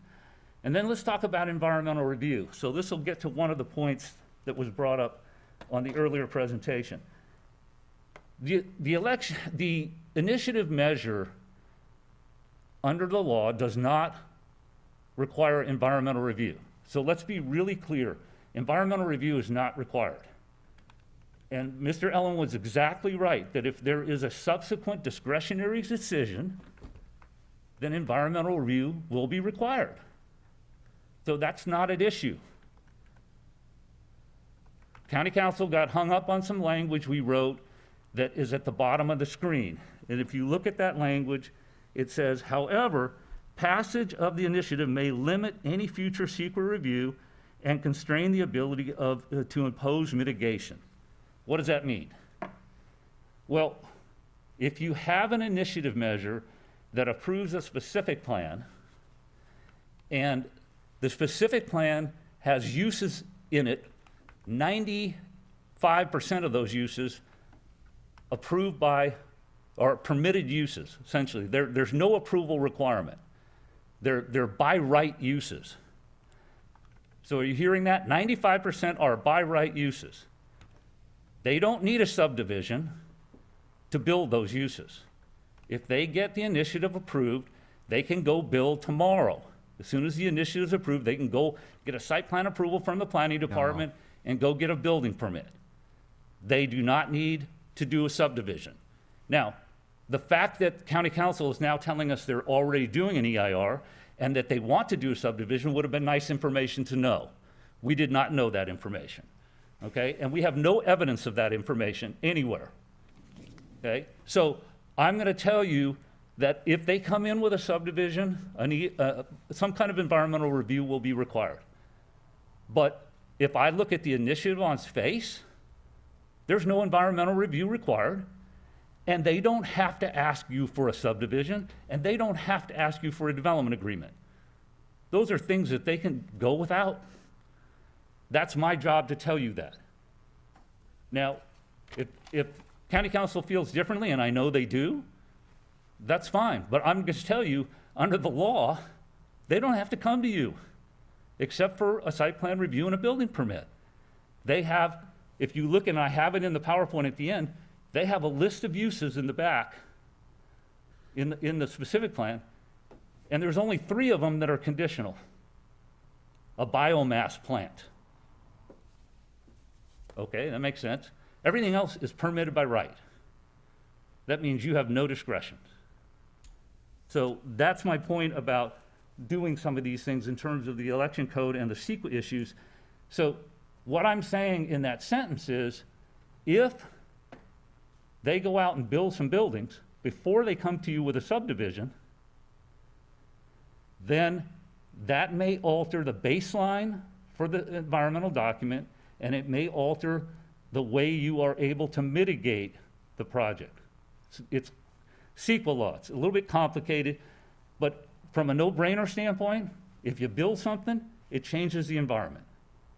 And that's all we're saying. And they have the right to go build something if they're approved by the voters. Now, if the county's working out something with them to do a CEQA document and to make sure they bring a subdivision, great, we're happy to report that. I'm glad it's on the record if that's the case. We have not been told that or given any evidence of that. You know, I gotta stop you right there, Michael. With a specific plan, you got your zoning. Then you get your project, and you gotta go through a CEQA process. That's the way I always understood how it worked. No. Could we have Joel address that? He has a very specific information about the subdivision. This is really, yeah. Yeah. Yeah. And Yeah, this is Sorry, really put you on the important. This spot, is key. Yeah, Supervisor Botelho, if it's a permitted use, if it's a permitted by right use. I'm talking about a big subdivision, I mean, a specific plan. All of them that I've seen always had to come back with the project and Right. do a CEQA, because that's when you're altering the environment. But, so what's the distinction? If it's Well, permitted. I'm gonna let Joel answer it's it. I think he's Let me an finish. If it's expert. permitted by right versus if it's discretionary, that's the decision point. If it's a discretionary decision, then you have environmental review. If it's no discretionary decision, you have no environmental review. Joel? The qualifying statement on that is, frankly, there are 25 assessor parcel numbers. There are a much lower number of legal parcels that comprise the Strata Verde specific plan area. There are no roads to provide access to any of those parcels that would support development. So there are no legal parcels that you could lease or sell to a developer or ultimate owner of the property. As a practical matter, nothing can happen within, even if the plan is approved by the voters, until a subdivision map is approved. That would create a road infrastructure network, and that would establish legal parcels that could be sold or leased under the Subdivision Map Act. So the fact that there may be uses that would be permitted as of right once those subdivision parcels are created is correct, but you can't get there from here. is the simple answer. You have to go through the Subdivision Map Act process first. As a practical matter. Right. Yeah. Now, a subdivision map has a fixed lifespan. And the only way to extend the life of a subdivision map that is consistent with the build-out of a major project like that is to have a development agreement.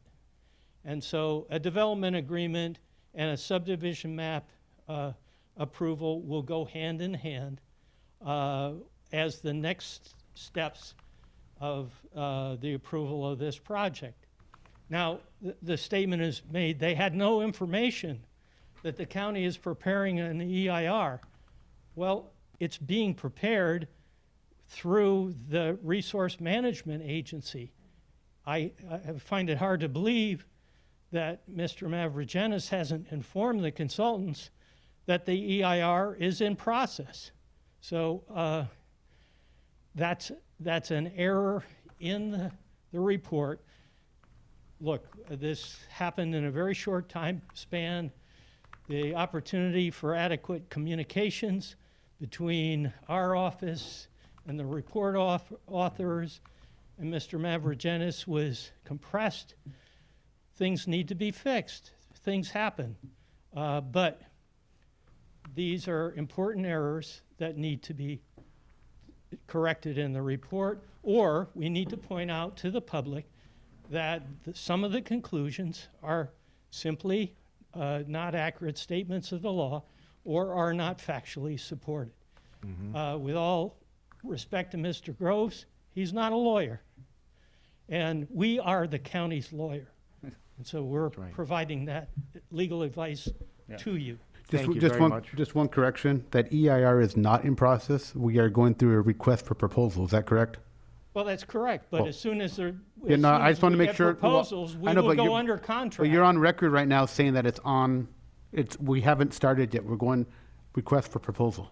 We're working. We're working on it. I don't want We're people, working on I don't it, want people to think that we're. There has been no notice Yeah. of preparation. That's Yeah, been- yeah, I just want people, I don't want people to think that it's being done right now. We're just doing the No, request for it proposal. is the first step Thank you. That's. to retain a consultant I just so want to be that clear. the I don't want process people. begins. The RFP, I for think, maybe clarification, I closes appreciate that. in September. and hope- The chairman stepped away, so I'll be running a meeting for a few minutes. So we'll just stay one at a time, okay, everyone? I just want to clarify that. Thank you, Supervisor Medina. Supervisor Hernandez, please. Thank you. For sake of interest, potato, RFP means you're going down that road, period. Well, to be honest with you, we've been under discussion with the applicant about preparing an EIR ever since I started with the county. And why it's taken so long to get to this point, the game changed when the initiative was filed. We had to straighten out exactly what the scope of the EIR would be done. We've made those corrections so that the RFP can go out to consider that. Mr. Chair, quick question. So Joel, can you explain, just for clarification, the subdivision map process? Yes. It is a process that is applying the standards of the general plan and the zoning ordinance to the division of land for purposes of sale or leasing. And you have to comply with the Subdivision Map Act before you can sell or lease portions of property that are, larger. If you were going to sell it for agricultural purposes, you wouldn't need to go through a subdivision map. But to sell for development, you have to create developable parcels with roads, water, sewer, drainage, all of the support necessary for urban style development, and that requires a subdivision map. There's a two-step process for development. You apply for what's called a tentative map, and that can be in phases. the tentative map could have initial phases, which are master parcels, and each, phase would then have subsequent tentative maps that would break it down into smaller developable parcels. And it would have to be rezoned, or no, it wouldn't have to be rezoned? No, essentially, the subdivision map has to comply with the general plan and the zoning ordinance, and in this case, the specific plan. So those are the first steps that are being taken through the initiative process, but the next step necessary for development is approval of a subdivision map. Got it. Does that answer your question?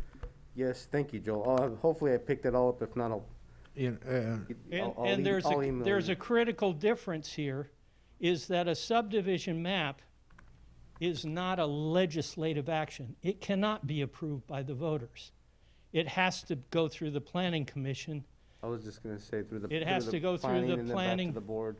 the standard planning process. And then it would probably have to go, well, considering the area, it would have to go through LAFCO, right? Because then there'd have to be an annexation process. No.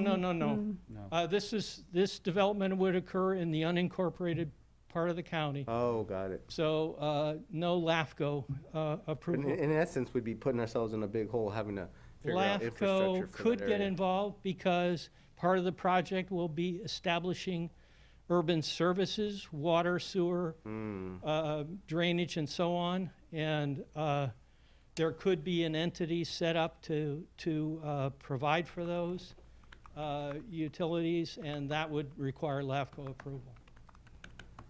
Okay, if we can, we'll go ahead and continue on with that presentation. So just a couple of points about that. First, just with regard to Mr. Mavrogenis, he did mention to me 3 weeks ago or so that he thought the applicants might volunteer, and I'll use it exactly like that. They might volunteer to do an EIR, but I have never had any confirmation that they were serious about that. I do agree the process was altered, and the process started with an application that would have been in that normal EIR permitting process, and it got changed to an initiative. So once something gets changed to an initiative, typically the developer is trying to avoid the EIR process. So when I heard that they might volunteer to do it, it was kind of like, well, yeah, and I might volunteer to go help out these people or that people. So, it's like, until it happens, until somebody actually tells me they have an EIR underway, I can't report that as being something that's going to be solid. They may say, hey, we don't want to do it in the end of the day. Did the RMA director mention that they deposited about $800,000? I understand that. I know that. Okay. They've got money on the till to move the project forward. That's a good thing. And honestly, if the best of all worlds for the county is that they get to do an EIR and they have a subdivision map. Do you think, sir, that they would give you they would give the county $800,000 just because? I mean, wouldn't that give you the assumption that they're moving forward with the EIR process? No, not necessarily. It gives me the assumption that they want to process their project. So money's money, right? Nobody said it was going to go to specific things. Nobody's told us it's going to go to specific things. So do you think that they would, is it like your report maybe under the assumption that they're going to try to dupe the voters? Is that what I'm hearing? No, I'm not saying that either. I don't want, this is not to be devious. This is a situation where they've put money up. They need to do certain technical studies. Obviously, the Tri-Cal study needed to be done. This study was ordered by the board for evaluation of the initiative to go to the voters. They're going to have to process applications that are going to go through the county that are not discretionary, which could be building permits and other things. So that money's up there as a pot. And what it gets used for is really at the discretion of the county staff and the developer. They'll make those decisions. But I would also be remiss in telling you, I don't agree with Mr. Ellenwood's assessment that a subdivision has to be done in order to develop. If they own all of the property, which is in that 2,777 acres, and they can get road access, they can build under the general plan amendment, which is a specific plan. They can build under that. You can put in roads without having a subdivision. I've done it on lots of projects. So, again, these are just nuances, but I'm supposed to report those things to you. We can wash them over and say, oh, well, they're going to do a subdivision, and they have to do a subdivision. In the end of the day, they don't have to. I'm just telling you that. Now, will they? I think that's great if they do, because it gives the Board of Supervisors and the Planning Commission staff a tool to work with them on negotiating mitigations, development impact fees, and everything else. Okay? It's a positive thing. All right? Okay, so the initiative measures, specific plan area, this is just showing you what it is. You guys all know where it's located. I won't waste a bunch of time on that. You know, the specific plan is 7 miles from Gilroy and about 6 to 9 miles from Hollister when you look at the whole piece of it. This is just a map that shows the area. You guys know where it is. This is a map that shows a little bit closer. You can also see on the map, the star shows where TriCal is. That was the subject of our discussion 2 weeks ago, and its location next to the Strata Verde boundaries. General plan and zoning. The general plan and zoning amendments, if the initiative measure is adopted, it redesignates 2,777 acres of agriculture and rangeland designations to the specific plan land uses. It adds the Strata Verde Innovative Park specific plan to the county's general plan. It amends the zoning code to San Benito County zoning code to add the Strata Verde Innovation Park specific plan to that zoning code. It removes the Shore Road extension from the County 2035 general plan circulation diagram, just so you're aware of that. The initiative purpose, this is as stated by the sponsors. According to the sponsors, adoption of the initiative would result in the following, and it's basically the expand and diversify the regional economy, which is part of your economic goals in your general plan, to provide a home for technology-based employment center, and also to increase county tax revenue, to create 18,000 direct, indirect, and construction jobs estimated over several years, to generate more than 5,500 direct and indirect induced permanent new jobs in the location, pay its own way. So that's one of the big things we've talked about all the way from the preparation of the general plan, is that the county start having developers pay their own way so that the project provides needed benefits without burdening the county's taxpayers with debt or costs. And then minimize the traffic impacts to State Route 25, create a new park along the Pajaro River, and maintain 562 acres for agriculture. So that's the proponent's proposal in the specific plan. The uses here are listed. I won't spend a lot of time going through them, but you can see that there's some really excellent uses in here, you know, starting at the bottom with the greenway channels and the agricultural preserve, street and drainage infrastructure that they'll put in, open space and parks, automotive testing facility. They also have a business center, retail, hospitality, and civic development, e-commerce logistics, which is basically a distribution center. They have data centers proposed, and light industrial uses. With that, I'd like for Doug Swenson from Applied Development Economics to talk a little bit about the fiscal impact. And Doug, feel free to address the comments that were made at the beginning of the presentation. There were several that were fiscally related. Thank you, Michael, members of the board. I'm Doug Svensson, President of Applied Development Economics. I'm not sure, is this on? I can't, it doesn't sound to me like it is. Yeah, it is on the top. Oh, okay. Okay, great. I'm going to go through just a few slides on the fiscal and highlight some of the numbers, but I am going to use this opportunity to respond to your concerns, since I think that's the most important outcome here from this presentation. This first slide kind of highlights the fiscal impact to county government directly. So there's $10.7 million in annual revenue, and I'm going to detail what that includes in just a moment. But at full build out of the project, that's the amount of tax and other kind of annually recurring revenue that the county government could expect to see.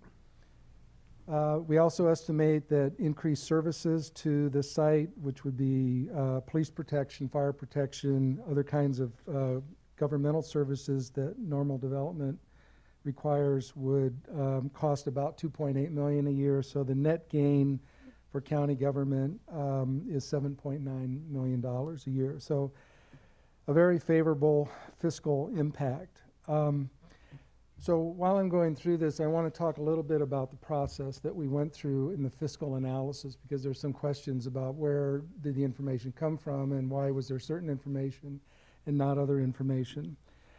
So I want to remind you that we started this, we, ADE and EMC, started this, actually, this thing won't stay up, but sorry, analyzing the pork initiative. So we did a complete fiscal analysis, all the other subjects, submitted a complete report on time for that project. From a fiscal standpoint, I got no direction from any county staff. Let me back up. At the beginning of the process, I got no direction from any county staff of what constituted a fiscal analysis. As Michael pointed out in the list of things in the initiative, it just says the fiscal impact of the project. I've been doing fiscal studies for more than 35 years. I've done 1 million of them. That's not a problem for me. I just went ahead and did a fiscal analysis. So that project, we provided this information. Why don't you back up, because I'm not quite ready to go to that yet. Okay. We provided this information, which is what 90% of our clients ask for when they ask for a fiscal analysis. It's for the jurisdiction who's requesting the analysis. So this analysis covers all aspects of county government. It's not just the general fund, includes fire protection, includes health care, public protection, all the different funds that the county budget includes. So we did that analysis, got no feedback from county staff, and then this initiative came up. We need to do this report. So fine, we did the analysis in the exact same way for this initiative and produced this information. So then, and just to highlight what goes into that on the next slide, it just details what all the $10.7 million in revenue is. So there's the base property tax, which is the AB8 allocation for county government, about 1.2 million. County fire gets its own share. The vehicle license in lieu property tax is substantial. Most of the benefit is sales tax, and so that's where most of the analysis goes. And we have quite a discussion in the report. We did evaluate the project sponsors' fiscal analysis so that we're understanding where they're coming from in terms of the uses, type of businesses, and so forth that they think would go in there. Our estimates are not that different than theirs. So these are all the different revenues that go into the $10.7 million. Next slide. When we finally had a discussion with county staff about this fiscal analysis, the question was raised, well, where's Measure G? Well, that's a good question. Where is Measure G? I went through the entire county budget. It's not in there anywhere. Finally, I talked to the budget officer. Oh, it doesn't go to the county. It goes to the COG. Okay, fine. So now we're analyzing benefits to the COG. So we included that, but that's why it wasn't included. It wasn't, nobody had defined that as part of the scope. I don't have a problem with it. We've done it. It's in there. So the COG would get about $6.5 million in Measure G funds plus the 0.25% of the regular sales tax that they get. That would go toward transportation improvements primarily. This slide also mentions the fact that the project would pay $10.6 million per year in property taxes. We already mentioned the fact that between the county and the fire protection, they would get $1.3 million of that. The rest of it goes to schools, the hospital district, et cetera. And on the next slide, we have a summary of that. Most of these are property tax items. So at the beginning, again, the 10.7 to county government, which is not just property tax, but sales tax, other revenue. And then you'll notice a number of these taxing agencies get shares of the property tax. We had already calculated all of this in terms of doing our analysis. It's part of how we operate when we do the property tax analysis. When county council requested we put it in the report, we put it in the report. We had the data. Not all clients are interested in this because some of them only want to see how the project's going to affect them, but we put it in here. And now we also at the bottom have the sales tax to the Council of Governments. So the total potential annual benefit of the project is $23.3 million a year at full build out. It's substantial. But there's more. Next slide. In terms of what we characterize as one-time revenues, that means the project will only pay this fee once. So an impact fee, they pay it, I think, at building permit in most places. Building permit, entitlement fees, those are all paid once. The service is rendered. It's not a recurring revenue, which is what the other figures are that we've talked about. So we've had calculated from the beginning, 44.6 million in impact fees, of which I think 18 million is for transportation. The others are other governmental facilities for which the county charges impact fees, including the schools. So a portion of that will go to the schools to support school development. Okay, use tax on construction material estimated at $18.1 million. In 35 years of doing fiscal studies, this is only the second time a client has asked us to calculate use tax on construction. And not to say it isn't real, but there's a whole process that goes into actually collecting that. It's not just even the developer, but all the contractors and subcontractors have to go through the process of establishing paperwork with the state to make the construction site in San Benito County the point of sale for that, because otherwise... I just want to interrupt you right here. Yeah. We do have a bad track record of doing this. That's why I'm confident we'll make sales tax to our advantage. We did a snafu with another project. That won't happen again. That's exactly why you're seeing what you're seeing. And that's why it's in here, because I heard from county staff that there's a commitment to do it. But just to point out from our perspective, before we heard that from county staff, there's nothing in the initiative that addresses this. There's nothing in the implementation of the specific plan. That's per a DA agreement. That addresses this. That's why we're sensitive. That was to part of the issue. solar. Not only that, it's solar not, project. It's not in the developer's own fiscal analysis. And you would think if they had thought about it, they would have put that 18 million in there. But that's okay. We put it in because county staff had committed to collect it. But I'm just trying to explain to you the process that we've gone through and why it's been additive and then being compressed in an extremely short time frame has made it difficult to communicate comments back and forth. So those are all the things that we've been trying to address as we went through the process. I have just one more slide. And Doug, can I say something about the process? And just in all fairness, it has been a very compressed process. So we did the pork initiative. We haven't received any comments on the pork initiative, but everybody thought, I think, it was in good shape. Is at least the message we got. Maybe not. Maybe there's comments on that. But we haven't received any comments on the pork initiative.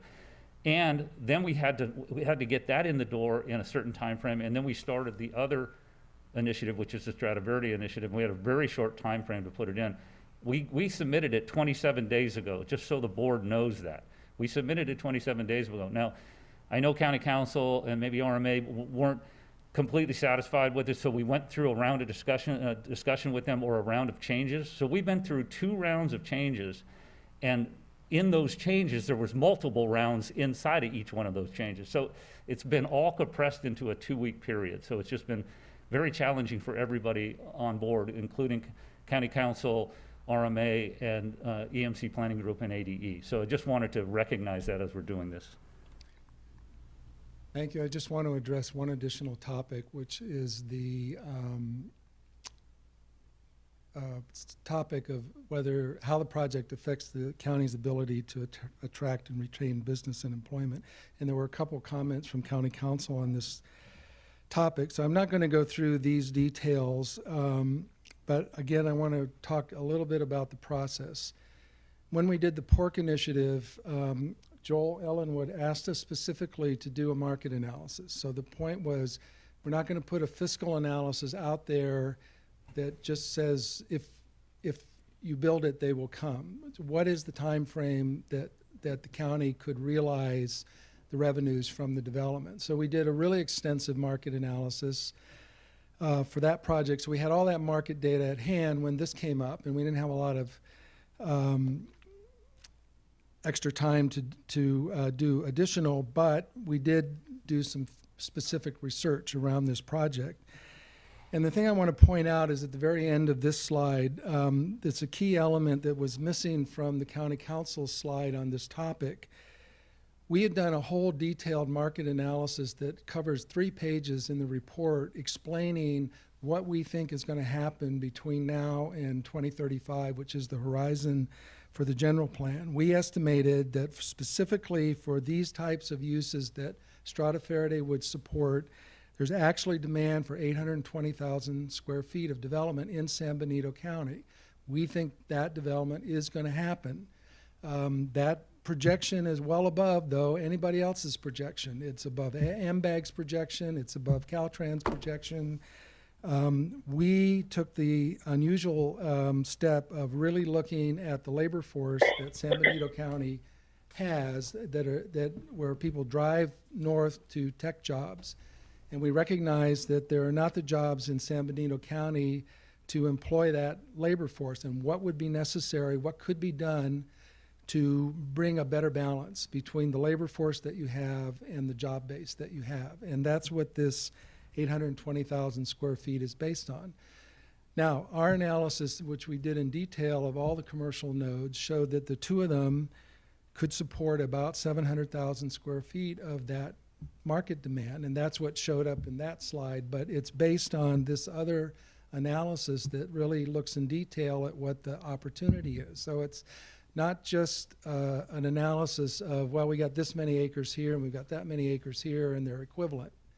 It's based on a pretty extensive analysis of what we think the market opportunities are. And to us, you're going to get this development. We think it's ripe. I think the time is now, or over the next 15 years, San Benito is going to get some of this.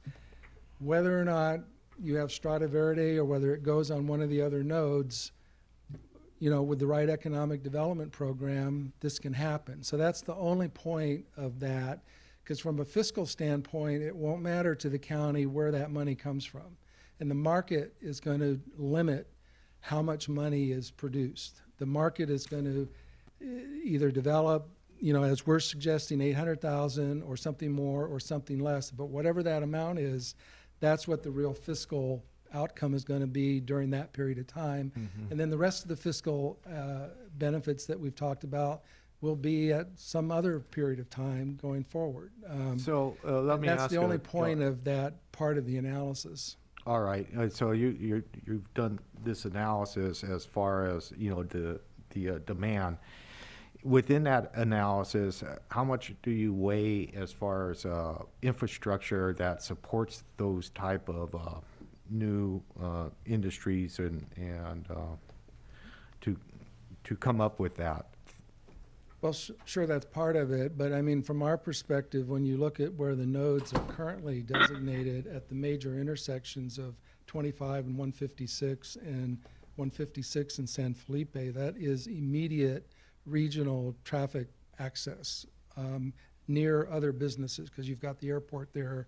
And so that's where, you know, it kind of triggered my mind when Mr. Groves was, you know, beginning his presentation, and concerns the biasness of this report, because I'm not back off I truly believe there's a biasness, that possibly you're working on other projects that I don't know about, which seems kind of scary to me because I'm supposed to know everything, and I don't. And there was something in this report that addressed and referenced 156 in San Felipe and north and 156 by the airport. And, you know, I know there's been a project that's been planned for better than a dozen years, a track, and they haven't come before this board for a reimbursement agreement. I don't believe there's an application, but there's a big map in a planning office, one of our planners' offices, outlining this grandioso plan, and I worry that there's a conflict. Is there a conflict? So Supervisor Botelho, there is no conflict. I'm not representing anybody that would be remotely located in those areas.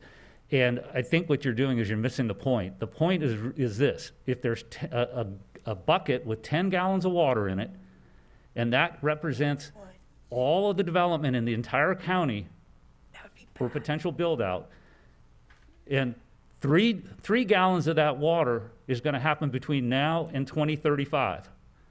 Okay? So that's the life of the general plan. What Mr. Swenson is saying is that 3 gallons of water can go anywhere in the county. That's all he's saying.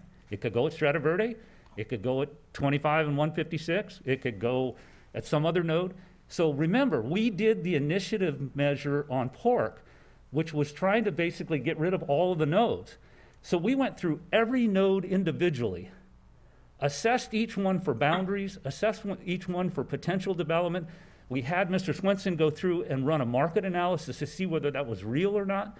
So when he says he had the data, we had spent months putting together this report and this data. So we were able to say, okay, if Strata Verde happens, great. That's where it's going to go. Could be a good project. But we do need to let you know that it could go someplace else. That's all it's saying. There's not an infinite amount of market share coming to San Benito County. There's only a limited amount of market share at this point in time. Now, if a project comes, will that maybe help other market share? Yeah, you guys have made that point already. We get that. But for right now in this analysis, that 3 gallons of water has got to be looked at as that's the limit between now and 2035, and where it goes, we don't know, okay? But it could go to Strata Verde. And I have no knowledge of any specific projects on any of this property. I'm simply looking at it from the standpoint of this is what the general plan would allow, and so these are all alternate sites where this could occur. I have no history here, unlike Mr. Right. Groves. I have no history here, so. Yeah, I recognize that.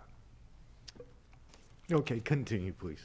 Well, I actually think that's the end of my part of this, unless there are other questions on the economic topics, but. Okay, so is I'll there sit- any questions from my fellow board members? I have one little question, and it kind of crossed my mind. You probably won't know the answer. But what is the tax revenue off that property currently today and employment numbers, you know? I don't know the answer to that. I think it's probably closer to zero if it's anything. It's pretty small, I'm sure. Ag Yeah, land it's isn't probably gonna generate next much. to nothing. Yes. So, we have an opportunity here.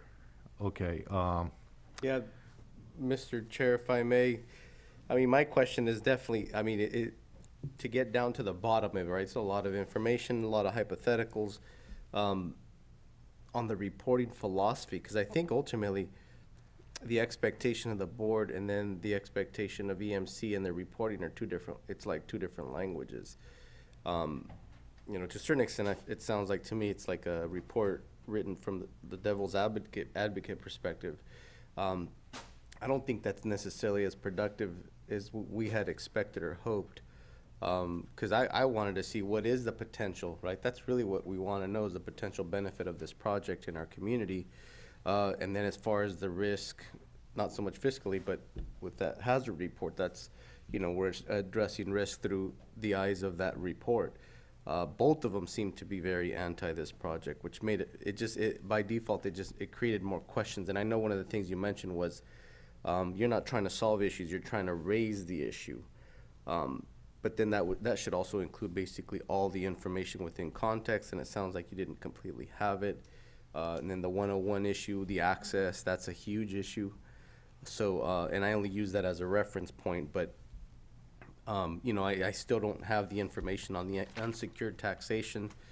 I'm not sure exactly what I can county- answer that. I'm sorry, I meant to. We used a 10% factor. The 5% is what it actually is in the county, but that includes all the residential, which doesn't pay personal. So we use 10%, which is coincidentally the same percentage that the project sponsors analysts use, which is typical. Okay. Well, I appreciate that. Yeah. So the reporting philosophy seems to be a little bit different than my hopes were. And it is to be neutral. I get that is your job, is to present all elements, but it's hard to digest it when it just seems like there's more elements on the negative. And then the positives somehow seem to be I'm not saying intentional or unintentional, it doesn't matter at this point. The whole picture wasn't there, and that kind of doesn't give us the right feedback to really, ultimately to know what the public digestion of it is. I mean, for me, I've pressed from the beginning. I know I've heard Supervisor BOTELHO mention, we don't want to see houses out there. I don't want to see houses out there. I'm going to see this project through to make sure that, God willing, it does move forward, that we're pressing Strata Verde to not have any houses out there. And so I requested County Council for us to set up a meeting to make sure that we're talking and we're on the same page. Because I do support this project, all things considered. I mean, San Diego County is in a place where it needs to see commercial development, and this is definitely something that we've always been hungry for. And ultimately, we just need to make sure that the safety elements are addressed. But that's our job. That's not your job. Nonetheless, mitigation measures wasn't so much specific for how are you going to solve our problems, but at least understanding that industry and what it means to it. I would imagine as a chemical engineer, Dr. Say, who would have given us at least information of what mitigation measures have been used before, just to give us good reference as to what the impacts are, because there might even be talks about why is Tri-Cal in San Diego County if it's dangerous to the whole county. So anyways, I come kind of veering off path, but it's just a lot of things that don't really frame the understanding to really make informed decisions as a public and then as elected officials for the public. So those are my comments, Mr. Chair. Supervisor, I just want to say I really appreciate your comments. I appreciated your comments at the hearing we had with Tri-Cal where you started asking about mitigation. That's why I brought it up again. But sometimes when it's a process, right? We're in this thing and the expectations need to be set. If you remember the first slide I had, what was the purpose? And if you think about an election ballot that you look at your pamphlet and it's got a for and against, right? So somebody wrote a statement for and somebody wrote a statement against. There's a ton of positives in this report about revenues and the things they can do. But like I said earlier, if I'm sitting in the room with a developer, we're going to sit around and go, okay, what are your issues? Well, we still have some access issues we need to deal with. We've got railroad crossings we need to deal with. We've got to deal with the fact that we've got Tri-Cal right next to us, how we're going to mitigate that. Those are good questions. But those are some of the issues. So when we do, whether it's a ballot, a for and against, or whether we do an environmental impact report, I mean, we go through an environmental impact report and it's all negative for the most part. It's what are the impacts? What's the analysis? What's the impact? How do you solve the problem?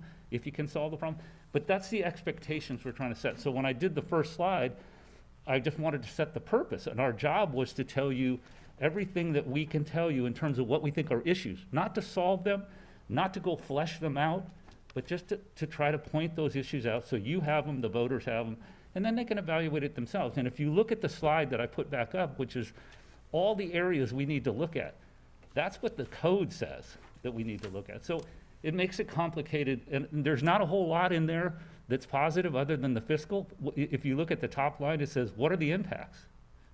So I'm supposed to tell you what the impacts are, right? So again, I'm just kind of trying to set the perspective and the expectation, and sometimes it's hard to do that because you're looking for a certain thing, right? And this whole set of slides we just went through with regard to revenues is very positive, okay? Are there other issues? Yeah, there's other issues, and the county and this developer will need to solve those issues if they want to develop there. So that's what we're pointing out. So inconsistencies with the general plan, or we'll just take a segue right into this issue. The general plan seeks to promote responsible development and economic growth within the county in a manner that appropriately protects the health and safety of residents. So this is what we talked about 2 weeks ago. The specific plan that is proposed, you're exactly right, it's not a new community, it's an suburban industrial park, it's a business park, okay? So that's fair enough. There's business parks in the Bay Area as well, and this is what they're trying to propose. Policy 6.9, we talked about 2 weeks ago of the county's general plan, requires that appropriate buffer be established on a case-by-case basis for new sensitive land uses adjacent to industrial facilities that handle agricultural fumigants, okay? The Tri-Cal facility is immediately adjacent to the specific plan area. The specific plan does not discuss HS 6.9 factors. It discusses 6.9, but it doesn't discuss the factors that are supposed to be put into play, which is what's the hazard?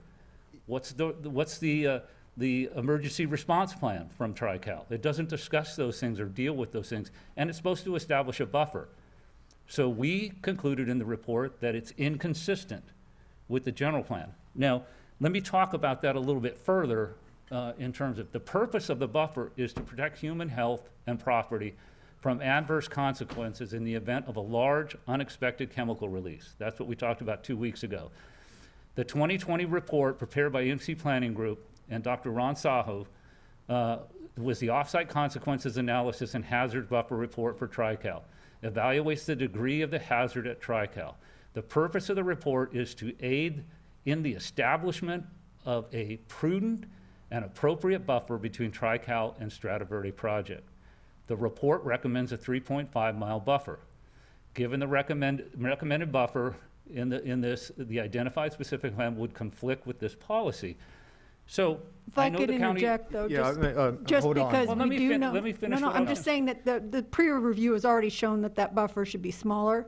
So I'm just saying repeating something that we know is probably not a true fact. 2.8. Well, we'll see, but, You said 2.8. yeah. But again, that's not the point. The point is, we created a study that said there's a problem and you need to have a buffer. It's all a matter, and I would like Dr. Sahu to speak to this, but it's all a matter of risk level, right? It's not a matter of we're not going to have a buffer. So whether it's 2.5 or 2.8 or 3.5 or 3.0, it's your decision to figure out what is going to create health and safety, because you have to make a health and safety finding every time you make a decision. That's all it's about.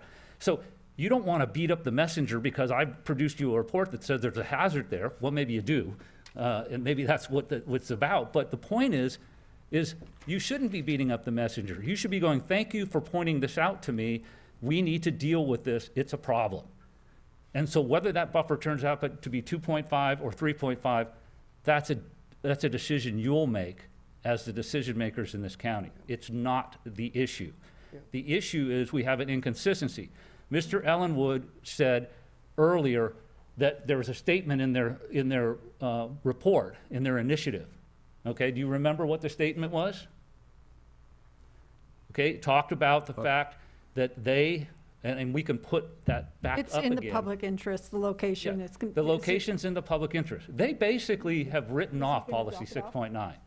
So their way of dealing with it is we're going to make a finding, okay, in the initiative, and we're going to have the voters approve that finding, which is basically going to make 6.9 irrelevant to this project.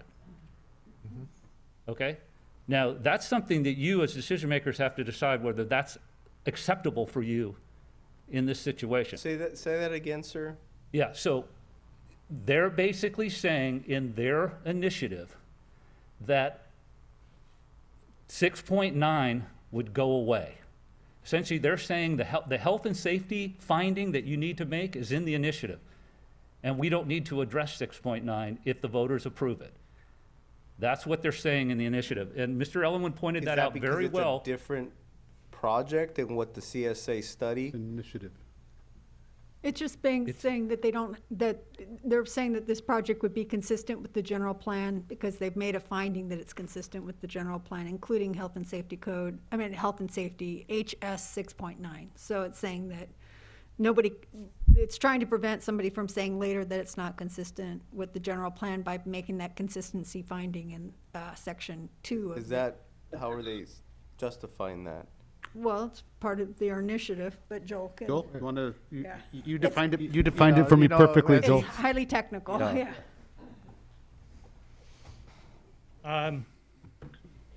Frankly, that is, their purpose is to avoid having to deal with the buffer zone for Tri-Cal.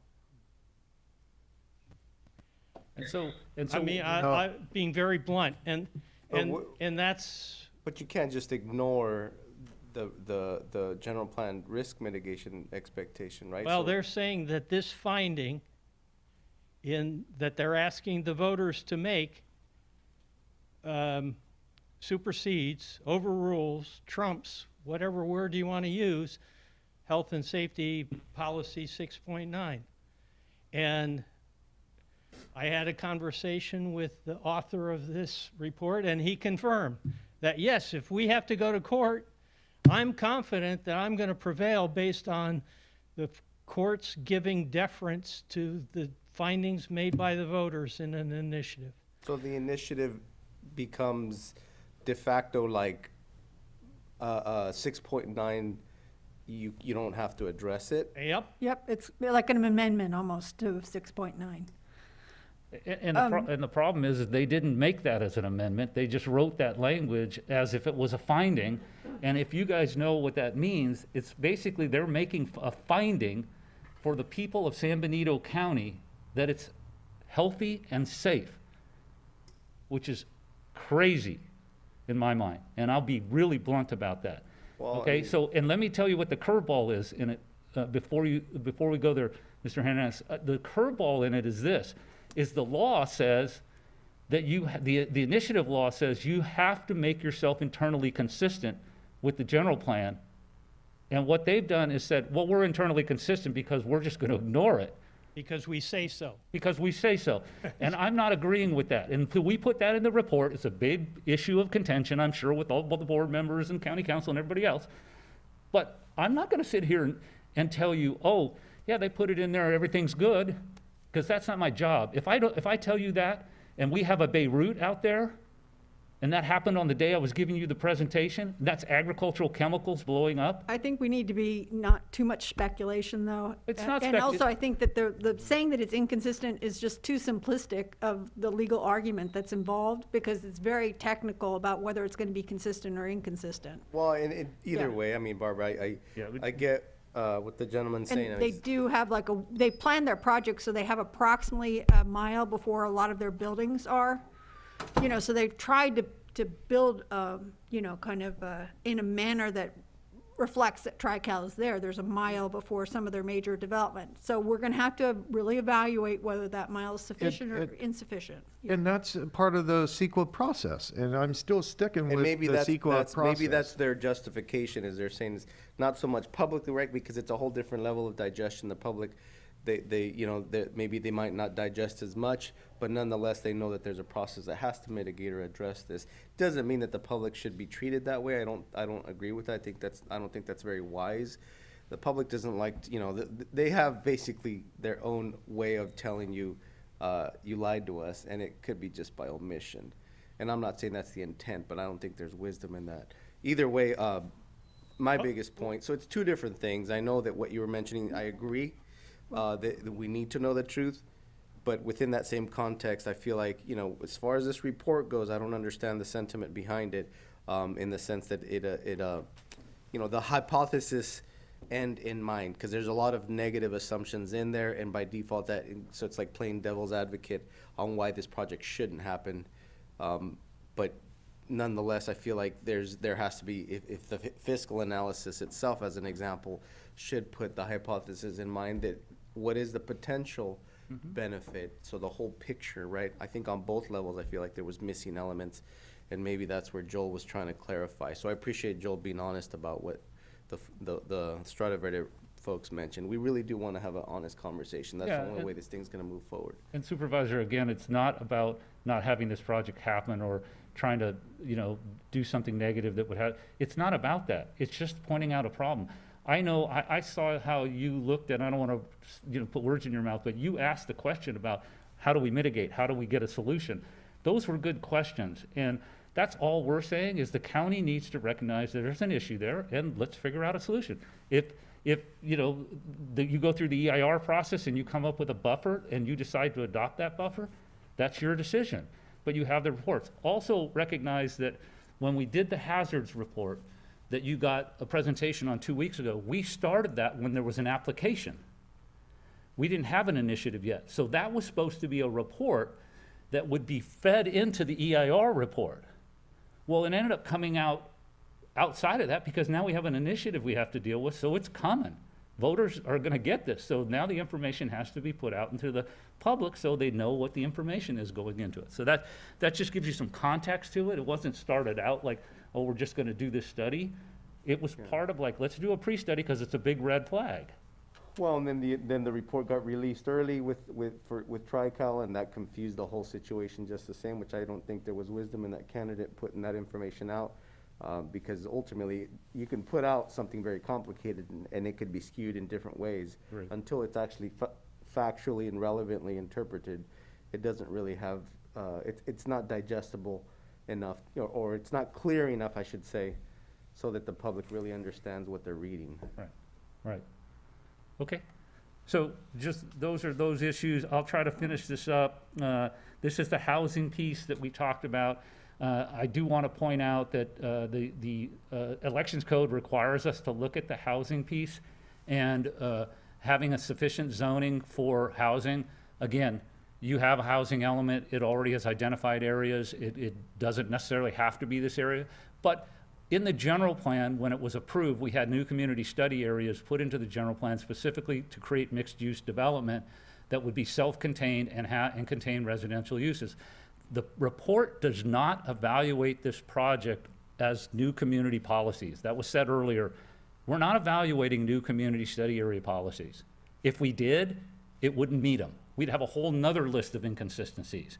What we did do is put in the new community study area policy so you understood what was in your general plan and that this is plopped down in the middle of that community study area. So that's the only reason we put it in. The initiative-specific plan does not propose new community and is not proposed or defined as a new community, nor does it have residential uses. It's an industrial park, all right? But it is in the Bolsa new community area and it takes up about 24%. So that's the only point there, good or bad. Site access. So there's been a lot of discussion about site access, so we'll talk about that first. The specific plan does point out that the primary ingress and egress to the plan area would be a new road connecting the southwest corner of the specific plan area and Bettable Road interchange located on US 101. The initiative states that US 101 basically is being done for a primary road access so that you take the impact off of Highway 25. We get that, and I think that's a genuine goal to achieve for access. And then there's the farm road on Highway 25, emergency access road that was identified. Joel talked about these earlier, connecting the additional new road to Highway 25. Again, whether they have easements that are wide enough and all of those things that just need to be worked out with the developer, they do need to get a railroad crossings to cross those. Back to US 101, the initiative acknowledges that the project applicants may have to construct these access improvements off-site. So they actually said that in the initiative, on land they do not own, to create a sufficient right-of-way with needed to connect US 101. So Mr. Ellenwood did some research on county GIS, and he came back to us and said that there's a right-of-way that's about 150 feet through that area that runs along Y Road. We did our own research as well on GIS, and then we went ahead and did some additional work, and I contacted an engineer and had the engineer take a look at that section of roadway and try to validate, some of the things. So some of the things you saw in the report that had to do with, walls and tiebacks came from that engineer. And the point was, it's not that it can't be achieved. I'm not sitting here saying something can't be achieved. What I'm saying is there's some challenges there. The Y road connects into the interchange, but it's not wide enough. If you're gonna have a major industrial park, you're gonna probably need a fairly wide roadway, like the 150-foot right-of-way that Mr. Ellenwood talked about. The right-of-way varies in width from anywhere between 60 and 80 feet at some places to 250 feet in other places. It's not something you can average. It has its areas where it's compressed and areas where it's wide enough. It also, the property that they own does not connect to the Bettable Road interchange. The property comes short of that, So there's a piece of property in between. So then the next question is, if they're going to expand Y Road, are they going to be able to do it on their property? And then the next question is, are they going to be able to expand Y Road wide enough to get to the interchange on somebody else's property? So those, and I'm not trying to solve these problems. I'm just telling you that there are some issues that need to be resolved. The applicants clearly know that. And so I am not going to try to get in the middle of the kitchen. There's too many cooks in there already, but they need a railroad crossing on the 25 side. That's not easy to get. And they're going to need to work out some agreements to get wider access into the Bettable Road interchange. And those access ways that you have there, and I will show you a map that I put in, but these access ways, and this is hard to read, so I'll try to just go over it really quickly, but I just want to point out that there's massive landslides along these are just environmental issues, massive landslides right at the interchange. There's culverts that need to be widened and repaired when they do build the road. Yeah, again, these are achievable things, but you got to widen the culvert, which means you're going to have to get probably an Army Corps permit, U.S. Fish and Wildlife permit, Cal Fish and Wildlife permit, et cetera, right? It's going to be challenging. So not that it can't be achieved, but they're challenging. There's landslide hazards in a number of different areas along here. The numbers that you see, 3A are landslide hazards. The number 4 is liquefaction and floodplain in which the road runs through or alongside of. And then there's a fault that runs through the area. So again, just like if we were doing an environmental impact report, we would point these things out to the board, and the developer would have to come up with solutions, engineered solutions to figure out how to do that. That's what that is. We're not trying to say they can't get to 101. I don't know that. Okay, what we do know is there's some properties, there's the inability potentially to widen the roadway through there unless they get right away from other people. There's slides to deal with, there's riparian corridors to deal with, et cetera. Development of the specific plan area may create changes to the county circulation system that conflict with San Benito County Council of Governments Regional Transportation Plan. The removal of Shore Road extension is one of those. Improvements to U.S. Highway 101 and State Route 25 that rely on California Department of Transportation ownership and right-of-way sufficient to achieve improvements.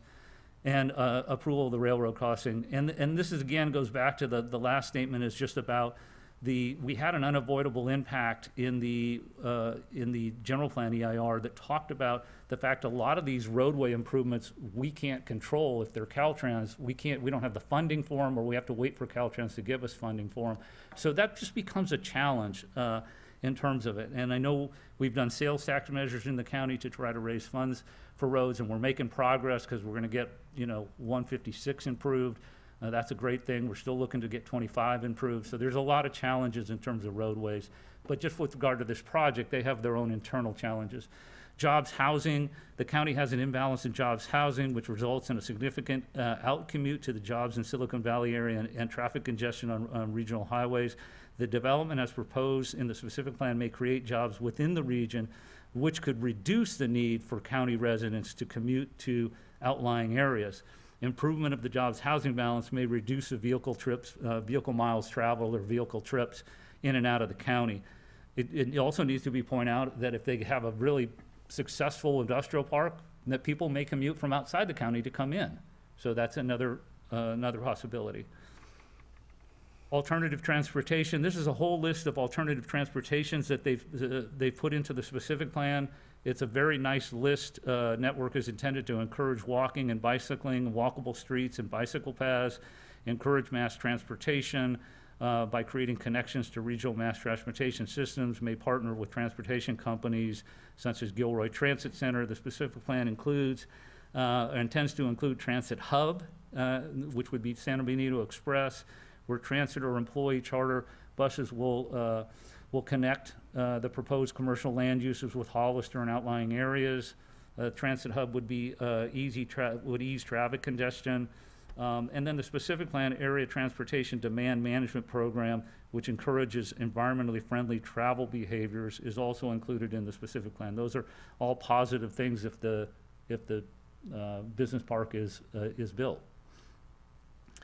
agricultural lands, important farmlands, just to point out, again, this goes back to Supervisor Hernandez when we have to point out, negative impacts, okay? What are negative impacts? Well, it's gonna have impact on agricultural lands. So approximately 379 acres of farmland of local or statewide importance, 537 acres of prime farmland, and 50 acres of unique farmland are impacted by this particular development. It's a total of 966 acres of state-designated important farmland that's impacted and potentially converted to other uses besides agriculture. And there's a total of 1,500 acres of agricultural land that's converted by the project at build-out. Mr. Chair, Yeah, on that go ahead.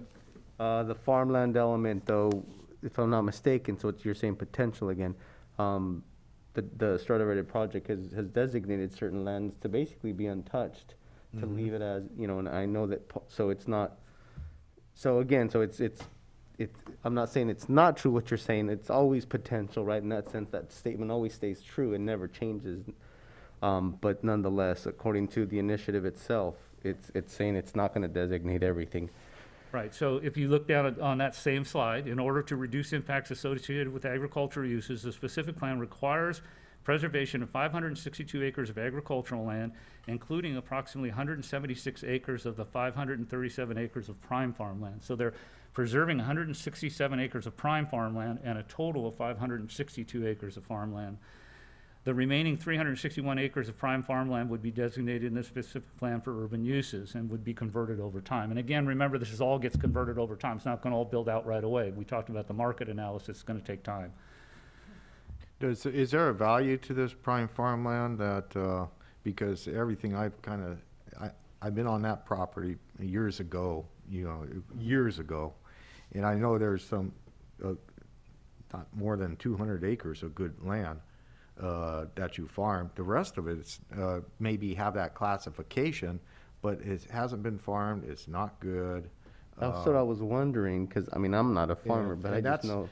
That's the problem, and it's, everybody goes, oh, we're losing prime farmland. Oh, geez, tell a farmer that, and sometimes you have a better use than farmland. And, adjacent to an industrial use like a tri-cal and a railroad track, sometimes there's something better that comes along, and this is the project that is better. And Supervisor, what I would suggest is if you do get to do an EIR, I would ask the consultants to do a LISA model, which would actually give you the values for the farmland. And that way, you're right, these are statewide designations, right? So sometimes it's kind of when they say, well, this entire area is all Kit Fox, right? And they put a big bubble on a map and it's not as accurate. It's certainly within the area, but does it affect your property or the next property? There could be properties out there that are not suitable farmlands. I see that all the time. I think you have to do the analysis in order to know beyond what the state's designating, know whether they're actually farmable and what the income is off them and all of that. And then vacant parcels of land and open spaces, we're getting to the end here. The specific plan area and its surroundings primarily consist of vacant agricultural land and rangeland. The initiative measure specific plan includes a new 209-acre park called the Pajaro River Park. In the second phase, that would be a regional public park including 2.4-mile multi-use trail, benches and interpretive signage. Along the western boundary and adjacent to the Pajaro River will be an expanded riparian habitat that will add approximately 830 acre-feet of stormwater storage volume to the 100-year floodplain. These intended actions included in the specific plan are supported by the general plan natural resource policies. So those are very positive things to the natural resource policies. And then I say, however, because the actions are intended to be implemented in phases of the plan implementation, there is no guarantee they will get implemented. So again, the guarantee has to come in the form of the subdivision map or a development agreement or through an environmental document that you prepare. So I want to make that clear, because if I'm the developer and I get the approval at the voters and I decide I want to go start building some buildings, I might put the park in 10 years from now or 15 years from now. Doesn't mean that's going to happen. I'm not saying that this developer is committed one way or the other. Maybe they have committed to staff what they're going to do. But from our perspective, it's just to make you aware that it's important to note that it's not a first phase piece. It's a second phase piece, which means you could be 15 years into development before you get any of the park stuff or the watershed stuff or the trails. So those are things to know. I was before the Planning Commission a couple of weeks ago, and the Planning Commission asked me to put in, we were proposing a conservation easement on some land, and they asked me to put it in on the first phase of the map, not the second phase, because it was proposed by the applicant to put it in on the second phase. We agreed to put it in on the first phase because that gives the county a guarantee it's going to happen. They can't build anything, they can't grade, they can't come out of the ground unless that easement gets put in place. So that's just to point that out. So just with regard to questions, I just want to see if there's anything else that was discussed. The one thing I want to note on the nodes, Supervisor Botelho, you talked about the nodes in terms of the mistake in the general plan, just to remind you about that. And I don't want to drudge up history, but if you remember, these nodes were moved around at the last minute by the Planning Commission, and we went to the board 2 weeks later. So yeah, there was a mistake, no question about it. But those nodes, it wasn't like it was a process that went up to, it was Planning Commission stopped the action, said we want to change this, we want to move some stuff around, and they did. And so yes, the graphic came out incorrectly, and it did cause some problems.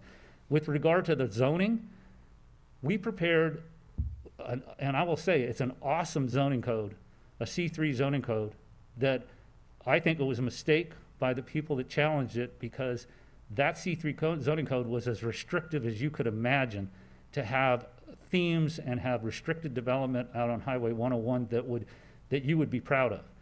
And we were proud of doing that code section, and it got knocked out by the voters. So I'm just telling you, we have been doing good work to try to preserve the county and put these kind of things in place for economic development. So we talked about the net gain. Doug talked about that. We talked about access regional housing 25. And I think those are all the issues that we discussed and county council discussed ahead of time. And I don't see any other issues that we need to at least express our opinions on at this point. So we're available for questions. Thank you. Is there any questions from my colleagues on the board? Peter? You know, we'll move on to public comment. We'll open it up for public comment. If you wish to make a comment, press *9 or raise your hand. Mary, if you could please state your name. Oh, yes. My name is Mary Shaw Coran. For this discussion, I thought it was very enlightening. I had a question. I was wondering if Supervisor, I know that there's a report that's still being finalized. I don't know when it's going to be finalized, that will be helping the voters when they vote on this in November, the fiscal impact analysis. If the supervisors suppress any of this info, does that make the supervisors open to liability? For example, the tri-cal information, if they try to, gloss over the fact that it violates, I can't remember, it was it's not consistent with the general plan, and the initiative, the Strada Verde initiative actually, dismisses, I'm just looking at my notes here, the H6.9, I believe, concern anyway, I was just wondering if there is any liability issue if supervisors do not allow that information to go out in the fiscal analysis. Thank you. Thank you. Next speaker. Joe, if you could please state your name. Hello? Yes, yeah, we could hear you. Go ahead, Joe. Okay, all right. Hello, my name is Joe Sanchez. I'm a college student and live here in the county. The safety of our community and our environment are important to me, and I'm very worried about the Strada Verde project. I'm especially worried because a lot of important information is only now being revealed. And I wonder, Why has so much been hidden? I'm not sure why it took so long for the report about the dangers of an accident at the chemical plant to become public, but it is really good it did. We need to know that a leak, fire, explosion, or anything else could kill people for several miles around that plant. That area includes Strada Verde. We shouldn't build where we know one accident or fire could kill tens, hundreds, or thousands of people. That's not smart decision making. Maybe that's why the report wasn't released sooner. We also don't know what is really going to be at the project, do we? The proposal allows lots of kinds of development, but the developer won't tell us who the tenants will be or the actual businesses. What are they building? Shouldn't we be sure before this is approved? We will be handing over thousands of acres of farmland. Is that good for our community? And what about the environment? If this is passed by voters, the project will be able to skip important environmental reviews. That's more information we will not know. Why is that? Knowing Strada Verde is in a hazardous, potentially deadly place is enough for me to oppose. It's simply not smart. But I worry as much about all we do not know and why these details aren't being revealed. Thank you. Thank you. Frank, if you could please state your name. Yeah, this is Frank Berrigan. Thank you, Mr. Chair and members of the board. It's kind of disturbing to find out that the Strada Verde election code 9111 report still has not been available to the county. It's not being put on the county's website. It's been referenced on Facebook, which is not the method we should be using to inform our constituents here in San Benito County.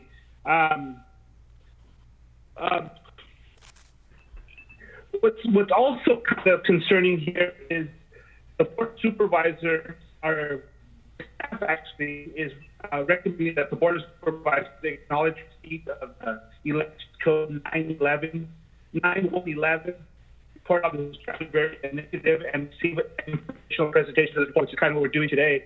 But the board of supervisors cannot acknowledge receipt without the presentation of this report to the public. Since it's been out since July 9th, it's already been past 30 days. It was received yesterday, if I could correct. Yeah. Yes, go ahead, correct it. Yes, the final report was received yesterday. So what the report that was out on Facebook had been out since July 9th. You might have that as a different report, Frank. Might be the buffer zone. Yeah, sorry. Yeah, the hazard study. That was a hazard study, and that's been out. But go ahead with your public comment, Frank, if you want to continue. Well, the report that I'm referring to is the on-site consequence analysis and hazard buffer report for TriCal Inc. Yes, that's a public document. It's a public document. Okay. Well, your refusal to provide this study in advance violates the spirit of the Brown Act and does not give public any meaningful time to prepare and participate in this meeting. More importantly, it gives me and the public the clear impression that you are intentionally withholding public information or worse, trying to change documents behind closed doors. This type of conduct and this lack of transparency has been a pattern and practice allowed by county councils, by county's council, as evidenced by Supervisor BOTELHO on ongoing attempts to try to squash this hazardous report. I am now making a public records demand for the Strada Verde Elections Code 9111 report and all correspondence between county's council and applicants' lawyers and representatives for the Strada Verde project. I am also giving you notice that I am evaluating whether to submit a complaint to the civil grand jury based on the patterns and practice of using Brown Act to avoid public discussion of public items behind closed doors. Your act and allegiance to developers constitutes a grave injustice to the county thank you, and an Frank. unconscionable breach. You guys took my time. I don't know where to send any of this information that you're asking for, so please forward your email to the clerk of the board or somehow give us the contact information so you can get the information you requested. Okay, can I finish? No, that's it. Give them a You guys were asking questions during I'll my. give you my 30 presentation, so seconds more, Frank, as courtesy. Go That's ahead. enough. That's 30 enough time. seconds. That's Go. enough time. All right. Your acts and allegiances to developers constitutes a grave injustice to the county and an unconscionable breach of public trust. Your acts appear to be financially driven for your own benefit, whether it's campaign money, improving your business, or land value. This needs to stop. Thank you. Thank you. Next speaker. If you could please state your name.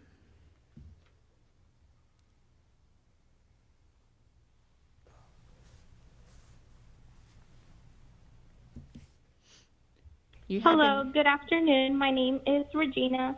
I am a college student and I am against Strata Verde. I have heard about Strata Verde for a while now, but I just can't trust what we are being told about it. I feel like out-of-town developers are trying to sell us on something. They have presented a giant 140-page proposal to consider. To me, that's a lot. But for me, some really important things are missing. They're promising a lot, but publicly too. But why doesn't their plan tell us who the tenants and businesses will be? They could use the land for many, many things, but they don't tell us what the exact plan is. It could be nearly anything. I feel like we should know that. There is talk of a lot of jobs, but the big plan does not include any commitment to hiring local people. That just seems wrong to me. And why was the important study about the horrible dangers of the chemical plant kept such a secret? It tells us just how dangerous it is to build so close to the plant, and an accident can kill a lot of people nearby. That should have been made public sooner. Even after it was released, there have been complaints it should not have been. Why not? It is very important. With so many open questions and important stuff kept hidden, I cannot trust what we are being told. We should not let ourselves be sold on Strata Verde by out-of-town developers who, I guess, are in this for money. This is our community. We deserve better. Thank you. Thank you. Any other public comment? We have no more. We don't have any more. Oh, we got one more. Oh, we do? Jackie, if you could please state your name. Good afternoon, Board of Supervisors and audience members listening and present. This has been a long, laborious meeting and hearing of your study. What I gathered, what I observed through hearing and listening is that you all, board members, are confused and frustrated. You did not receive a clear, clean-cut report that you wanted. There are many issues that have popped up. Incorrect, Mr. Grove stated, it is not their job to provide mitigation or solutions to these needs. For me, I put it very simply and very clearly. You all put the cart before the horse. You approve this initiative, go to the voters, the general public, myself. I'm a resident in Supervisor BOTELHO's district. This development will greatly impact our neck of the woods. All of the mitigations that could come out of this, having to develop roadways, access to 101, access over a railroad, water, sewer, infrastructure, it just seems like a big pie-in-the-sky development. Will you ever recoup the money that will need to go out? We don't hear anything about who this developer really is. I've heard of a name called Bristol SB LLC, and the SB stands for San Benito. Because, by the way, public, they've already joined our San Benito County Commerce Association. So they're already greasing the wheels, shaking hands. This is very discouraging and very dishonest. I agree wholeheartedly with all the speakers before me. The issue for me is not Tri-Cal. The issue is Strata Verde and the money men behind it, and what they're trying to bring to our county. This is a small community. And believe you not, Bristol SB LLC, that's Limited Liability Corporation, which is a huge red flag for me, how people do business, is in the business of developing and designing master communities. What does that translate to? Master communities, not commerce, not commercial, not research plan, but luxury master communities. And they said so much on part of the report you were presented to last couple of weeks ago by Dr. Tahu studies. They listed child care centers, churches, spas, recreation centers, wedding venues, entertainment venues. Does this sound like a research park to you? It sure doesn't to me.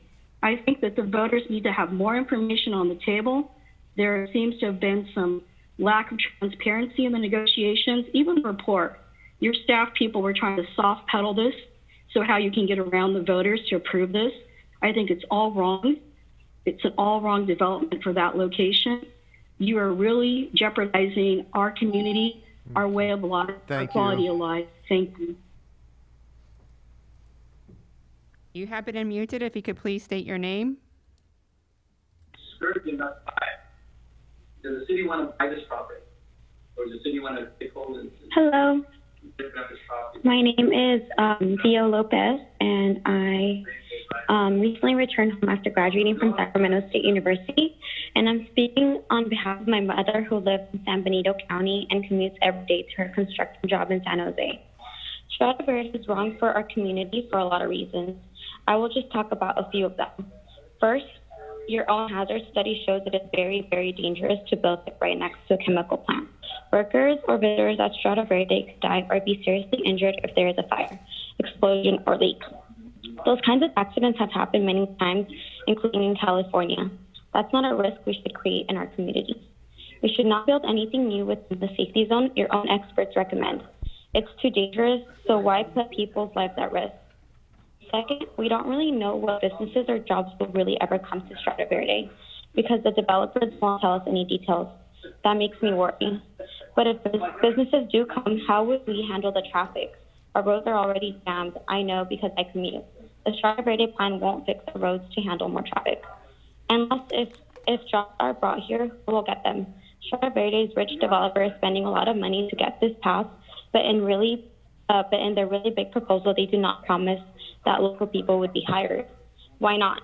Strata Verde is wrong for San Benito County, and it is dangerous. We can do a lot better for people and the safety of our community without the risk. Thank you. Thank you. Any other comments from the public?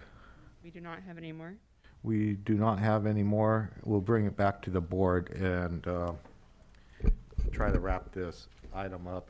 Supervisor Medina? I do have one quick thing to say, and please correct me, Joel and Barbara. Is one of the individuals stated we approved the initiative. Well, we had two things we're required to do. Is that correct? Either You can either place it, you can adopt it yourself, or you can place it on the ballot. so we had our hands tied behind our back and we let it go to the voters, which is the right thing to do. I just want to make sure that that's clear, and I want to be transparent about that. Yes. Thank you. Yes, after the signatures are collected, you don't have an option to do anything else besides those. Thank you. Yeah, I'm happy you brought that up, Supervisor Medina, because people get confused. And then they get confused again, and we'll probably have to say the same thing in 2 weeks. But do you have anything to add, Supervisor Hernandez? No, well, I mean, yes. Sorry, I support the project. I want to flesh it out. I want to do what's best for my community. And yes, I want to address the risk with TriCal. I want that to be a transparent process, so I don't think that's anything that's dishonest or malintentioned. So thank you, Mr. Chair. Thank you. Yeah, and I'm very supportive of this project. I think it's a game changer. I really believe that there's clearly some mistakes and a difference of opinion on some of these aspects of this report. The fiscal analysis is pretty accurate, even compared to the applicant's fiscal analysis. That was reassuring. You know, we're talking about the bucket of water, being that if you have a 10-gallon bucket of water, 3 gallons of it is going to be filled because of the market demand. I believe that if this project is a catalyst of not only will we get the 3 gallons of water in our bucket, we may get an additional 2 sooner because we're promoting a new industry, a demand that is out there in Silicon Valley. Is there issues and hurdles that need to be overcome? You know, as you if you get the zoning and you get the design of the project, that's where a lot of this stuff is vetted out and overcome. The buffer, I have no problem at all having a track next to the to Tri-Cal. You know, it's low density. That's your buffer area, and that's what the designs that I have seen from the applicant. A couple of years ago, maybe a little bit longer, I was approached by the property owner to ask if I was interested in, you know, being somewhat open-minded or supportive of a housing development again out there. And, you know, I told him no. And, you know, as time went on, we suggested a job center, something that creates revenue and provides opportunity for our citizens here. We have a tremendous disbalance of housing against job creation. And I'm sorry, saying no to houses and stop building them is not going to correct that issue that we have and see today. This is go a long ways in correcting that issue. I believe that Tri-Cal is nowhere near the hazard that was portrayed in the hazard report. Their record shows that. I'm more concerned about the train being loaded in the Bay Area and traveling down here than being parked at Tri-Cal. I'm more concerned about the trucks that is delivering product to the end users and pulling out onto 25 and getting into an accident at 156 and 25, then I feel that there's a likelihood of any possibility of a spill of the magnitude that was described. We have hundreds, if not thousands, of workers already in that 3.5 mile radius. What do we do with them? And the businesses and the property owners and the residents. Should we be working with Tri-Cal? Absolutely. I've had a number of meetings with their leadership and to inform them of this possibility of a project adjacent to them, and they have been supportive. So, you know, I think all these things are absolutely could be overcome, and there's a lot of things I would have wrote in this report that is quite a bit different. But I think it comes back to some of our county council's concerns and how they outlined it and how are we to deal with it so the public has a true picture of, you know, and the county is unified and agree with the report that will be available, I guess, in the next day or two. And, you know, that's one of the things that I'm somewhat concerned about Mr. Grove's testimony and the disagreement, especially on the CEQA requirements. And we have to come to agreement on that. I believe in Mr. Ellenwood's experience. He's our county counsel, and as he's stated, he has quite a few years of experience, being married for 40 years. No, I'm only kidding. But, you know, I think if we're the bosses, and, you know, I'd like to see a language in there that, you know, my impression is that you have to go through the environmental impact report. You have to go through CEQA. You there get the zoning, fine, if the voters vote for it. But there's no shortcut to this process, and I still maintain that. County Counsel Thompson? Yes, I did want to point out, and this is brought to my attention by Joel, but on section, I believe it's 5.4 of the, where it says, talks about implementation, it says subdivision approval, implementation of the specific plan requires subdivision of the specific plan area, which requires the submission and approval of a tentative or vesting tentative, final, and parcel maps pursuant to the San Benito County Code and state law. It's anticipated that this subdivision will be accomplished through recordation of multiple phased maps to facilitate the full implementation of the build-out of the specific plan area. It says subdivision maps shall provide for all infrastructure and off-site road improvements necessary to support each phase of the phase in the substantial conformance with the specific plan. Let me see here. As required by the San Benito County Code and state law, large lot maps may be appropriate and permitted for financing or sale purposes. So it does look like it does state in the specific plan that it's their intent to do subdivision maps to develop the project, which would Okay. require the CEQA. I just wanted to reinforce that. Yeah, all right, that's good, that's what I thought. So what do we gotta do from here? If it's acceptable with you, what we could do is release it with a cover letter, maybe attach the PowerPoint or a cover letter indicating what concerns we had with it, if that's acceptable.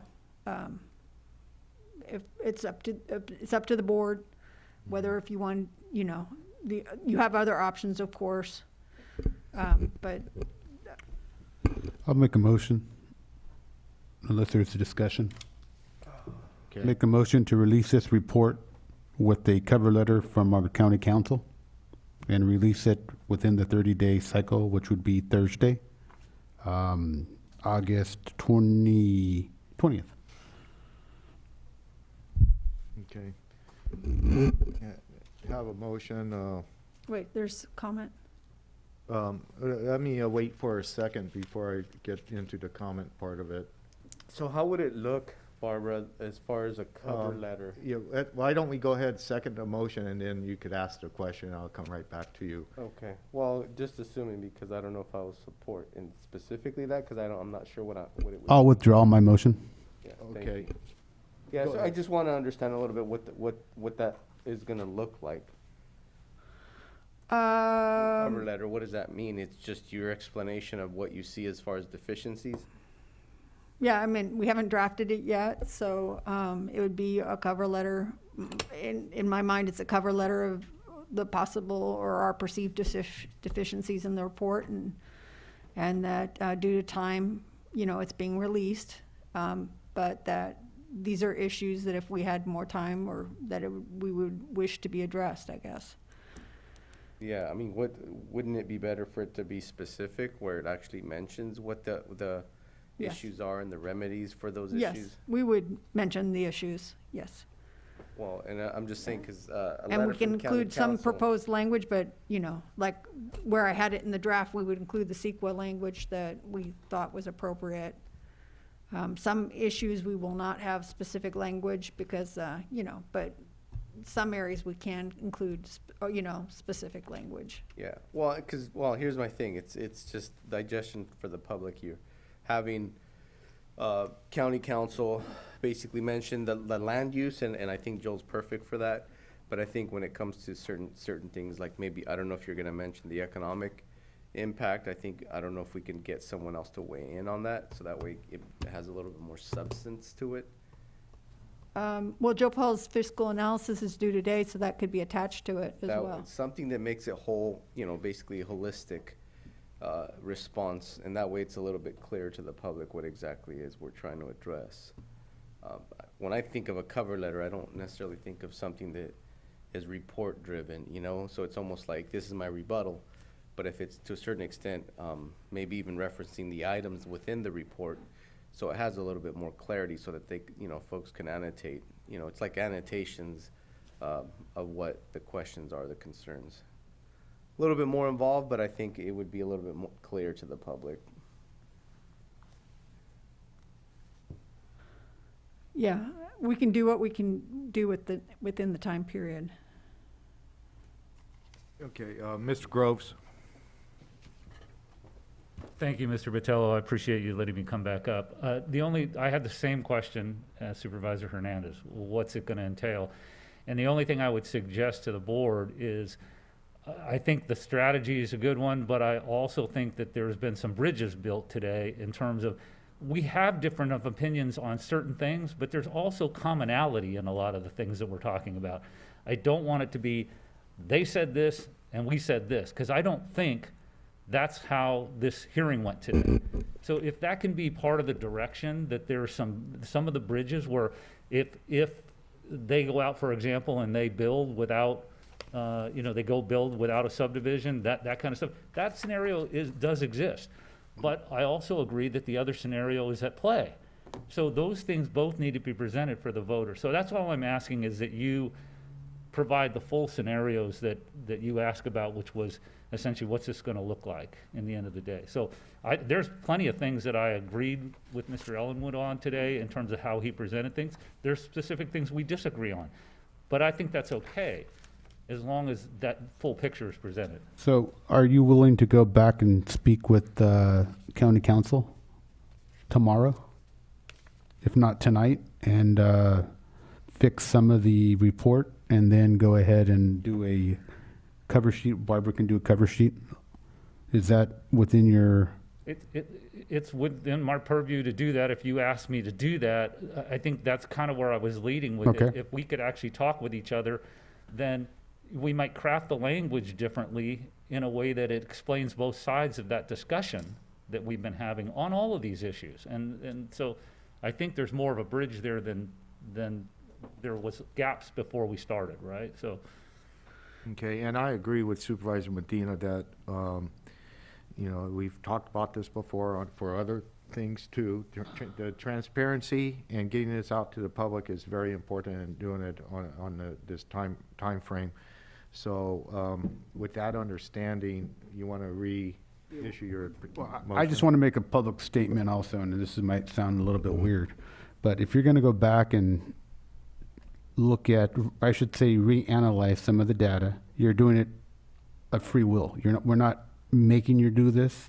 You take the accountability and you take the responsibility that you're making changes because it's the right thing. We're not making you do something. Is that correct? That's correct. I just felt like it's an opportunity for us to talk about these issues and not leave it as confusing for the public. I think it's confusing for the public and the voters because we're talking about these issues and some of them are very complicated.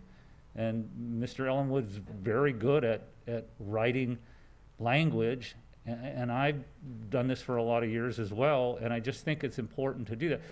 We don't have to do that. I mean, you can certainly just say, let's have county council put their errata sheet on it, and we've already. No, I like what we're doing. I just want to make sure that we all understand that you're not doing this under duress, or we're not making you do this. It's something that you want to do also. Yeah, I'm doing it voluntarily. Okay, that's perfectly stated. Voluntarily, and I don't know that we'll agree on everything, but that's okay. That's part of the process. So. Can we get Joel's input? I think as far as the format. Personally, when I think, maybe that's the way that I think, but when you're looking at the report itself, it's almost like an annotation format in my mind. So there's a cover letter, which is separate, right? You're gonna have to reference. But if it's annotated next to the actual document, then it might actually be a lot clearer to the public to digest, to say, oh, this is where county weighed in differently, or they wanted to add it. To answer your question, I appreciate the commitment from Mr. Groves to work together with our office, and if we can fix the report, then there'll just be a report.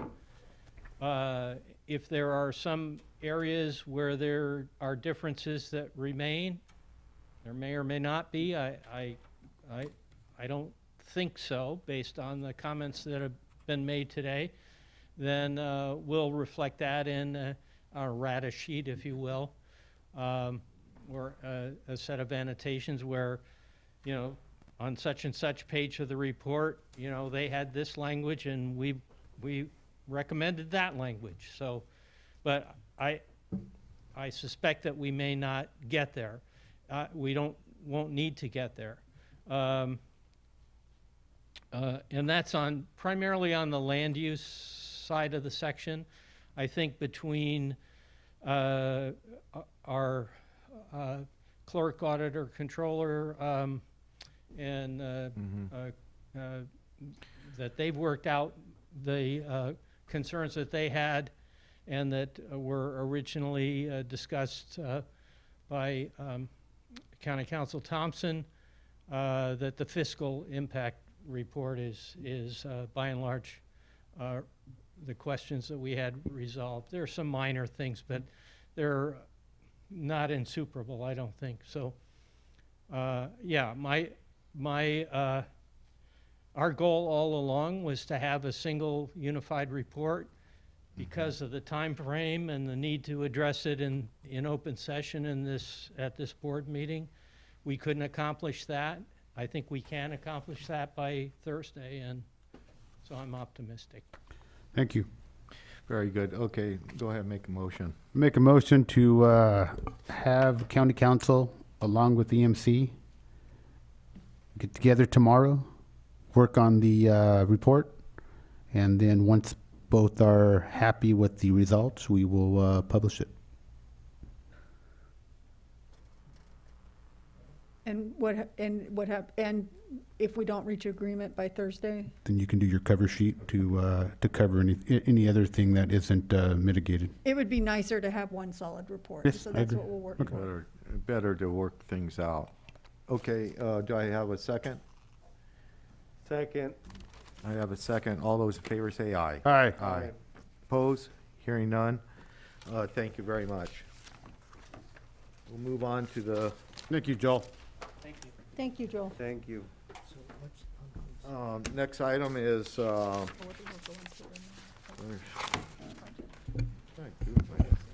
we still? Number 29, Mr. Chair. Yeah. We still have, One more item and 3 closed. I'm pretty sure. no, item number 23. Oh, 23, my apologies. It's out of county counsel's office. County Counsel's sorry. Office on the cannabis, Yes, Enforcement. basically, let me go, sorry, let me go to this one. This is the fee report, or are we doing cannabis? Cannabis. Cannabis. cannabis. Okay, so the cannabis one, normally we would have put on consent agenda for adoption. We put it on for regular motion for the adoption, just so that if there was any public comment, I'm just going to submit on it, and I can read the title of the ordinance for the record, just again, for the board.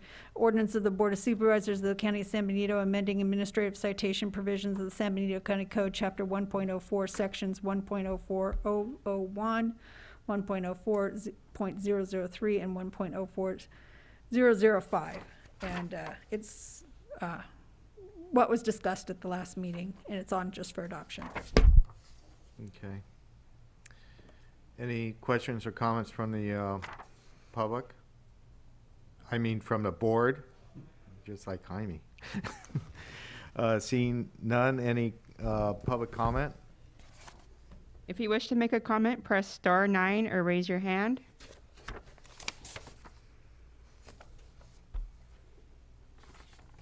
No public comment? No public comment. All right, we'll move on to bring it back to the board. What's the wishes of the board? I make a motion, we move forward item 23 as written. Second, Medina. All those in favor say aye. Aye. Aye. Oppose? Hearing none. Very good. We'll move on to public hearings. Hold a public hearing to adopt resolution imposing a fee tax assessment for 2020-21 for utility services provided by the county CSAs, and adopt resolutions authorizing the county auditor to levy special taxes established for the 2021 taxes within the community facilities district, CFDs, 2015 01 Santana Ranch, and 2018 01 residential services. Ray, you want to take this one, or Harry? Harry's on the phone right now. This is Pass it Harry. on to Harry. Okay. Yes, Harry. please, Mr. Chairman, members of the board, this is Harry Mavrogenis, RMA. This is, as you stated earlier, the fee adjustments this year for utilities and services to our county service areas, as well as setting up the fees for the 2 CFDs.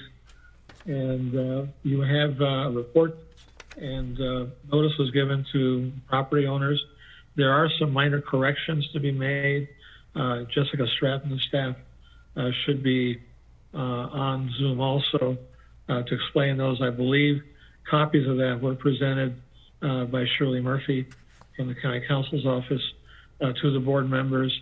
There's 2 areas that needed more clarification, and those are in your hand, and they were put in the back of the room for the public as well. So with that, if there's any questions, we're happy to try to answer them or have staff answer them with Jessica. Okay. Any questions from the board? I see none. I'll go ahead and open up the public hearing. Do we have any comments from the public? If you wish to make a comment, press star 9 or raise your hand. We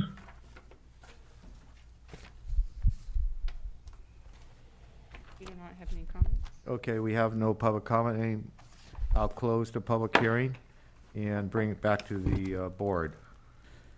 Make a motion to approve resolution number 2020-63, resolution number 2020-61, resolution number 2020-62.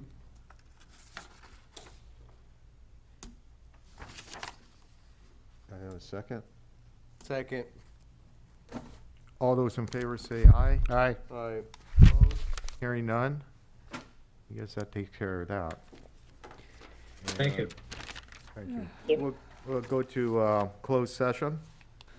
Closed session, conference with legal counsel, anticipated litigation, significant exposure to litigation, number of cases, 1, Government Code Section 54956.9 D2 and E1, County Counsel Barbara Thompson, Assistant County Counsel Joel Ellingwood.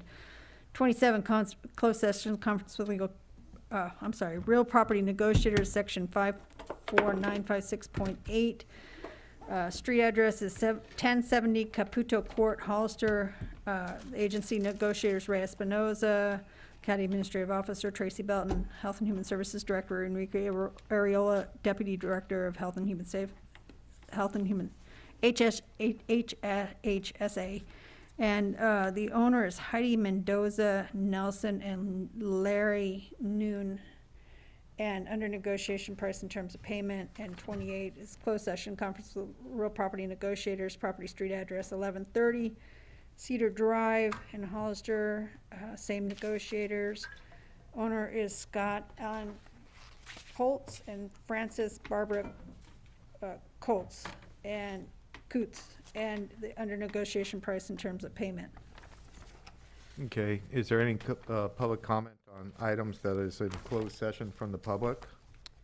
If you wish to make a comment, press star 9 or raise your hand. We have no comments. Okay, thank you very much to the public, and we'll go to closed session.